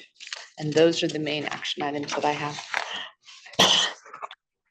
Thank you. Do we have any other items to add to the actions? Just a couple of more. Yeah. One was a request for the board to have the EJAC documents on our website too. That's already been updated, so very quick team. Also, Board Member Brostrom has asked how DTSC is planning for future Chiquita Canyon type scenarios. And so I've put in, or will be putting in a request for DTSC to provide a more detailed briefing for the board members on Chiquita Canyon, since there's a lot of questions, I think, remaining that the board has. And Board Member Brostrom also asked for data pertaining on how enforcement cases are being resolved, and also has asked for information about the number of comments and types of engagement received from the community for SB 673 Track 2 survey. And we had one item. And then Board Chair Rizzo also recommended that the metric subcommittee include supplemental environmental projects, data on the DTSC KPI dashboard, and also asked that the metric subcommittee look at funding as we're recommending metrics. Right. Okay, well, Georgette? I'm very much interested as PTSC is wrapping its head. I would love eventually have a discussion on how DTSC is looking at prevention. I think that's really important. Thank you.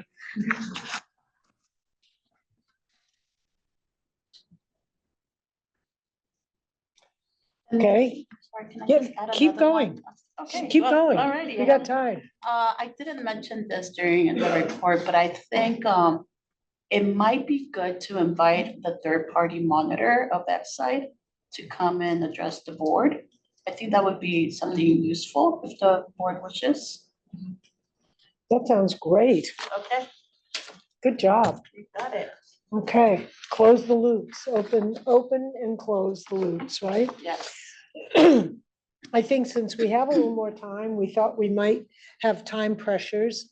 And because you don't want to leave yet, Swathi is leading this amazing team that haven't all been introduced to you. So I'd like you to share your team and a little bit about them so folks know who's in the room with them. Sure. So one, I wanted to take a moment and introduce the newest member of our team, Shayna Avila, who's our hazardous substance engineer. I don't know if folks can see Shayna. So thank you. Welcome, Shayna, to our team. You've been with our team for 2 weeks now. So welcome. Do you want to just say maybe like 1 or 2 sentences about yourself and where you came from? Why are you here? So. Sure. Okay. I'm here because I've always wanted.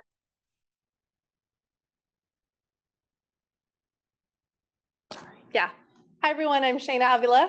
I'm here because I've always wanted to work for the DTSC. I have a passion for the environment and a passion to clean up all the contamination that is around. I have a bachelor's in geology and a master's in mining, geological, and geophysical engineering. I recently came from a consulting firm working for OC Waste and Recycling, and also as an engineer, and also as a geologist for another consulting firm, Ninyo and Moore. And yeah, that's me. Great. Jana, Great. you've already been Great, an thank animated you. new member of our team. Welcome. Thank you. Thank you. And the rest of the team has already been introduced, but I'll just re-share the folks. There's Lauren Chandler, who's our ombuds, Greg Forrest, who's our board counsel, Firdos Permirza, who's our environmental program manager, Linda Ocampo, who's our senior staff engineer, Sheena, who is the board's backbone / outreach manager, Courtney, who's board specialist, Evelyn, who's also board specialist, and then we have Corin and Danessa, who are with CSUS, who make all of the Zoom facilitation and the magic happen. And we also have our translators from CIT, and we have OEIM folks, Jason, and who else is, Sheena, help me out. Who else is? Yeah, we got, come on, hi. Arlen and Zoe Get and up here, Jason. So let's see. thank you. It's an entire team that makes this happen. So thank you all. Okay, well, we are going to reconvene promptly at 2:30. The DTSC Generation and Handling Fee Emergency Regulation Public Workshop will begin at 3 p.m. So board members come back about 2:45 or so. And do you have anything you want to say to the public about what they should do to get on the webinar? Maybe repeat that now so that folks can begin to transition. We're not adjourning the meeting until after the webinar. And there's very specific directions that we'll hand it over to Evelyn to Yes. share about Exactly. the workshop. Yes. Yes, thank you so much. So as Chair Rizzo stated, we will transition to a workshop that will begin at 3 p.m. We will now share a slide with all the information for our remote participants to transition over to a webinar link, which will allow for a larger audience participation. And we will adjourn at the end of that workshop. So our board meeting will continue at the webinar. We will leave this slide up in case there are some folks that log into our board meeting, and that link is also in the chat for all our remote participants. So we will begin transitioning very shortly over to the webinar link. So if you don't hear us here in this board meeting any longer, we will be transitioning over. Okay, welcome back, everyone. Please take your seats, the massive crowd. Join us. Welcome back. It's now 3 p.m. Evelyn, do we have a quorum present? Thank you, Madam Chair. We maintain quorum by having all 5 members present. And I just wanted to review some language selection logistics for today's hybrid workshop. The DTSC hosted workshop is being held both in person and remotely via phone and Zoom. For those joining us in Zoom, please select your preferred language option, either English or Spanish, by clicking the interpretation icon on your Zoom toolbar at the bottom of your screen. If you don't see the icon, you may need to update your Zoom application. In-person participants who prefer to participate in Spanish can obtain headsets from our interpretation table at the far left of the room, and a staff person will assist you. Additionally, if you're in person and following along on Zoom, please ensure your device speaker and microphone are muted. If anyone experiences connectivity issues with Zoom, you can call in for either English or Spanish, and the phone numbers will be provided to you in the Zoom chat. And they're also posted on the board's website. So now I will kick it off back to you, Chair Russo. Okay, thank you, Evelyn. I now like to introduce I'm sorry. our executive. I'm sorry, excuse me. Can I ask for one of the interpreters to repeat those instructions for us in Spanish for Jeanette? Buenas tardes a todos. Ahora vamos a hacer una revisión de los artículos de logística. La reunión de hoy está siendo híbrida y se está llevando a cabo en persona y de manera remota vía teléfono y Zoom. Para aquellos que están con nosotros en Zoom, por favor seleccione su lenguaje de preferencia. Tenemos la opción inglés o español. Puede hacer clic en el icono de interpretación en su barra de Zoom en la parte de abajo de su pantalla.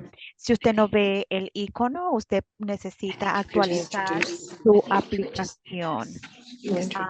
También en las personas que están en el auditorio, quien prefiera participar en español, puede obtener sus audífonos en la mesa de interpretación que está en la parte izquierda del auditorio y una persona del equipo le asistirá.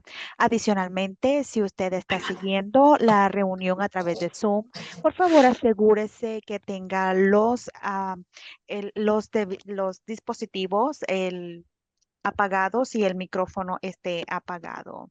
La next slide, please. Si alguien está experimentando alguna conectividad o algún problema con Zoom, tú puedes llamar ya sea en inglés o español y los números serán proveídos en la pantalla. También los hemos puesto en la cajita de chat. También serán posteados en la página web. Gracias. Back to you, Courtney.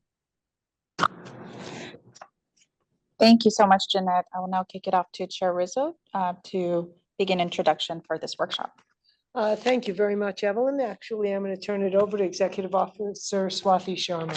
Great, thank you so much. So we are, as you all know, based off of the slide and the earlier directions, we're transitioning to a workshop. This is the G&H fee regulations workshop that is hosted by DTSC.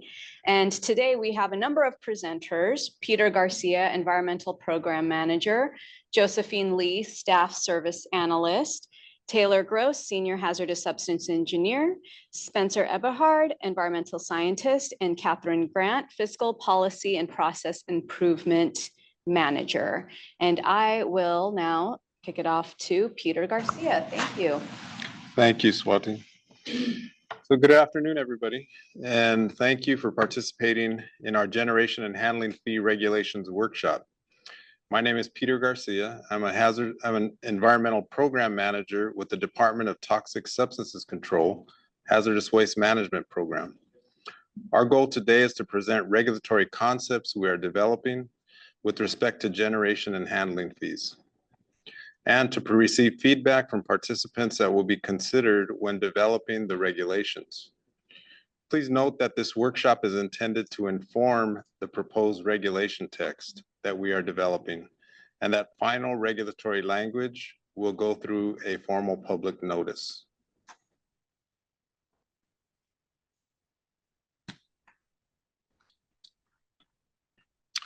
I'd like to go over a few housekeeping items for our workshop. We'll have 4 presenters on topics that I will preview in a minute. After each speaker, we'll have a 10-minute period to field comments and questions in between panelist presentations. This will be the opportunity for public feedback.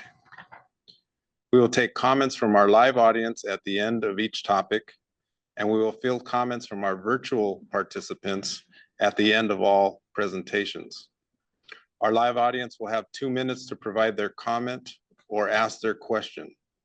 Our virtual participants can submit feedback or questions using the form that can be accessed with the QR code on the screen. They will be directed to our staff, who will be monitoring the comments and questions. At the end of all our presentations, we'll respond to questions and comments submitted by our virtual audience. Please note that depending on the volume of comments received, we may not be able to respond to all of them within the allotted amount of time, but be assured that we will review all of them and consider them in our development of the regulations. The same QR code can be used after today to submit feedback up until November 1st, 2024. This slide we are viewing also has the web address to our fee regulations webpage, which has the materials that are being presented in our workshop today.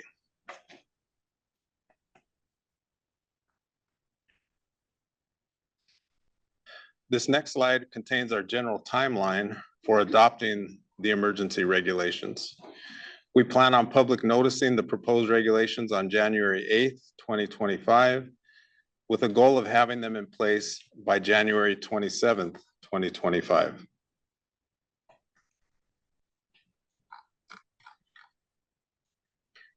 The generation and handling fee was established in 2021 by SB 158, which consolidated multiple fees into one flat per ton rate. The G&H fee applies to all hazardous waste generators that generate 5 or more tons of hazardous waste at a site in a calendar year and applies to both manifested and unmanifested waste. The Board of Environmental Safety annually sets the fee rates at a level equal to the department's authorized expenditures, with a modest reserve of up to 10% of expenditures. The fee rate is calculated based on the amount of revenues required to fund the department's operations and the amount of hazardous waste generated in the prior calendar year that is subject to the fee. The fee is administered and collected by the California Department of Tax and Fee Administration. DTSC's generation data is used by CDTFA in the administration and collection of these fees. Within the first year of implementation, DTSC identified a significant revenue shortfall in the G&H fee.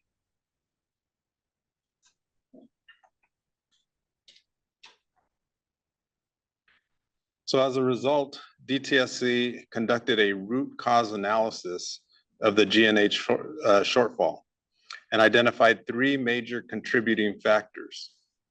DTSC and CDTFA data was insufficient to administer, collect, and oversee the fee. For example, hazardous waste data was unable to be reconciled with CDTFA's return information. Secondly, generators were not paying all of their fees.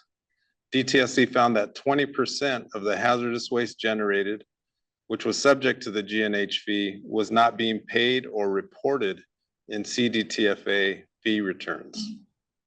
And lastly, some generators have broadly and inappropriately applied exemptions to the waste. As a result of the fee collection challenges, SB 156 was enacted in July 2024 to implement solutions to the administration, collection, and enforcement of the G&H fee.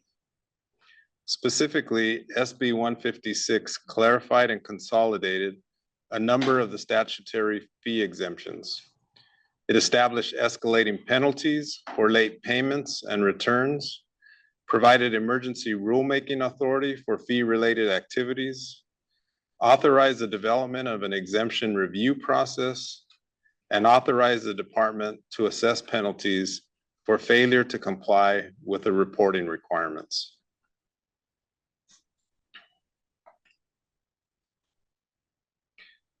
DTSC has developed regulatory concepts surrounding 4 topics that you will hear today.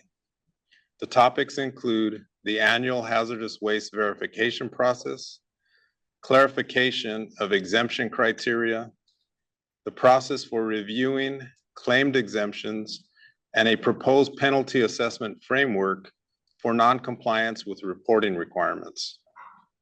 Our primary purpose today is to present these concepts and to solicit feedback for consideration as we develop the regulations. We have 4 DTSC panelists with us today. I'll introduce them once again. We have Ms. Josephine Lee, a staff services analyst who will discuss the annual hazardous waste verification process.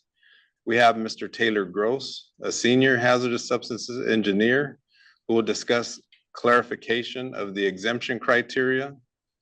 We also have Mr. Spencer Eberhard, an environmental scientist who will discuss the process for exemptions.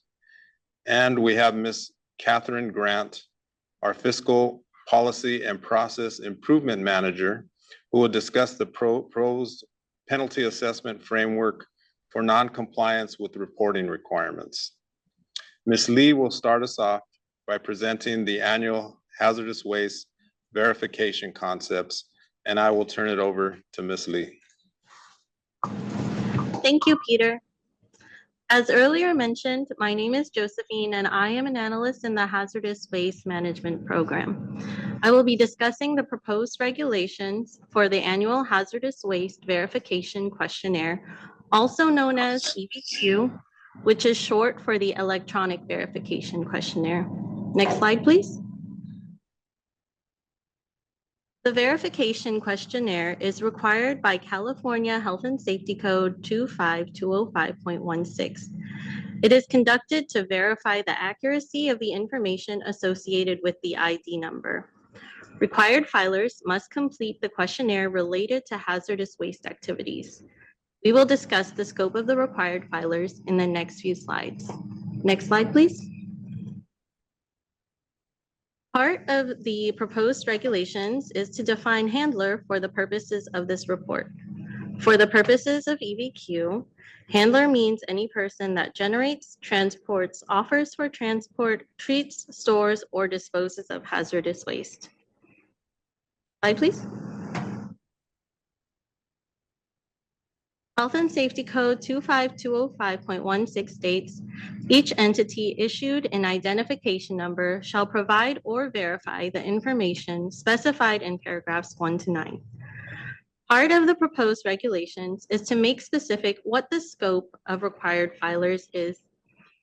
DTSC is proposing that reporting is required for any person who was a hazardous waste handler in the prior calendar year that meets any of the following criteria.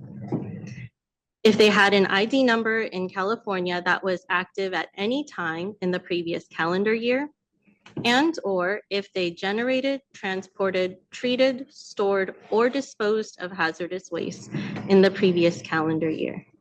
Next slide, please. The proposed exceptions for reporting are ID numbers for sites on federally recognized tribal land, and occupants of households that only generate household hazardous waste. For example, a homeowner that had asbestos remediation done. Next slide. Let's go over the reporting timeline. Health and Safety Code 25205.16 states that this report is used to annually verify information relating to handlers. DTSC proposes that handlers who meet the reporting requirements shall submit their report by March 15th of each year. This date is proposed for the Fiscal Policy Unit to meet the Board of Environmental Safety's timelines for fee rate setting. Because we understand this process is new for some filers, we are considering pushing the deadline slightly for 2025 to give handlers a little extra time for filing. Next slide, please. We're looking to clarify what is required to be reported. This will include handler information, including business name, federal employer identification number, California Department of Tax and Fee Administration G&H fee account number, number of employees, and North American Industry Classification System code. This will also include owner information, contact information, and ID number information such as site address. A majority of these are already specified in statute, and we are proposing to also require the operator type, such as if the handler is a government agency or a private business, business structure, which legally defines the category type of an organization, such as an LLC or sole proprietorship, and active or inactive status of the ID number. Next slide, please.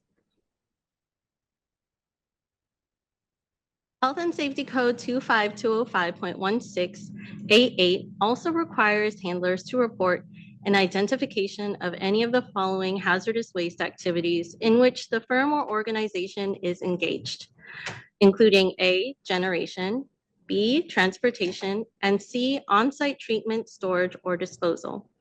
DTSC is proposing to make specific what should be reported regarding generation, transportation, and on-site treatment, storage, or disposal activities. We'll go over these specific activities in the next few slides. Next slide, please. We are proposing that generators shall report or verify the following for each site in terms of their prior calendar year's hazardous waste activity: the total quantity of hazardous waste manifested, the total quantity of unmanifested wastes, such as treated wood waste and applicable variances, the transporter ID numbers and total quantity of hazardous waste managed using consolidated manifesting procedures, and any claiming of G&H fee exemptions and deductions. Next slide, please. For transporters, we are proposing that they report or verify the following for each site for their prior calendar year's hazardous waste activities: total quantity of hazardous waste manifested, and the manifest tracking numbers, generator ID numbers, and total quantity of hazardous waste per manifest managed using consolidated manifesting procedures. Next slide.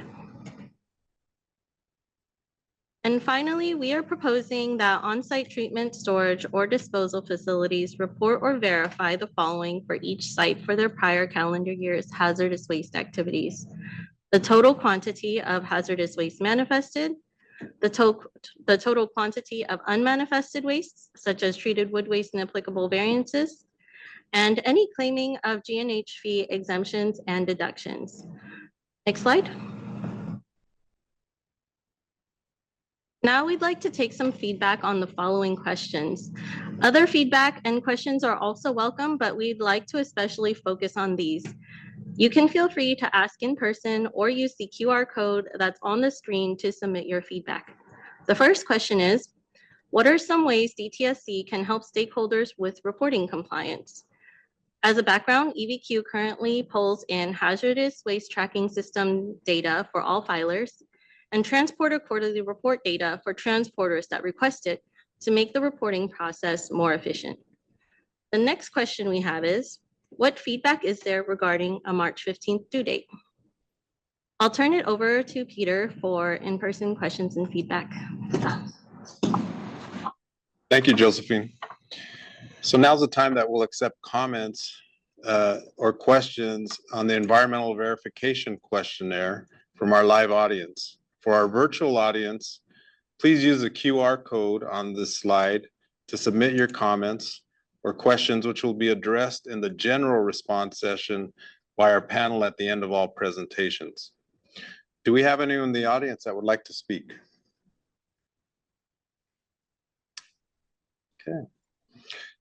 Seeing none, we will pause for a couple of minutes to allow those in the virtual audience to submit their questions or comments through the QR code, and then we'll resume with our next segment of the presentation.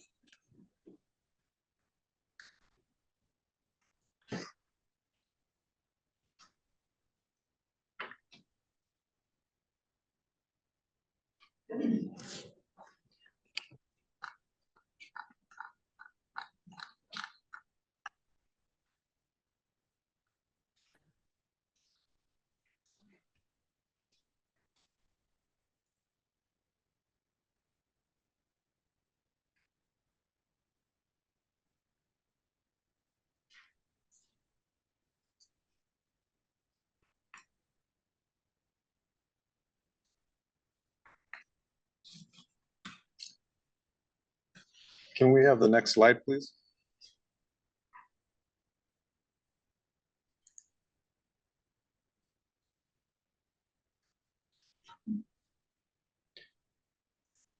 Thank you. So next, we're going to hear from Mr. Taylor Gross on the exemption criteria clarification. Taylor? Thanks, Peter. Hello, everyone. My name is Taylor Gross. I am a senior hazardous substances engineer with DTSC. And today I want to highlight the regulations that we're planning to write to clarify the applicability of the exemption criteria for a couple of the exemptions that exist in statute. Next slide. So here on the slide, you see the 10 exemptions from the generation and handling fee, as well as one deduction that exists in statute. We presented on these before, but I just want to go over them here to identify them, and then I'll cover which ones we're planning on clarifying in regs. So the 10 exemptions are the governmental response exemption, the household hazardous waste collection center exemption, the exemption for load checking programs, the exemption for household do-it-yourselfer used oil, waste that is recycled and used on site, waste that is generated and treated on site to be non-hazardous, universal waste, banned, unregistered, and outdated agricultural wastes which are submitted to a collection event, reusable soiled textile materials, natural disaster victim waste, and then the pass-through waste deduction. In our fee regulation webpage, you'll find the draft language of our regulatory clarifications. In this presentation, I just want to discuss those clarifications that we're going to be making and then respond to the inquiries that we continue to receive. The exemptions that we're going to clarify in regulations for that purpose will be limited to the governmental response exemption, the household hazardous waste collection center exemption, and the load checking program exemption. And we'll also cover the pass-through waste deduction. Additionally, the regulations will move the natural disaster victims waste fee exemption to the regulatory section that has these other fee exemptions to consolidate everything into one section. There are no changes being made to that natural disaster victim exemption though. Next slide. So before we get into the exemptions and what wastes are not subject to the fee, I want to cover what waste is subject to the fee. Health and Safety Code Section 25205.5 requires that every generator of hazardous waste, which generates at one site 5 tons or more of hazardous waste, is required to pay the fee for each ton of hazardous waste that they generate. For the purposes of the generation and handling fee, the definition of generator, which exists in Health and Safety Code 25205.1, is here on the screen. It states that a generator means any person who generates hazardous waste at an individual site commencing after 1988, which includes a person identified on a manifest. This is in line with the existing definition of generator in regulation. However, because this definition provides an example using manifests, we've received inquiries relating to a waste stream being paid on twice. And so we want to clear that up in regulations. Next slide. So to clarify that definition, we plan to state that only the original generator of the waste is subject to the fee. This applies to specific situations where the same waste might be generated more than once within its lifespan. And while that sounds confusing, there are some scenarios that we'll get to later where there will be 2 different points of generation, but the waste is fundamentally basically the same. It doesn't change a whole lot.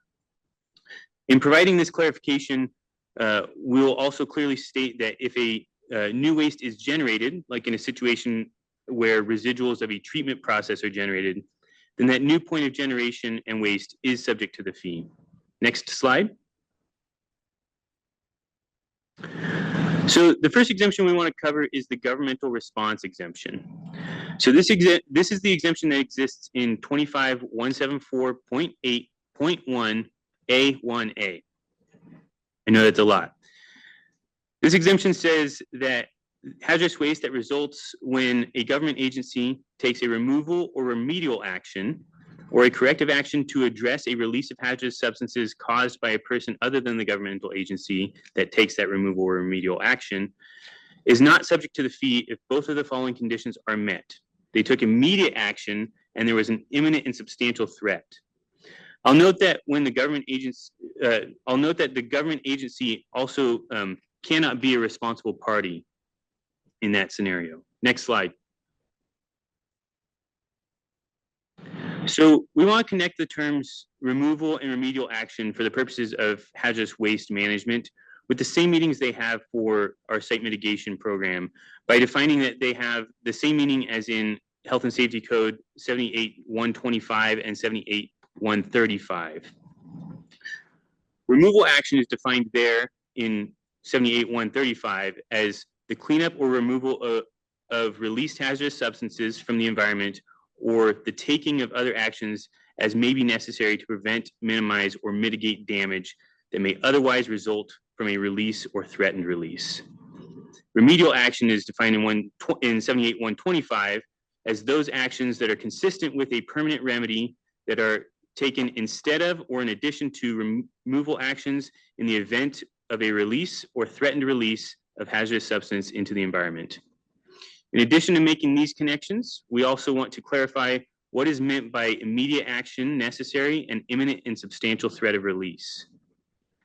Immediate action necessary means that the government agency responded in a timely and correct manner upon learning about a release of hazardous substance. This does not include when a governmental agency failed to perform their due diligence to discover the waste if it meets all the other provisions for this exemption. Imminent and substantial threat means that the hazardous substance either is a release or is reasonable to expect that the hazardous substance, if not removed or remedied, will lead to a release which causes a hazardous contamination of the property. Next slide. So one additional clarification I will point out regarding this exemption is that Health and Safety Code 25174.8.1D provides that the term governmental agency includes a contractor that's authorized to act on behalf of the governmental agency and who uses the governmental agency's EPA ID number. DTSC plans to clarify that the term contractor only refers to an entity that is contracted specifically for the purposes of managing a hazardous substance at a government-owned site on behalf of that governmental agency and who meets all the other requirements for the governmental exemption. This means that entities who have entered into a contract with a governmental agency for some other purpose are not considered a contractor. Next slide. The second exemption, which we'll provide further detail on in regulation, is the household hazardous waste collection facility exemption. This exemption is in 25174.8.1A2, and it states that hazardous waste generated by a public agency, which results from the operation of a hazardous waste collection facility, is not subject to the generation and handling fee. Next slide. So the clarification we want to make here is the phrase resulting from the operation of a household hazardous waste collection facility. We want to clarify that that means only the actions taken by that public agency in accordance with their permit by rule authorization. This means that waste that is not generated as a result of their authorization is not exempt. An example of waste that would not be exempt under this provision is hazardous waste that is generated by a household hazardous waste collection facility when they're constructing a new building, even if that new building will facilitate a more efficient operation of their collection facility. This waste is not being generated as a result of their permit by rule authorizations, and therefore it's not subject to the fee. Or sorry, it's not subject to the exemption. It's still subject to the fee. I want to note that this exemption is an example where the original generator is subject to the fee, but any subsequent generators are not. Next slide. The third exemption we want to clarify with our regs is the load checking program exemption. Health and Safety Code section 25174.8.1A3 provides that hazardous waste disposed of or submitted for disposal or treatment that is generated by a person and is discovered and separated from solid waste as part of a load checking program is not subject to the fee. Next slide.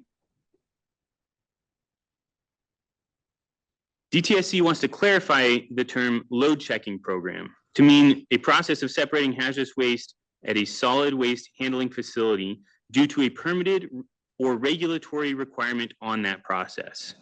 In other words, if the solid waste handling facility is not authorized to accept the hazardous waste, but it's discovered in their incoming waste stream, they're not considered to be the generator for purposes of the generation and handling fee. However, DTSC wants to limit this exemption to solid waste handling facilities that are implementing reasonable forms of operational procedures to minimize the amount of hazardous waste that is received at their site. This can look like agreements with feeder yards, inspection prior to acceptance, or any number of activities depending on the solid waste management facility. Next slide. The final clarification we plan to make in regulation that we want to discuss today is the pass-through waste deduction. This deduction exists in Health and Safety Code 25205.5A4. So there's a lot of text on the screen here, so I'm not going to read all of it, but essentially the hazardous waste facilities that pay an annual facility fee may deduct from their hazardous waste liability the waste that is stored, bulked, and transferred through the location of the hazardous waste facility en route to another destination facility as specified in statute. This is another example where the original generator of the waste is subject to the fee and subsequent generators are not. Next slide. So again, I want to say that we're clarifying this in regulation because we've received several questions on what this section means.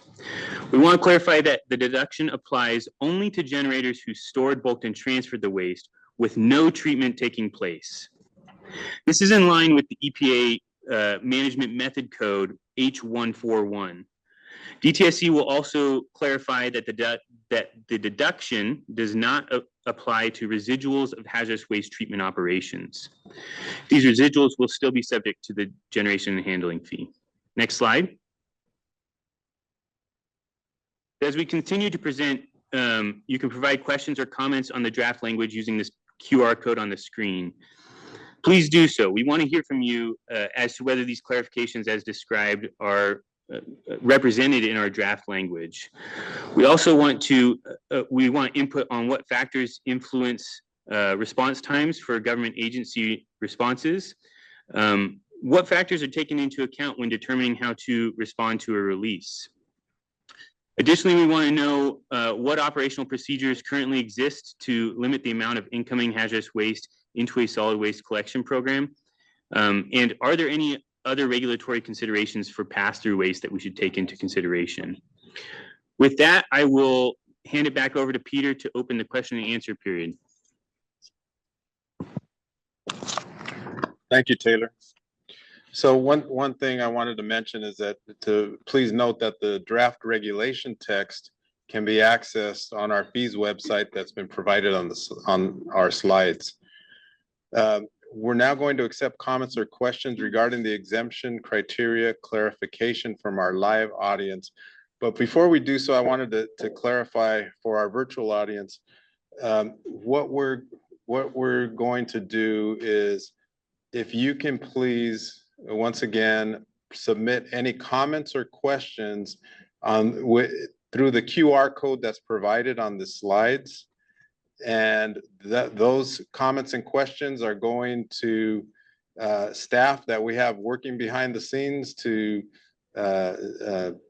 account for those comments and questions. We're going to answer and respond to the comments and questions at the end of all of our presentations. We have 2 more presentations left.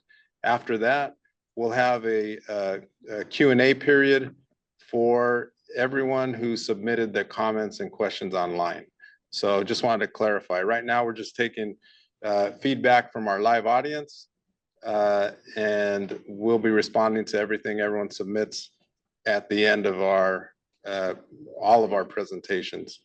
And as I mentioned, we may or may not be able to respond to all the questions and comments depending on how many we get, but please be assured that we are going to evaluate them as we look at developing the emergency regulations. So for now, we're going to go to our live audience to find out if anyone in the audience would like to speak on this particular topic. Okay, seeing none at this point, what we'll do, again, we'll pause for a couple minutes here so that all our virtual participants can use that QR code, access the comment form, and submit their comments and questions. And again, we will be responding to those at the end of all our presentations.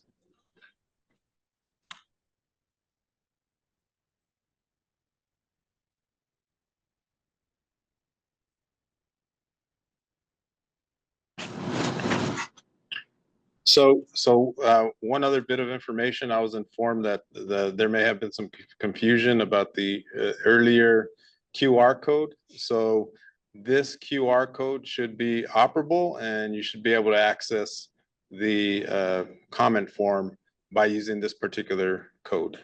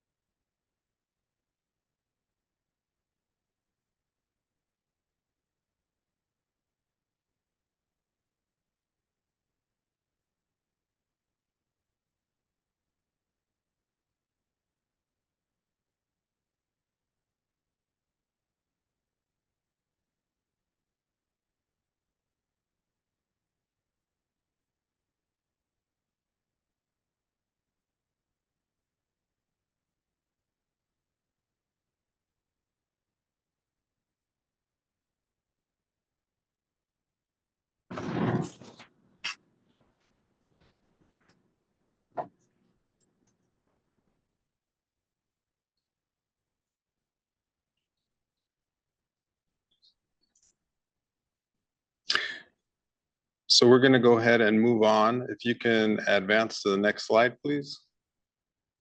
And what we'll do after this next presentation, there's a lot of material to cover in this next presentation. So we're going to take a 10-minute break so that we get a break in between presentations after Mr. Eberhard delivers his presentation. So with that, I'll introduce Spencer Eberhard, an environmental scientist with our hazardous waste management program. And Spencer is going to talk about the exemption review process. Spencer?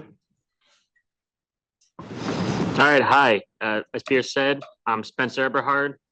I'm just gonna say it again, I'm an environmental scientist, and I'm going to be sharing about what we're working on with the exemption review process. And this is a new way for DTSC to verify that exemptions to the generation handling fee are accurate. So there's gonna be a fair amount of information here, and I'm gonna try to make it accessible. But one thing I want to highlight is that prior to this workshop, we upload a handout on DTSC's fees regulations webpage. And that handout on that webpage relates to what I'll be presenting here, the exemption review process. As this is a new process, we want to provide a handout ahead of time so that people have time to contemplate the subject matter. We'll be posting a link to that fees webpage right now so that you can follow that link and see the handout.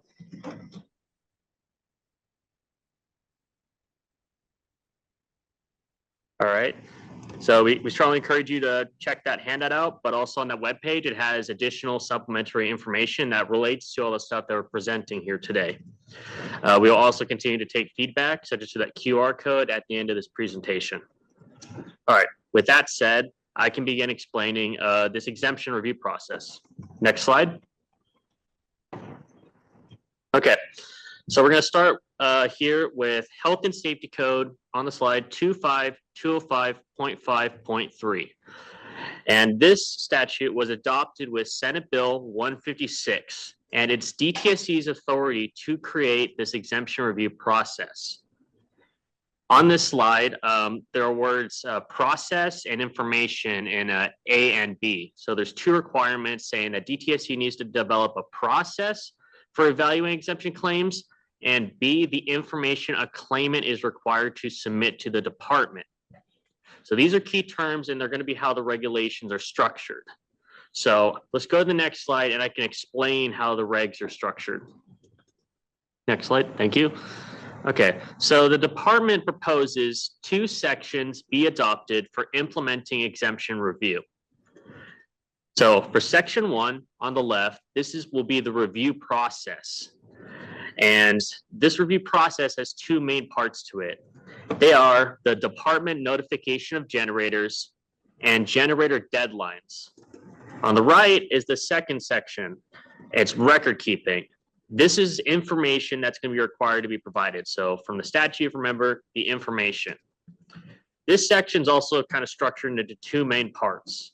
It's baseline information required for all exemptions, and then information required for specific exemptions. I will explain both of these regulatory concepts, but let's start with section 1 and we can see how the exemption review process actually works. So the steps. Next slide, please. So start with section 1, the exemption review process. This is the first section of regulations, and it'll be entirely contained within this section how the process works. In these slides, I will first explain the review process at a high level, and then I can go into detail on the generator notifications and then the generator deadlines, which work together so this whole process functions. So let's start with the overall process on the next slide. Okay, these are at the highest level the steps of the exemption review process in its current concepts. So it goes from top to bottom, 1, 2, and 3. There's 3 main steps. The general flow of the process is going to be at the top with 1. So this is how it starts. The department will notify some generators that claimed an exemption. And we're not going to notify all generators, just some of them that are chosen to be reviewed. And the department will request information from that generator that relates to their exemption. Next, then, is step 2, where the department will review that information that was obtained from the generator. Once that information is reviewed, we go to the final step, step 3. And in this final step, DTSC will send an evaluation to the generator and the California Department of Tax and Fee Administration, CDTFA. And this evaluation that's sent out will be DTSC's determination on the validity of the exemption. So that's the process at the highest level. Let's go into the notification of generators and deadlines and how they fit into these steps. Next slide. Okay. During the steps of the exemption review process that we kind of just went through, there will be notifications that are mailed to the generator as well as sent by email as a courtesy. DTSC proposes regulations be sent out at all the following steps of the process. So 1, at the start, when DTSC requests information from a generator, a notification will accompany that request for information. 2, upon DTSC receiving that information, or if a generator requests additional time. We'll go into that a little more later, how that works. 3, if DTSC needs additional information from a generator. So this happens if DTSC obtains that initial bit of information, but realizes as it's being reviewed, it's not enough to fully evaluate the exemption. When that happens, the department will notify the generators and ask for more information. And then lastly, a notification will be sent after DTSC conducts its exemption review, it's finished it, a notification will be sent with an evaluation of the exemption. This notification will be sent not just to the generators, but also CDTFA, and it will explain how we came to our conclusion. Each of these notifications roughly line up with those 3 steps of the process on that prior slide.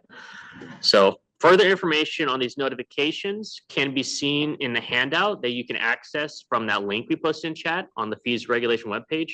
It goes more in depth, and if you wish to know more and understand kind of these notifications better, strongly encourage you to check out that handout. So that's the notifications, how the department will notify generators. Now we can go into the second main concept of the process, deadlines. Next slide. Okay, so one of the main goals is to complete exemption review before the Board of Environmental Safety sets fee rates around July and then enacted in October. Without deadlines, DTSC would not be able to provide the board an accurate assessment of hazardous waste that is subject to the fee. And this matters because if many exemptions are claimed inaccurately, the fee rate would have to be set at a higher rate. And this is not equitable, as generators that do not claim exemptions inaccurately, well, then they have to pay more in fees because the fee rate's higher now. Because of these reasons, DTSC proposes setting regulations 3 main deadlines for generators so that this review process can proceed at a pace and to meet these goals. These deadlines are as follows on the slide. We'll start with 1, 30 calendar days for generators to provide information. So if you recall from the notifications, once the department notifies the generator asking for information, they will have 30 days to provide it, 30 calendar days. The next deadline would be 15 calendar days if the generator requests a one-time extension period. If you recall from the last slide, we mentioned the department would notify the generator if the generator asks for additional time. Well, the generator can ask for a one-time extension period of 15 calendar days, and that would add on to that 30-day calendar day period. But this is a one-time extension. The third deadline is 30 calendar days, and this is, again, the 30 calendar days if DTSC decides it needs additional information. So the information was provided the first time, but DTC decided it needs more. So this would be another 30 days for the generator to provide that last bit of information. I want to highlight on the slide, though, those calendar days are underlined because those are the main deadlines, it's the time requirements, and we want feedback on those. DTSC has its goals. We want to get the fee rate to an accurate level, and that means conducting exemption review before the fee rate is set. But we recognize this is a new process, so we want to make sure generators can accurately provide this information and they have enough time to do it. So, okay, I've gone over the deadlines and notifications. Now let's try to synergize it on this next slide and hopefully make it clear. Next slide. Okay, so this flow chart is just one example of how the exemption review process can go. And let's work through it starting on the left. So the exemption review process begins in box 1 with DTSC sending a written notification to generators requesting information. The generator now has 30 days to provide information. In this particular example, though, the generator decides they need more than 30 days. So we move to box 2, and in this box, the generator sends a message to DTSC that they need additional time. DTSC will get back to the generator and let them know we confirmed, yes, you have an additional 15 days. So now it's in total 45 calendar days to provide the information. Eventually, if the process is going accordingly, that information provided in that 45 days, and we move to box 3. Here, DTSC has obtained the information and we are now reviewing it. And we will let the generator know we got the info and we're reviewing it. However, in this situation, the flowchart on the slide, the department decides that more information is needed. So we move now to box 4. And this is in this step, the generator is notified they have another 30 calendar days to provide additional information. Eventually, that information is provided, and we move to the final box 5, where DTSC reviews that information, the information provided in the first 45 days, and then the additional information in the 30 days, and makes its final evaluation. DTSC sends its evaluation both to the generator and CDTFA. At this point, the review process is finished. And this is just an example of the longest possible process, how it'll go down, because there's an additional information submittal period and a 15-day extension. So that's just an example, and hopefully that clarifies how it could work. So that's pretty much the framework for the exemption review process, the steps. But now we also need to discuss the information that's essential to this process. So what information that I keep mentioning that generators need to provide to the department so that we can evaluate the exemption. Let's talk about that. Next slide, please. Okay, if you recall from earlier, this is going to be the second set of regulations, and these regulations are about the information generators will be expected to maintain if they claim an exemption from the generation handling fee. So this is for generators that claim an exemption. These are record keeping requirements for them. This section 2 is what's going to be referred to. You'll refer to the section whenever there's a requirement for information that must be provided. The information requirements we outline in this section, and they're split into 2 parts. 1, it's baseline information required for all exemptions. And 2, information that is relevant for specific exemptions. When the process begins and DTSC asks for information, the expectation is that generators will provide both of these. So there are 10 exemptions and 1 deduction from the fee. And each of these exemptions or deductions will have their own information that must be provided in addition to baseline information, regardless of the exemption you claim.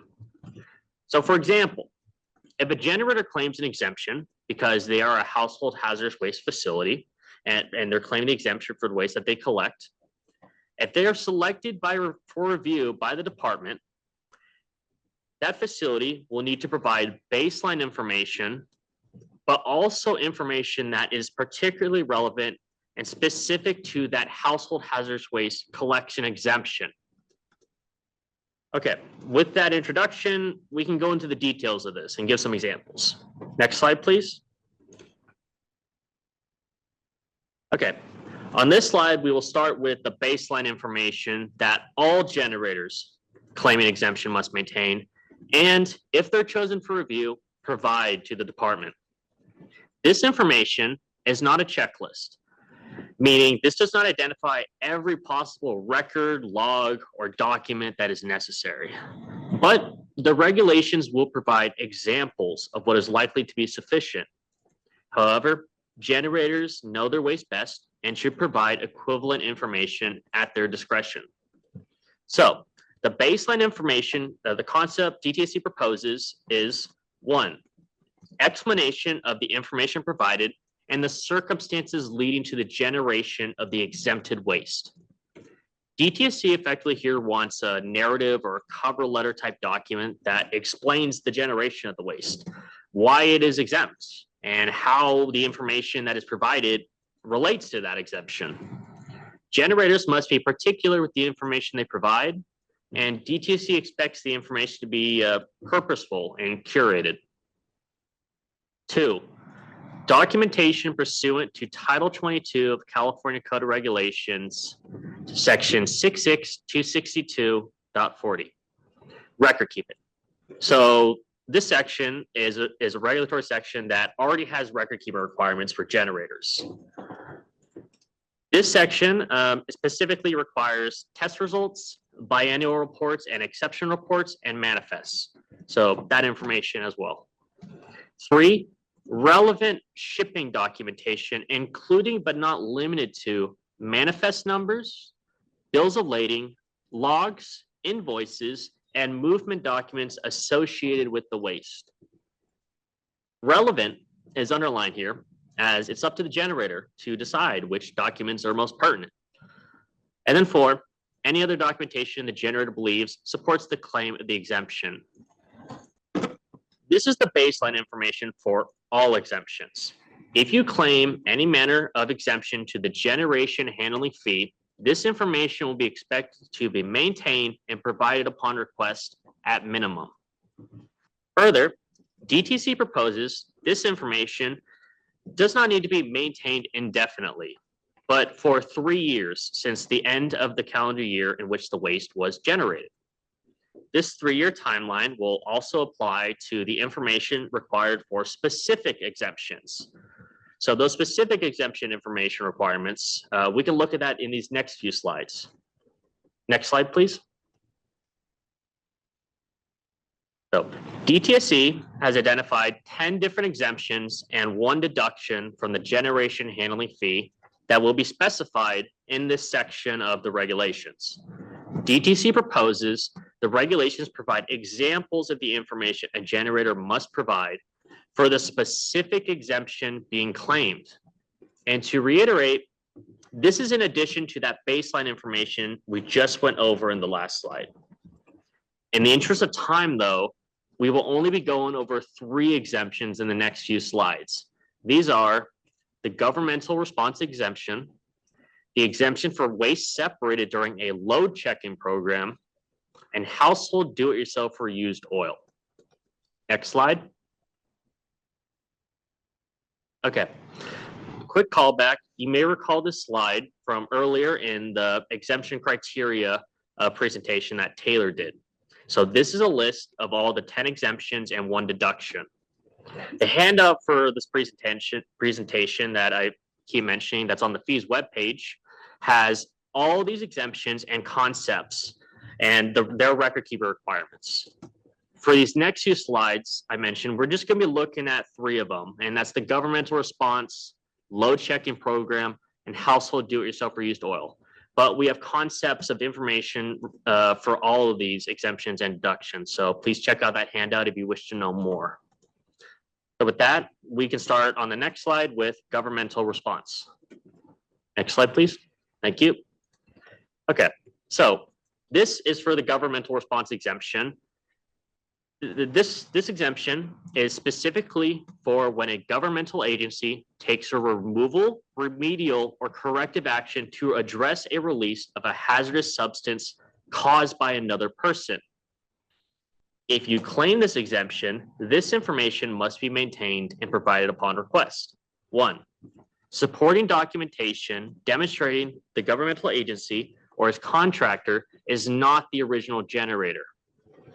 2, evidence immediate action was necessary, such as call logs from emergency response centers or photos of the situation. 3, any other documentation that supports the claim of the exemption. And this 3 will be included for all the record keeping requirements because the generator might have additional information they feel is valuable. So this information was made to mesh with the criteria regulations that Taylor discussed earlier. DTSC has identified governmental response as being among the most inaccurately applied exemptions. So it is important that this review process verifies these exemption claims. Okay, so the first example, governmental response, we can go to the next slide, please. Okay, the next exemption example is the exemption for waste separated during a load checking program. The current concept is that DTSC will require the following information. 1, records such as a log or inventory documenting that the waste was generated as part of the load checking program. 2, any other documentation that supports the claim of the exemption. DTSC has kept this open-ended, and the concept is asking for anything that shows the facility keeps track of hazardous waste removed during load checking programs. DTSC basically just needs documents, logs, or receipts that are maintained on site, which keep track of hazardous waste separated from solid waste. Okay, next slide, please. All right, so we're on to the last example for these slides. And the last example is for the collection of household do-it-yourselfer used oil. DTSC proposes the regulations require the following. 1, records of the amount of household do-it-yourselfer used oil that was collected during the calendar year as required by Health and Safety Code 25174.8.1A4B. 2, certification as a used oil collection center pursuant to Public Resources Code 48660.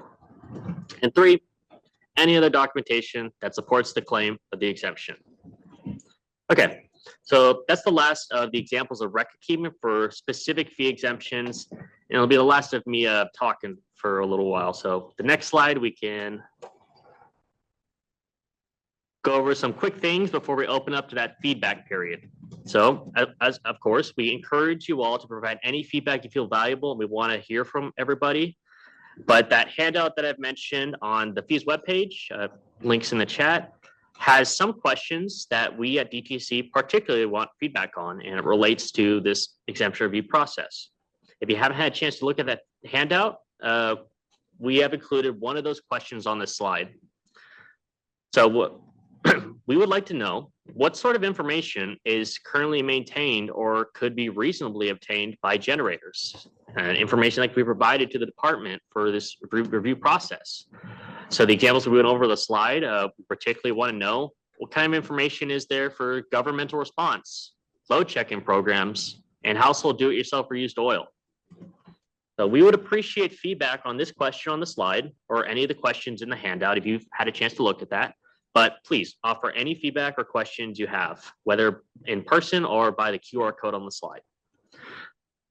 With that, I'll pass it back to Peter to field Q&A. Thank you. Thank you, Spencer. So we have had a lot of comments and questions submitted through the QR code. So we are receiving those, and staff is working behind the scenes to get some responses together. Just wanted to provide a reminder that our focus today is to accept feedback specifically on the proposed emergency regulations. So we would appreciate if our audience can focus on their feedback on the regulation concepts that we're presenting today to help us with developing some solid regulations. We're now going to accept comments or questions on the exemption review process from our live audience. And for our virtual audience, once again, please use that QR code. We are receiving your feedback through there, and we will be responding to them shortly after our next presentation. Do we have anyone in the audience that would like to speak? There's no one in the audience at the moment that would like to speak. So what we'll do now is we'll take a 10-minute stretch break here, and we'll come back to discuss penalty concepts. So we'll be back in 10 minutes, which is at 4:10. Thank you. Okay, we are back. And next, this is our last presentation. We're going to hear from Ms. Catherine Grant, and she's going to talk about our penalty assessment framework for non-compliance with reporting requirements. Kate? Where's the card? Thank you, Peter. As noted earlier, I'm Catherine Grant, the Fiscal Policy Manager for DTSC. I'd like to discuss the penalty assessment framework DTSC is developing for non-compliance with hazardous waste reporting requirements, such as the EVQ presentation you saw earlier today. Next slide. SB 156 amended Health and Safety Code to authorize DTSC to assess penalties for noncompliance with hazardous waste reporting requirements for EVQ, TQR, and treated wood waste system. This is in addition to DTSC's existing penalty authority under Health and Safety Code 25187 and 25189.2. DTSC is currently in the process of developing a penalty assessment framework for hazardous waste reporting requirements. Thus far, the department has identified 4 potential reporting violations that would be assessed per EPID number. The penalties for each violation would increase over time up to a cap per EPID for each violation type. The penalty caps proposed for each violation are based on the impacts or magnitude of harm of the violation. It's important to note that each of the violations proposed directly impact the generation and handling fee. The generation and handling fee, as Peter discussed earlier, is annually set by the Board of Environmental Safety. The rates they adopt are based on the tonnage generated in the previous calendar year and the revenues needed to sustain DTSC's operations based on our budget and fund condition statement, with up to a 10% reserve. These rates are required to be adopted by October 1st of each year. As a result, timely reporting to hazardous waste generation and handling data is imperative to effectively set rates and CDTFA's ability to accurately administer and collect the fees from fee payers. DTSC requires timely reporting to ensure the correct tonnage subject to the fee is provided to the Board of Environmental Safety in time for them to consider in the rate setting process. Failure to do so would result in the rate setting or the rate being set either too or high or too low. Most likely too high because DTSC would assume less waste is subject to the fee, resulting in compliant generators having to pay a higher per ton rate than necessary. Additionally, it's important to note that the timeline on rate setting is very narrow. In this last year, the board and DTSC began holding public workshops on fees in April and again in May. DTSC presented fee scenarios to the board in July, and then the board held another fee workshop in early August and voted at the end of August, all in an effort to make the October 1st rate setting deadline. With this in mind, violations currently under consideration include failure to report on time, failure to report at all, inaccurate reporting, then fraud or knowingly reporting false or inaccurate information to the department. DTSC is evaluating the inclusion of violation adjustments for circumstances beyond the reporter's control, or when a reporter demonstrates a good faith effort to comply with the reporting requirements. Next slide. Now, before we begin discussing the penalty assessment framework and each of the violation types further, I want to discuss where the penalty funds would go. First and foremost, I want to emphasize that the penalty monies would not be deposited into the hazardous waste control account, which funds the hazardous waste management program and is primarily supported by the generation and handling fee. This program would not benefit or be funded from these penalties. The proposed penalties are solely intended to compel compliance with the hazardous waste generation and handling reporting requirements. In fact, pursuant to Health and Safety Code 25173.6, penalties assessed under Chapter 6.5 are deposited into the Toxic Substances Control Account. This fund supports DTSC's Site Mitigation and Restoration Program, which oversees the cleanup of contaminated properties throughout the state, our Safer Consumer Products, which compels manufacturers to produce more chemically safe products for people in the environment, and also funds the site remediation account for the cleanup of Superfund and orphan sites. Next slide. Now let's discuss the penalty violation structure. DTSC is evaluating two potential penalty frameworks and would like feedback and stakeholder perspectives on these two proposed models. The first option would be assessing a flat rate penalty based on the tonnage generated at each EPA ID site within a tier structure. Please note that the tiers on this slide are consolidated for illustration purposes. DTSC is proposing to have 6 tiers, wherein the 5 to 500 ton displayed on the screen would be further delineated, which you can see in our draft language provided for this workshop. Alternatively, DTSC is considering assessing a penalty with a per violation base rate plus a per ton rate. The benefits to the tiered rate would be the predictability of a set violation rate, whereas the violation base rate plus a per ton rate provides more flexibility and potentially lower penalties to smaller hazardous waste generators, which make up the bulk of the hazardous waste generators and handlers in the state. Next slide. Penalties for failure to report on time would be assessed when a reporter fails to report by the reporting deadline for each reporting system. The penalty assessed would be based on the length of delinquency and would be escalated up to $5,000 per EPID. An example of a failure to report on time violation would be if a generator fails to report within that April 15th or March 15th deadline for EVQ.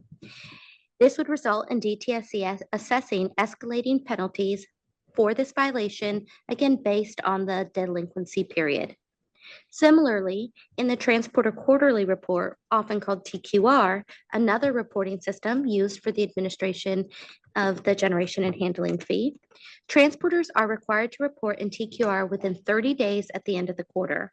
Failure to report within those 30 days would result in a failure to report on time penalty. Next slide. Now, should a generator fail to report within the reporting period, DTSC would assess a failure to report penalty for each ID number that does not comply with the reporting deadlines. The penalty rate would escalate for each reporting period the ID number did not report. The escalated rate would be capped at $25,000 per EPID. Now let's take a look at the next slide. To demonstrate how both the failure to report on time and the failure to report at all violations would apply, DTSC is proposing 2 penalty frameworks as referenced earlier. This would mean for the tiered rate, an escalating rate would be applied based on the tonnage generated and the duration of delinquency, up to and until the reporting period ends, after which a failed to report violation would be applied instead of the failed to report on time violation. The timely reporting violations are not additive. Rather, the highest penalty would prevail, again, per EPID. I want to reiterate that this slide includes consolidated tiers for illustration purposes, but DTSC is proposing additional tiers that could be referenced in the draft language provided. The alternative penalty framework, the base rate plus tonnage structure, would function and be applied the same as the tiered rate, but the fee calculation would not be fixed. Rather, a violation base rate would be applied plus a per ton rate on the hazardous waste generated in the reporting period. Late reporting penalties would increase up to the cap based on the length of the reporting delinquency and would result in a failure to report violation if an EPID is not reported on for the reporting period up to a $25,000 per EPID cap. As noted earlier, timely and accurate reporting is essential to both setting the rates for the generation and handling fee and administering and collecting the fee. Failure to report essentially results in the tonnage generated potentially not being considered in the rate setting. This would mean compliant generators would bear an inaccurate or disproportionate portion of DTSC's cost, undermining the fairness and equitability to all generators. Equity was one of the core principles of fee reform and is foundational to the department.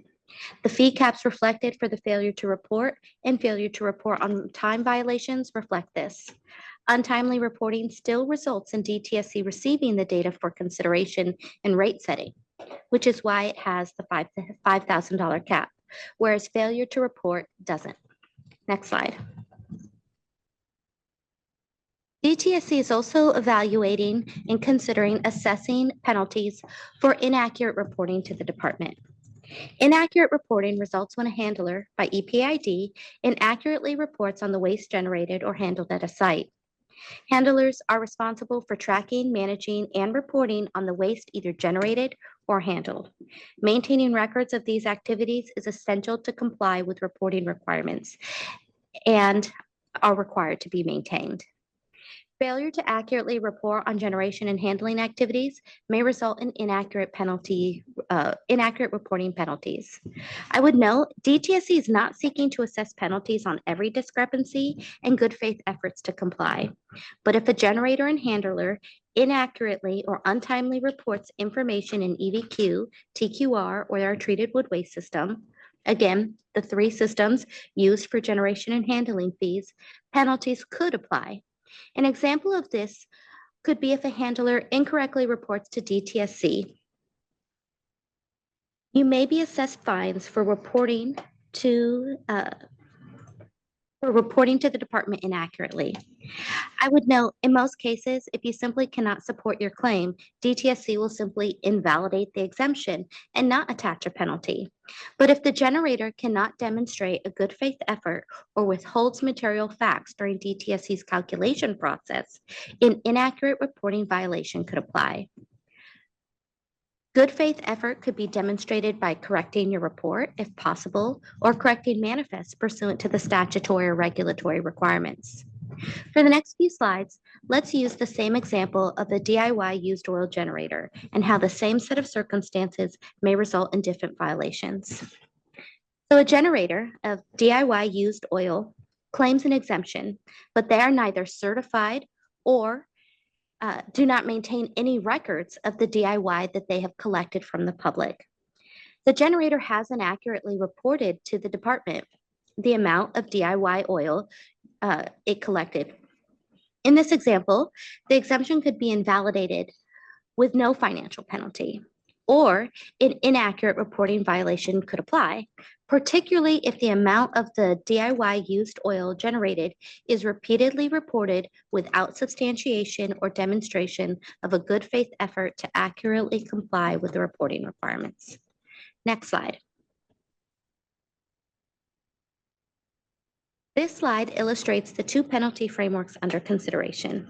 As with other violations, the rates escalate based on the number of violations over time per EPID and are capped at $15,000 per EPID per violation. Again, with the tiered structure providing a fixed penalty and the base rate plus ton a variable one. Next slide. Fraud and inaccurate reporting are going to look very similar, and I'd like to discuss that a bit more today. But as a result of this similarity, the same set of circumstances may result in inaccurate reporting or rise to a level of fraud or knowingly reporting false information to the department, with the willful and knowingly component impacting which violations would be assessed. Fraud is considered the most egregious violation, and penalties for this would be capped at $70,000 per EPID. The tiered rate structure would result in an escalating penalty rate up to the cap, but the flat rate would be limited to $70,000 per violation per EPID. Now, using the same example from the inaccurate reporting slide, where a DIY oil generator who is not certified and cannot document or maintain records of the DIY oil collected is still inaccurately reported to the department and files a claim. In this case, if the department has evidence that the generator knowingly or willfully reported false or inaccurate information to the department, DTSC could assess a penalty fraud or fraud penalty. Next slide. This slide illustrates the two penalty frameworks under consideration.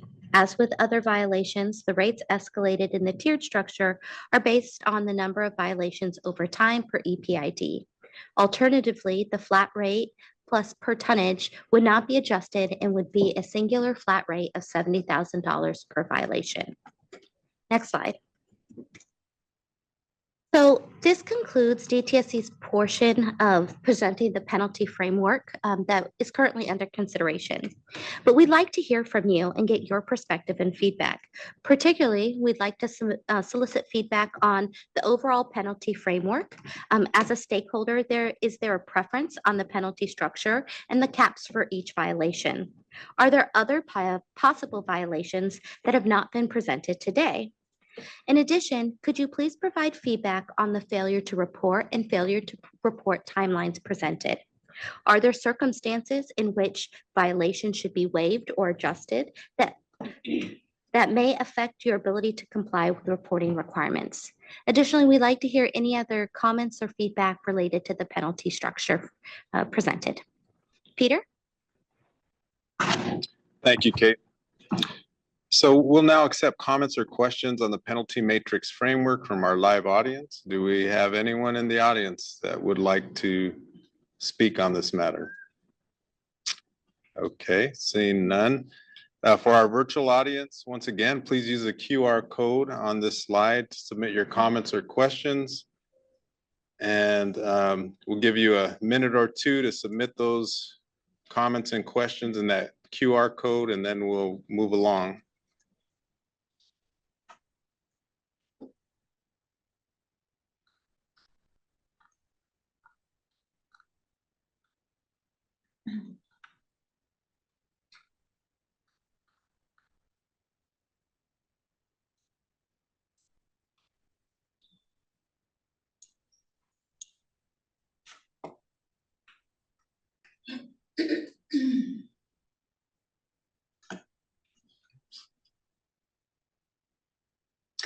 Can we go to our next slide, please?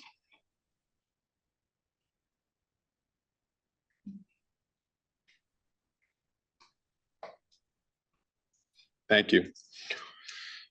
So that concludes our presentations, and I'll leave this slide up as a reminder that you can provide feedback until November 1st using the QR code, and that all materials prepared for this workshop can be accessed at the link to the fees regulation webpage shown on this slide.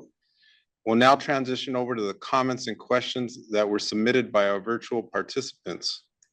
Please note that while we may not be able to get to all comments and questions before the end of this meeting, all submittals will be carefully reviewed, evaluated, and given consideration when developing our regulations. I'll now turn it over to Jessica Twining, an environmental program manager within our hazardous waste management program, and she'll lead the responses to the comments and questions that our virtual audience has submitted throughout our presentations. Please note that we'll be transitioning to questions from our Board of Environmental Safety at approximately 5:15 p.m.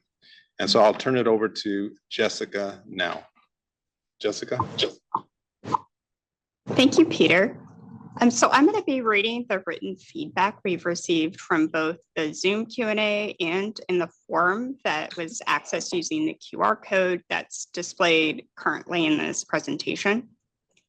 I do want to remind you all that since we have not started the official rulemaking process yet, this feedback is very critical for us to finalize the regulation text. And as Peter mentioned, you can actually access the current draft regulatory text that the team has been working on our website. But I also want to assure you all the text is going to change based on the feedback we received today and then over the next couple of weeks. So similar to the sentiments Peter shared, I do want to thank you all in advance for the time you've taken to listen to the presentation and to provide feedback that we need to finalize this regulation text before we can start the official rulemaking process. Like Peter mentioned, it's unlikely we'll be able to get through all of the feedback we've received, but please be assured we are going to be going through every piece of feedback we've gotten so far. I also want to take a minute to note that there were several comments and questions related to activities that are under CDTFA's authority. Since that's outside of the purview of our focus in this workshop, I'm going to be skipping those comments as I read these out loud, but we do recommend that you contact CDTFA directly or visit their website for more information about your account or how to file a return. Okay, so with that, okay, so the first question, or one of the questions we received was, why are the regulations changing? So we hope that this workshop and this presentation has answered that question. I know we've been fielding some of these questions in the chat. All of the materials are actually on our website currently. So we hope that this workshop's been helpful in learning about why we're undertaking these efforts. The next is, what is the current fee for the 2024-2025 fiscal year? So the Board of Environmental Safety recently changed the generation and handling fee rate to $60.05 for waste generated in calendar year 2023. This change just went into effect and on October 1st of this year, so just a couple weeks ago. All right, the next question is treated wood waste required to be reported and fees assessed if we are directly landfilling all treated wood waste received? Yes, treated wood waste is still going to be subject to the generation and handling fee. So you'll be required to report that waste stream in the electronic verification questionnaire, or EVQ, that Josephine was discussing earlier in the presentation. And then you'll also need to document that in the return that you file with CDTFA. All right, the next question is, will universal waste reporting be required in the future like it was this year? At this point, we do not anticipate universal waste to be reported into EVQ next year. However, as I mentioned, this is something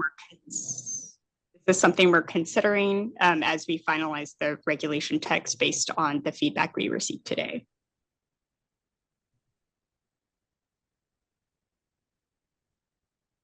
All right, the next question was, for electric utilities, is treated wood waste exempted for the generator calculation? So treated wood waste is not an exempt waste, meaning it's not a waste that's exempt from the generation and handling fee. So it will be still subject to fees. Jessica, let me add to that. So for public utility poles, they are exempt from hazardous waste requirements under certain conditions. So those would not be subject to the fee if they meet those conditions.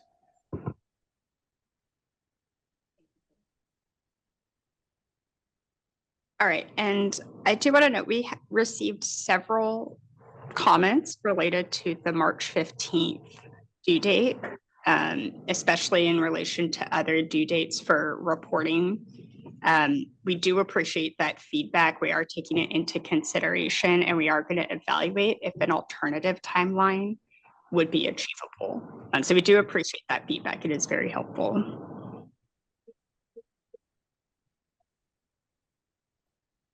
All right, the next question is, will EVQ be required for all IDs, both temporary and permanent? Yes, as Josephine mentioned, the EVQ is going to be required for all generators, including temporary and permanent ID holders. The exceptions are if you are a household or tribal land. I'm sorry, we're getting feedback in the room. So just a second.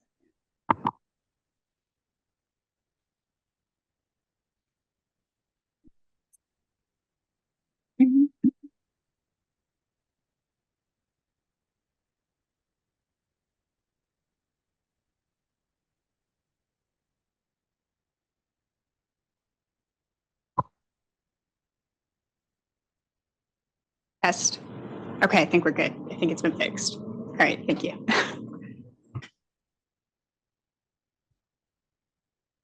Okay, sorry for that brief pause. Okay, so can you provide more details on the unmanifested waste that needs to be reported?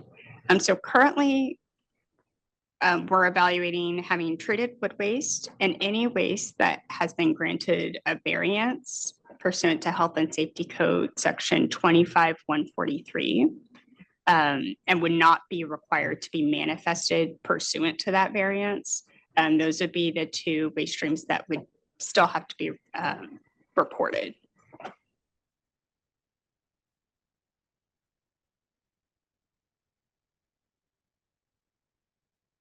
All right. The next question is, what if I am a transfer facility and show as the generator on the manifest, but I did not actually generate the waste? Do I have to report that waste in EVQ?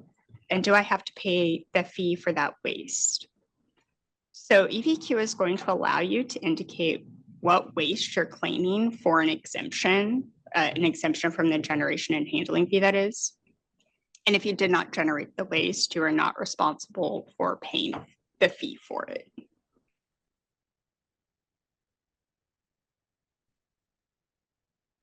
All right, the next question is, will you be importing data for consolidated manifests? And will next year's report require individual consolidated manifests per ID number as originally requested before it was modified? Or will it remain the total for the ID number for the year? See if Josephine can take this one. Hi. For transporters, we are planning to upload TQR data that we have into EVQ so that the transporters can verify this data instead of having to report it. And we are proposing in regulations for transporters to report or verify the individual consolidated manifests per ID, again, which we are looking to upload if it already exists in TQR.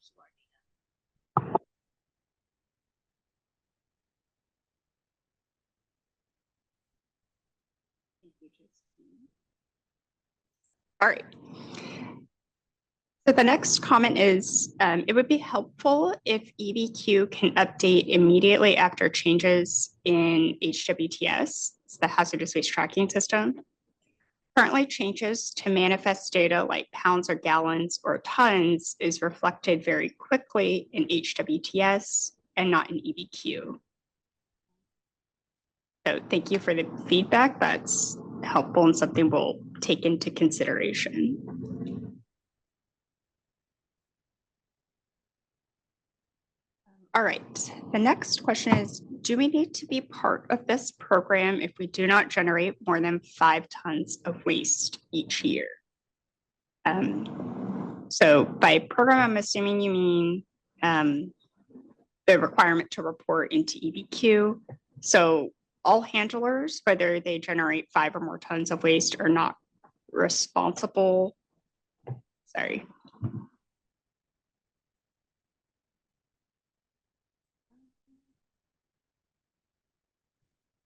I'm going to refer this to Josephine.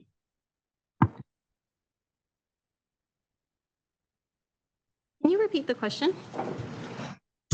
Yeah, so it says, do we need to be part of the program if we do not generate more than 5 tons of waste each year? So by program, I'm assuming that means reporting into EBQ.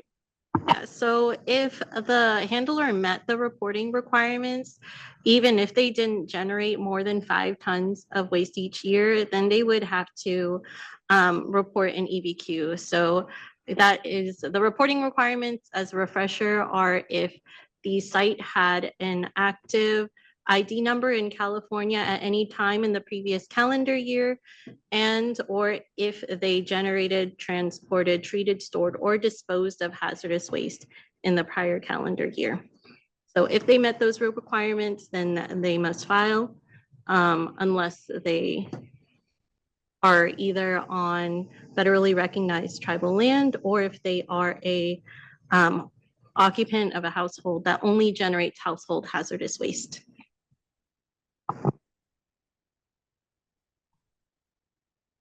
All right, thank you, Josephine.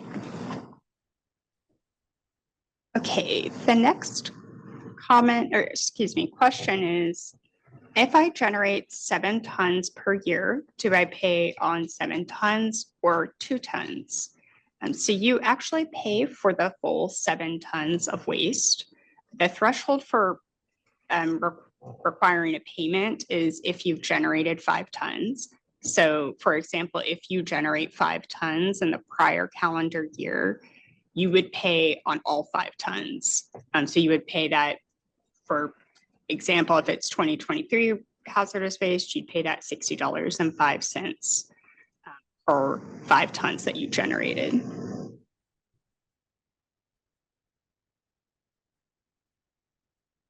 All right, so the next comment, the pass-through deduction in the EPA hazardous waste code of H141 needs more clarification.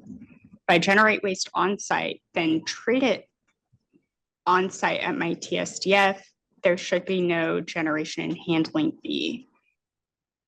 If I received waste from off-site, then the originating site pays the generation and handling fee. I'm not sure if you wanted to speak to that. Yeah, so I guess to answer the first part of the question, waste is generated on-site and treated on-site is covered under its own exemption. That's the on-site treatment exemption. You can find that exemption in Health and Safety Code 25174.8.1. And I'm blanking on the subsection there. The second part of the question, can you repeat the second part, Jessica? Yeah, so it says, if I generate on-site and treat the waste on-site, the TSDF, there should be no generation and handling fee. And then if I received it from off-site, then the originating site pays the generation and handling fee. Yeah, so the originating generator would pay the generation and handling fee. And yeah, there are situations, I guess, that would result in a new generation activity where you would have to pay the fee as well. But the original generator would pay a fee. Thanks, Taylor. I also want to address a frequent comment and question that's come in related to this workshop. So the PowerPoint is already posted on our website. You can actually access it on the link that's being displayed currently or on the current slide. This is also going to be recorded, so you can view this at a later date. It'll be posted on our website for future viewing and access. All right, so the next question is, what is the cited regulation explaining that universal waste is exempt from the generation and handling fee? So that exemption is in statute. It's in Health and Safety Code, section 25174.8.1 A7. But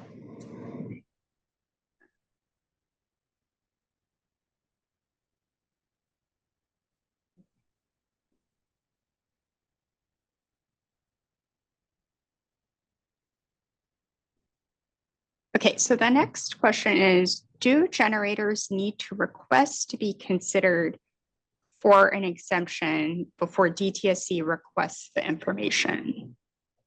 Answer, would you?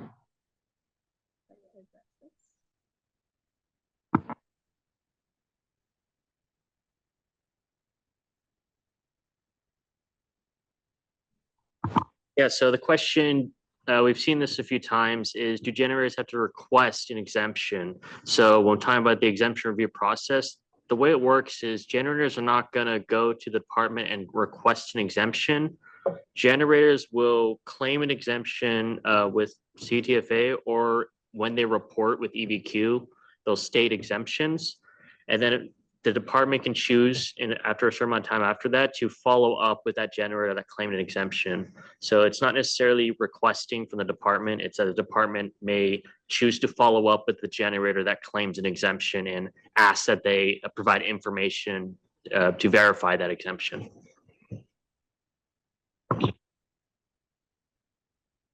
Spencer?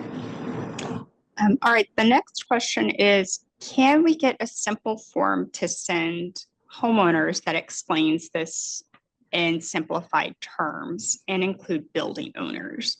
That's a great suggestion, and it is something we will look into. We do want to make it as transparent and clear about what the requirements are, and also make it as easy as possible for generators to comply. So we appreciate the comment, and that is something we'll look into.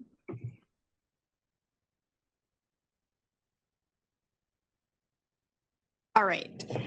The next comment is related to the exemption review process. So 30 days may not be enough time to deliver the exemption documents to DTSC. Can we have 60 days? This is something we can look into, and we, again, appreciate this type of feedback. So we'll look into how that, if that would be possible.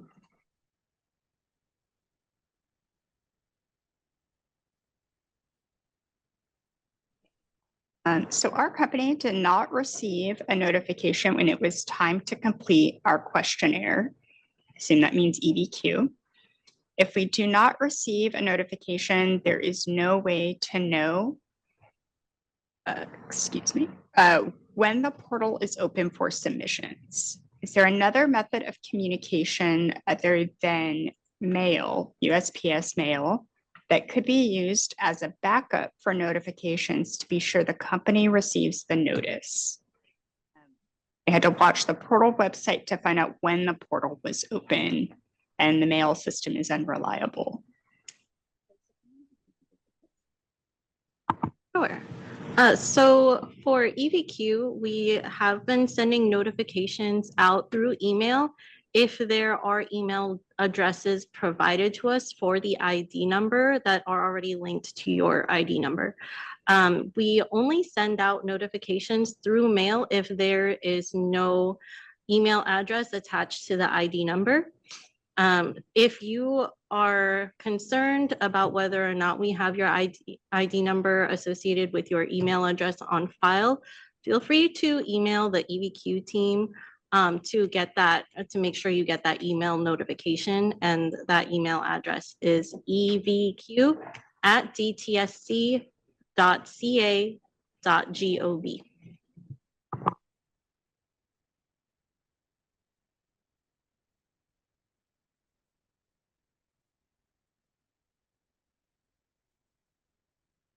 All right, thank you, Josephine.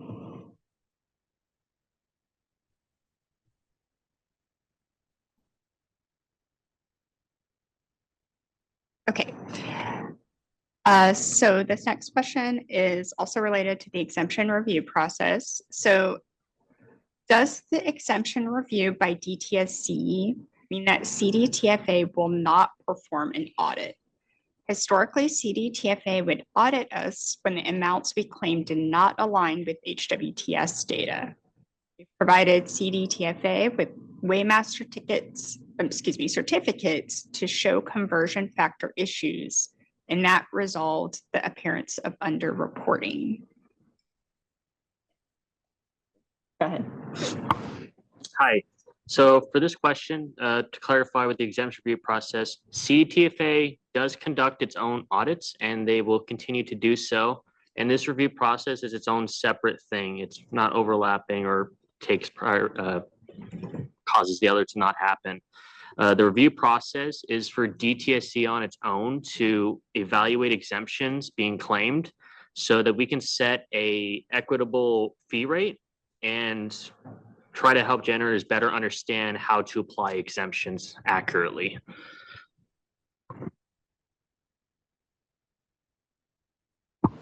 All right. Thank you, Spencer. Okay.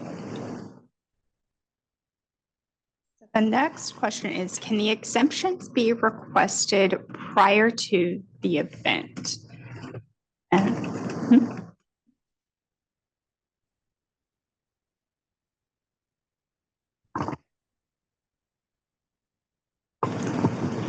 Spencer, would you, or Yeah, so we've received some of these questions. Can exemptions be requested prior to the event? So the way it works is that you're not going to the department to request an exemption in advance. What you do is say, such as through EVQ, you report that you're claiming an exemption on waste, or if you filed with CDTFA, there's a spot to claim an exemption, and that's where that information goes. So you're not requesting with the department an exemption, but from those avenues for reporting, DTC might choose to follow up on an exemption claim, and then the review process happens. Yeah.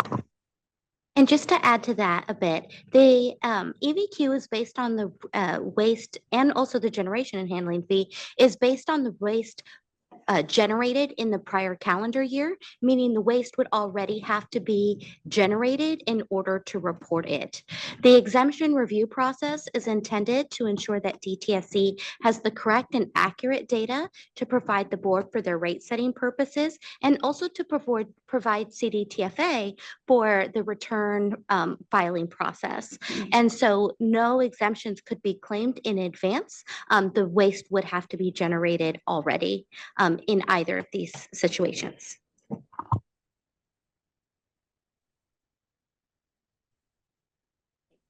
Spencer and Kate. All right, we have another question related to the exemption review process.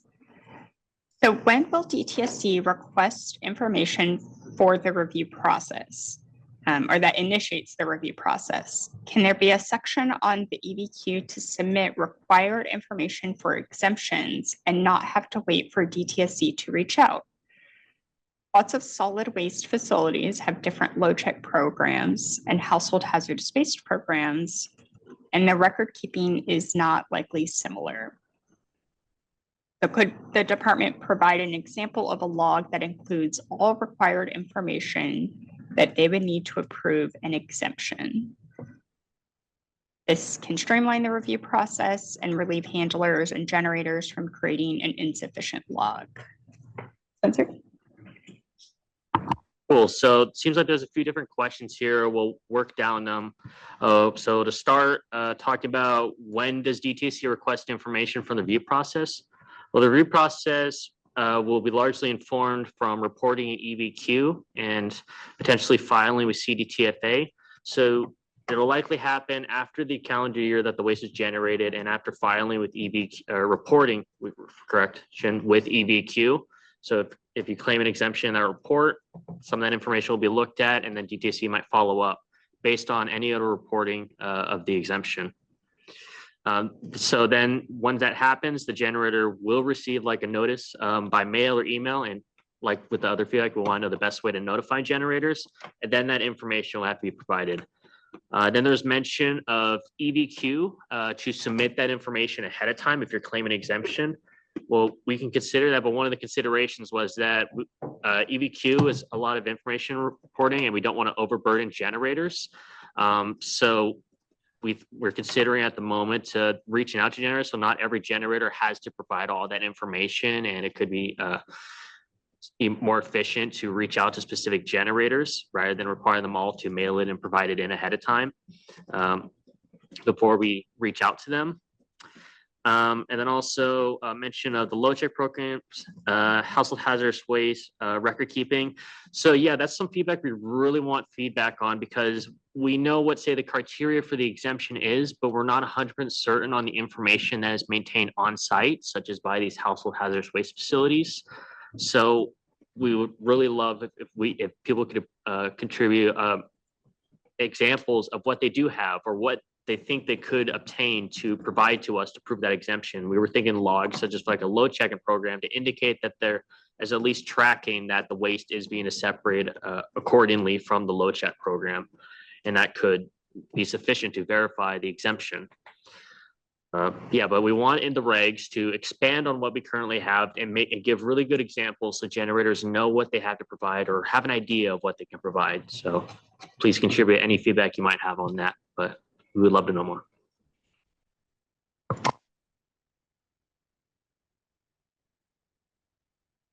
All right, thank you, Spencer.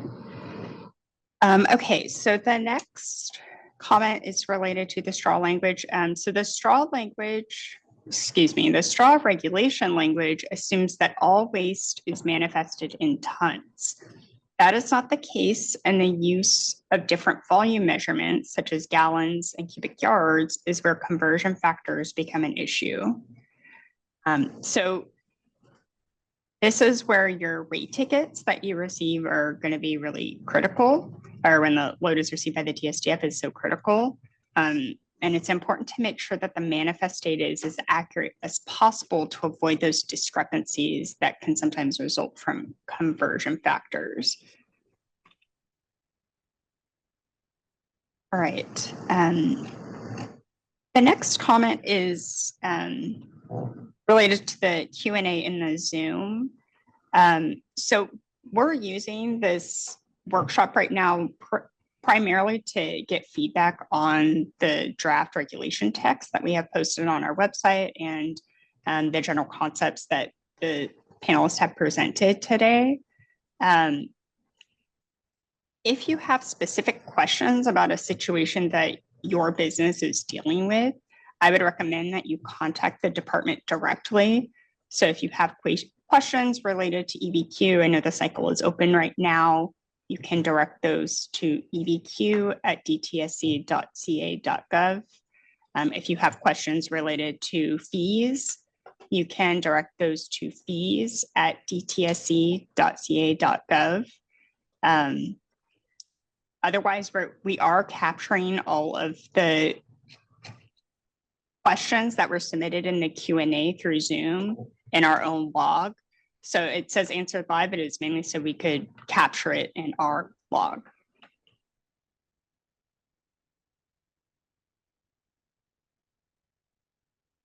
All right. So the next comment is related to the electronic verification questionnaire. The proposed March due date will be extremely difficult or impossible on transporters. We have tens of thousands of customers that all request data to complete their EBQs and generation and handling reports. You'd have a better chance if you eliminated universal waste tonnage from both EBQ and the G&H reporting.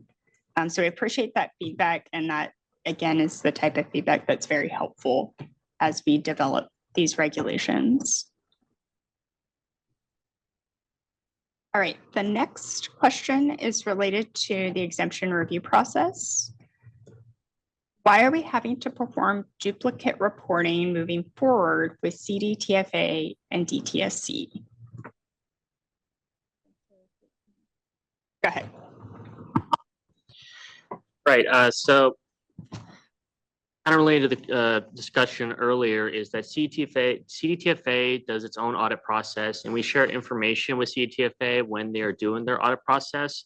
But DTSC, because we have an obligation to help set the fee rate, provide an idea of the amount of hazardous waste being generated each year, DTSC is required by the statute to develop a process to verify that exemptions being claimed are accurate. And this is something that DTSC needs to do on its own because of the resources that are available to us and our familiarity with the hazardous waste. So some of this reporting for the exemption review process will only happen for some generators that are selected. but it'll provide us information for the department's own purposes that are different from CDTFA. And if I could expand on that a bit, Spencer, in particular, prior to SB 156 and the enhancement of EVQ this year, DTSC really only had hazardous waste tracking data to use and provide to CDTFA for their administration of the fee, as well as to the board for their rate setting. And so this data in EVQ is going to be paramount to that rate setting process, but will also be provided to CDTFA for their audits. So historically, CDTFA has really only relied on the TQR and HWTS data to perform their audits. Their audits are limited to the return that was filed with them. It is not beyond that for their audit review. You have to have had filed the return. Whereas our exemption review process is going to be on any exemptions that are claimed in EVQ and will be provided to CDTFA. The determinations will be provided to CDTFA, but would be supplemental to CDTFA's activities. I also want to note a big distinction in timelines. The exemption review process would take place after the EVQ system opens. So after that March 15th due date, a DTSC can begin evaluating the exemptions claimed in EVQ. CDTFA does not even begin their audit process until about 15 months afterwards. They will begin their audit selection process the following May. So for instance, this year for the return due in February of 2025, CDTFA will begin doing their audit selection process in May and June of that year. So it is substantially later than DTSC's EVQ evaluation. So there's a big distinction in terms of timeline and the uses of these exemptions. CDTFA is trying to confirm that you appropriately filed a fee. DTSC is trying to affirm that you are appropriately reporting your waste. All right, thank you, Spencer and Kate. Okay, the next question is related to the penalties. So why would, why would a generator of less than 5 tons ever be subject to penalties? Thank you. So a generator of less than 5 tons would be subject to penalties based on the failure to comply with reporting requirements. EVQ data is required on all handlers, not simply or limited to those generators who are responsible or liable for the generation and handling fee. So if you are a generator, regardless of whether you generate 5 or more tons and are subject to the generation and handling fee, you still are required to report the hazardous waste information that was generated under your site ID to the department and report that accurately. Failure to do so would be inaccurate reporting if you are reporting inaccurately, regardless of your fee status.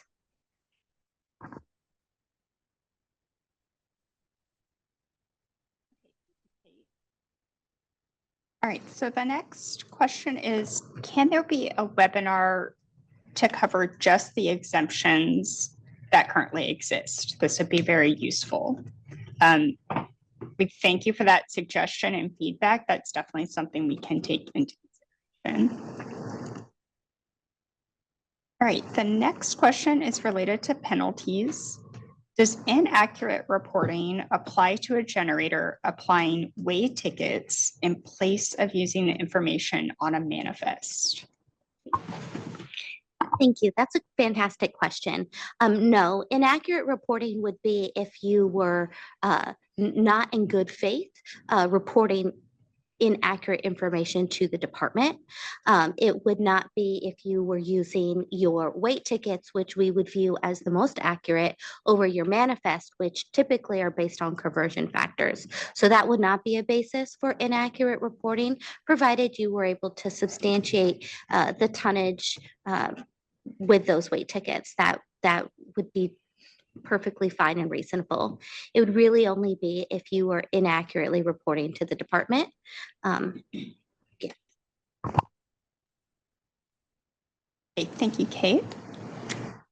Okay, so the next question is, I believe this is related to the reporting for the electronic verification questionnaire. So the question is, does this include permanent household hazardous waste collection facilities? I'm going to ask Josephine to take that. Household hazardous waste facilities would not be exempt from reporting an EVQ if they met the reporting requirements. And this reporting information does give the department better data quality.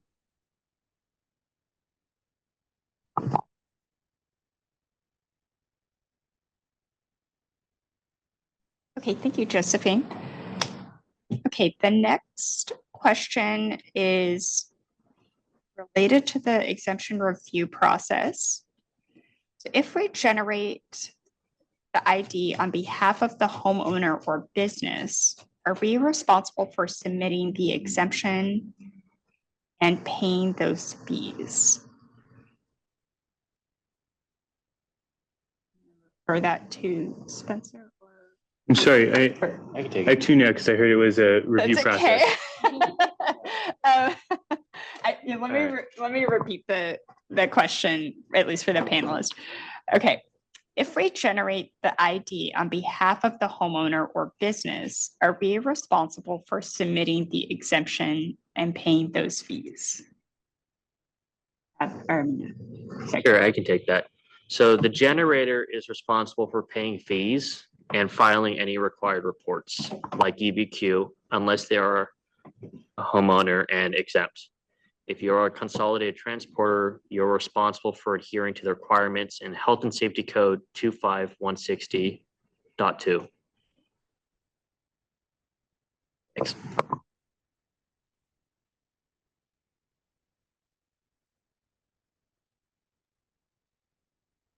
Thank you, Spencer. Just give me a second.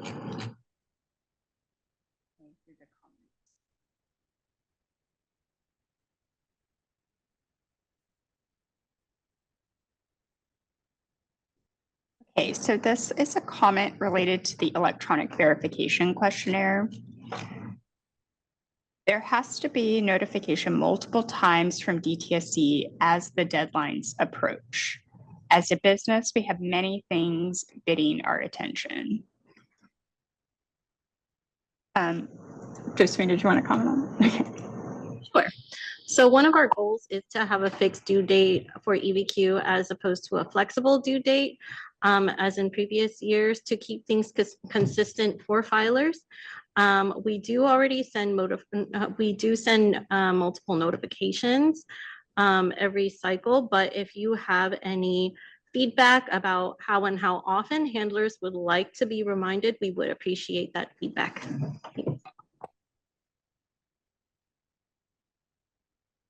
I'm also going to add on to that in relation to the exemption review process, because there's discussion in there that DTSC will be sending notifications. So again, the question kind of relates to that too. The goal is to send out notifications. So we had a slide where we showed where all the notifications will be sent. And you can see that in the strong language and the handout. But if there needs to be more notifications or they need to be sent out in a certain way, please contribute that feedback. We want to know what works best for generators so we can make this as easy as possible for people to comply with. Thanks.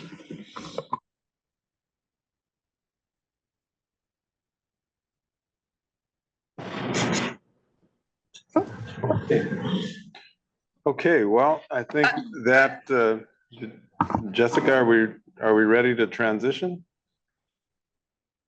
I have one more comment I want to read. Okay. I have a lot of comments, but a lot of them are kind of repeated, so we're trying to group them together. But I do have one more I wanted to read. So this is related to penalties. If an employee is new to a position and discovers some discrepancy by their predecessor and contacts the agency in good faith to correct or resubmit information, would the penalty still apply, provided there isn't any other obvious information suggesting negligent actions by the former employee? Kate, you want to take this?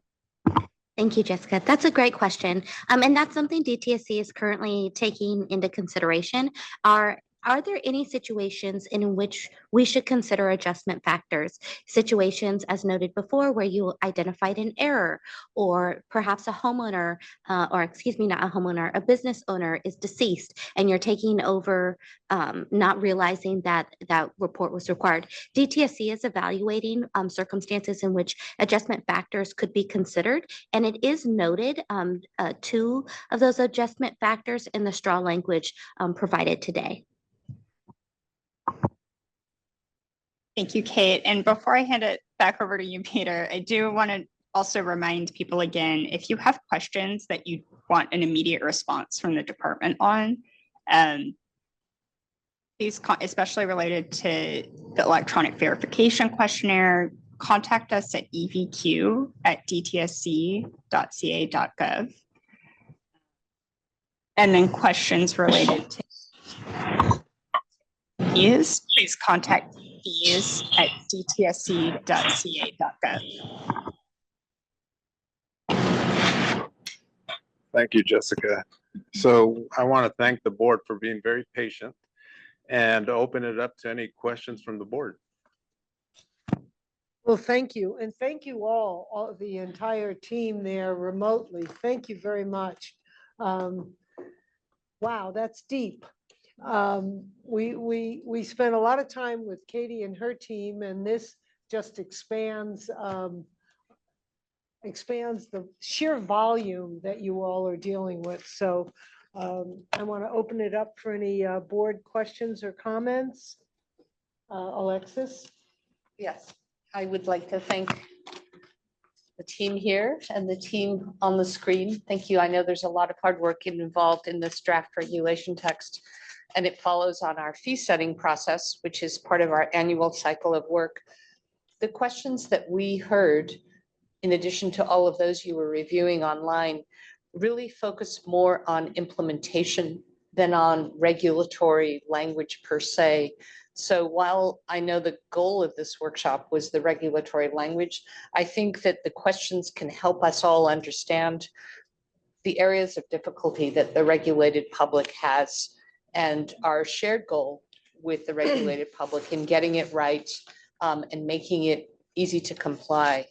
And I'm wondering, in that vein, if you're thinking that it might be possible to have a measure of small business assistance on the reporting part, so that someone could call in with a question during normal business hours. I know the emphasis has been on email, and to that end, I wondered, is there an ability for people? There were over 300 people, were there not, Madam Chair, on Zoom wanting to see this workshop, and I'm wondering, is it possible for them to see all the questions and your responses somewhere? Is it possible for someone who may not be a native English speaker to call in and ask a question of you at some point? What is the opportunity for people with specific business questions who want to comply to be able to talk with you? Is it primarily an email exchange? And if so, can they see what other people are asking that might help them? Thank you. And I'll turn that over to Jessica, but yes, I mean, I think we all kind of get the same feeling of that there's questions that feedback we were seeking from the regulations, but there's this other universe of questions that are out there as well that beg the question about, okay, how can we better serve the public with respect to being available to answer those questions. Now, granted, some of them were questions for CDTFA, but some of them were for us too. So that's what we have to kind of see how we can integrate that and make sure that people can get to the right spot to get their question answered. But with respect to some of the specifics, I can turn that over to Jessica right now. And can I just add a corollary based on CDTFA? Is it possible for someone to call CDTFA and have a phone engagement with them around their particular account? Yes, and I know, I believe we have frequent meetings with CDTFA, so we are in communication with them, but I'll let Jessica and Kate answer some of those specifics. Thanks. Mm-hmm.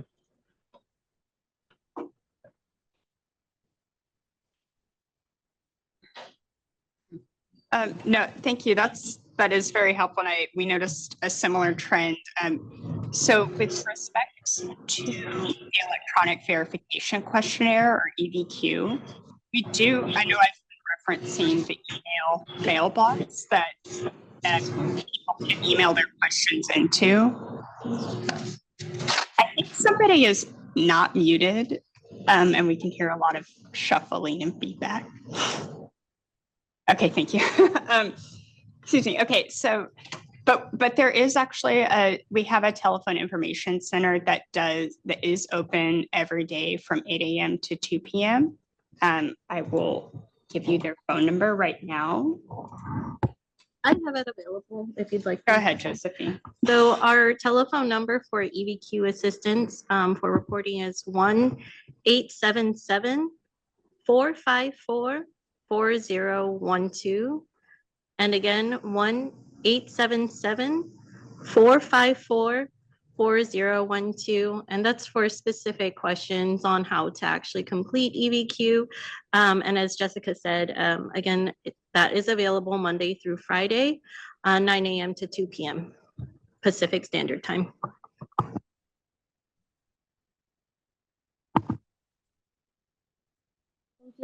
In regards to CDTFA, I do want to note that CDTFA has a number of online resources, including various walkthrough videos for registration, filing a return, and making a prepayment. You could also work with them directly by contacting them via email. Their email is actually through their website, which is cdtfa.ca.gov/email/.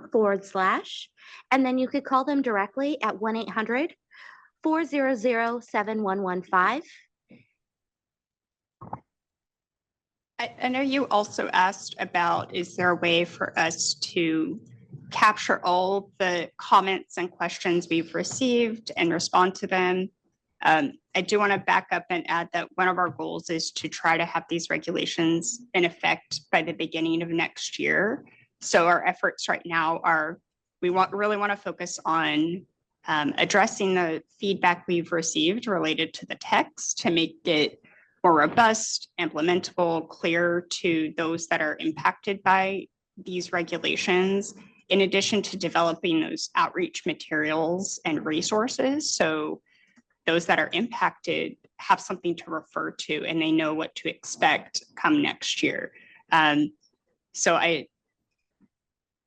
I would like to say we could, but I don't want to make that commitment given the different priorities we have over the next few months. We just have a very short window to get these regulations completed.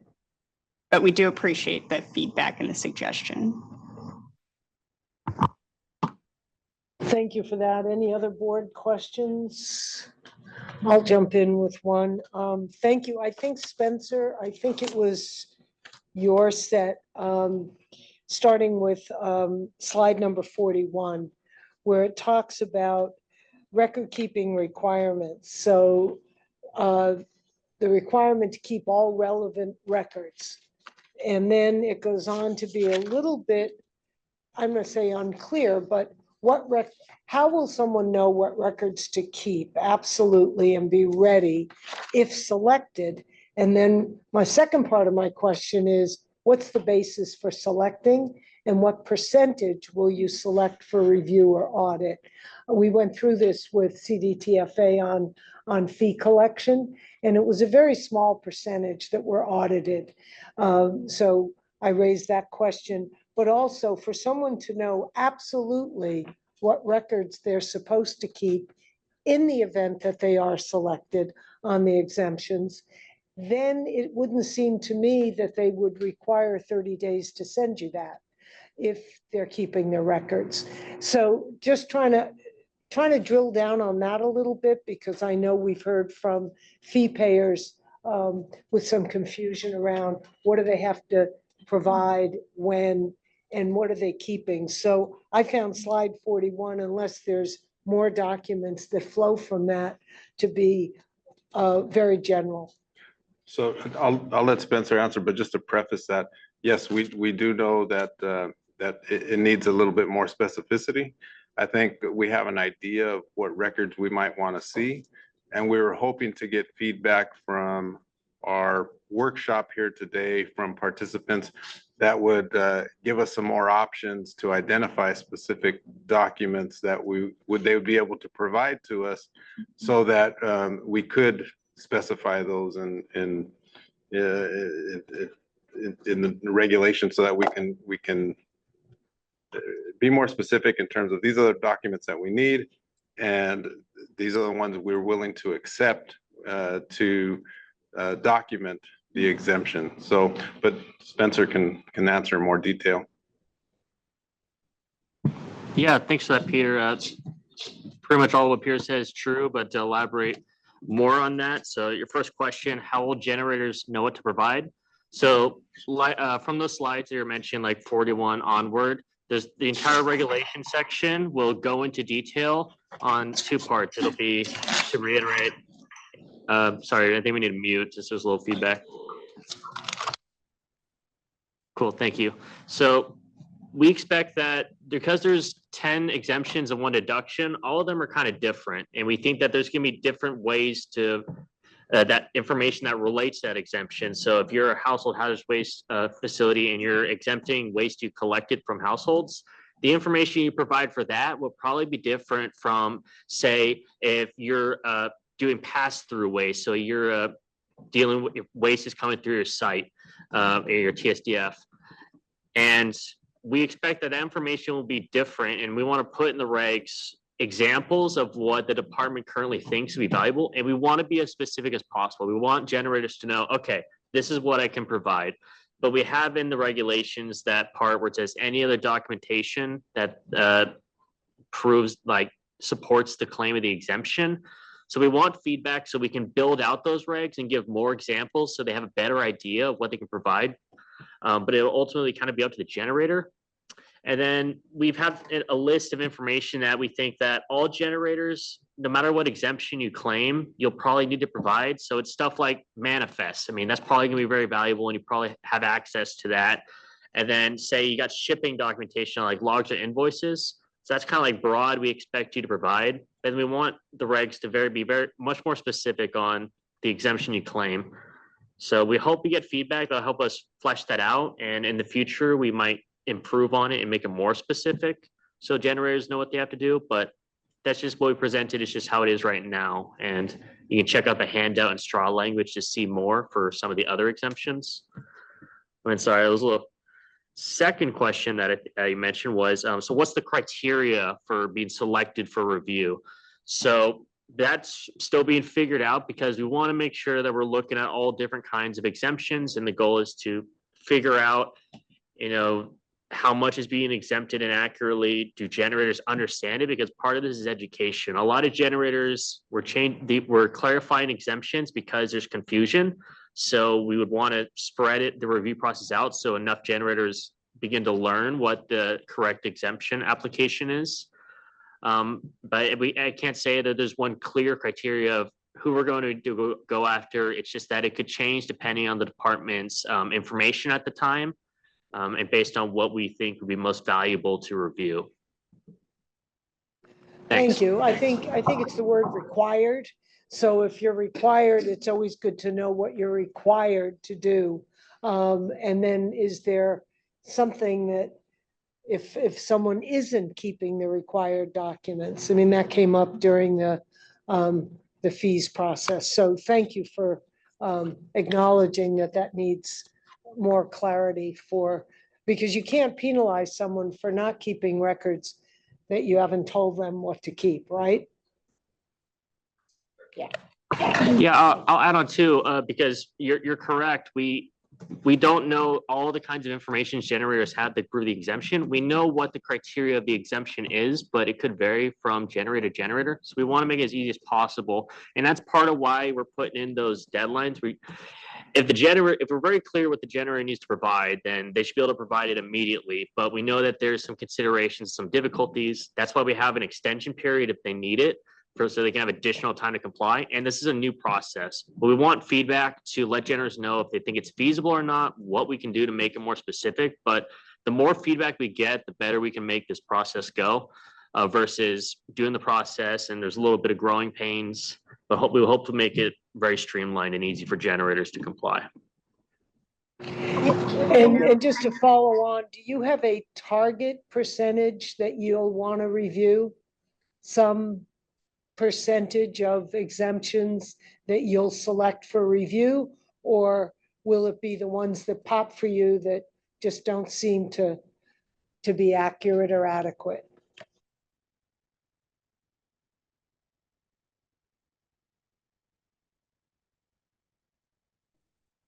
Yeah, so that's still under consideration by the department, and we're not sure if we're ready to disclose that.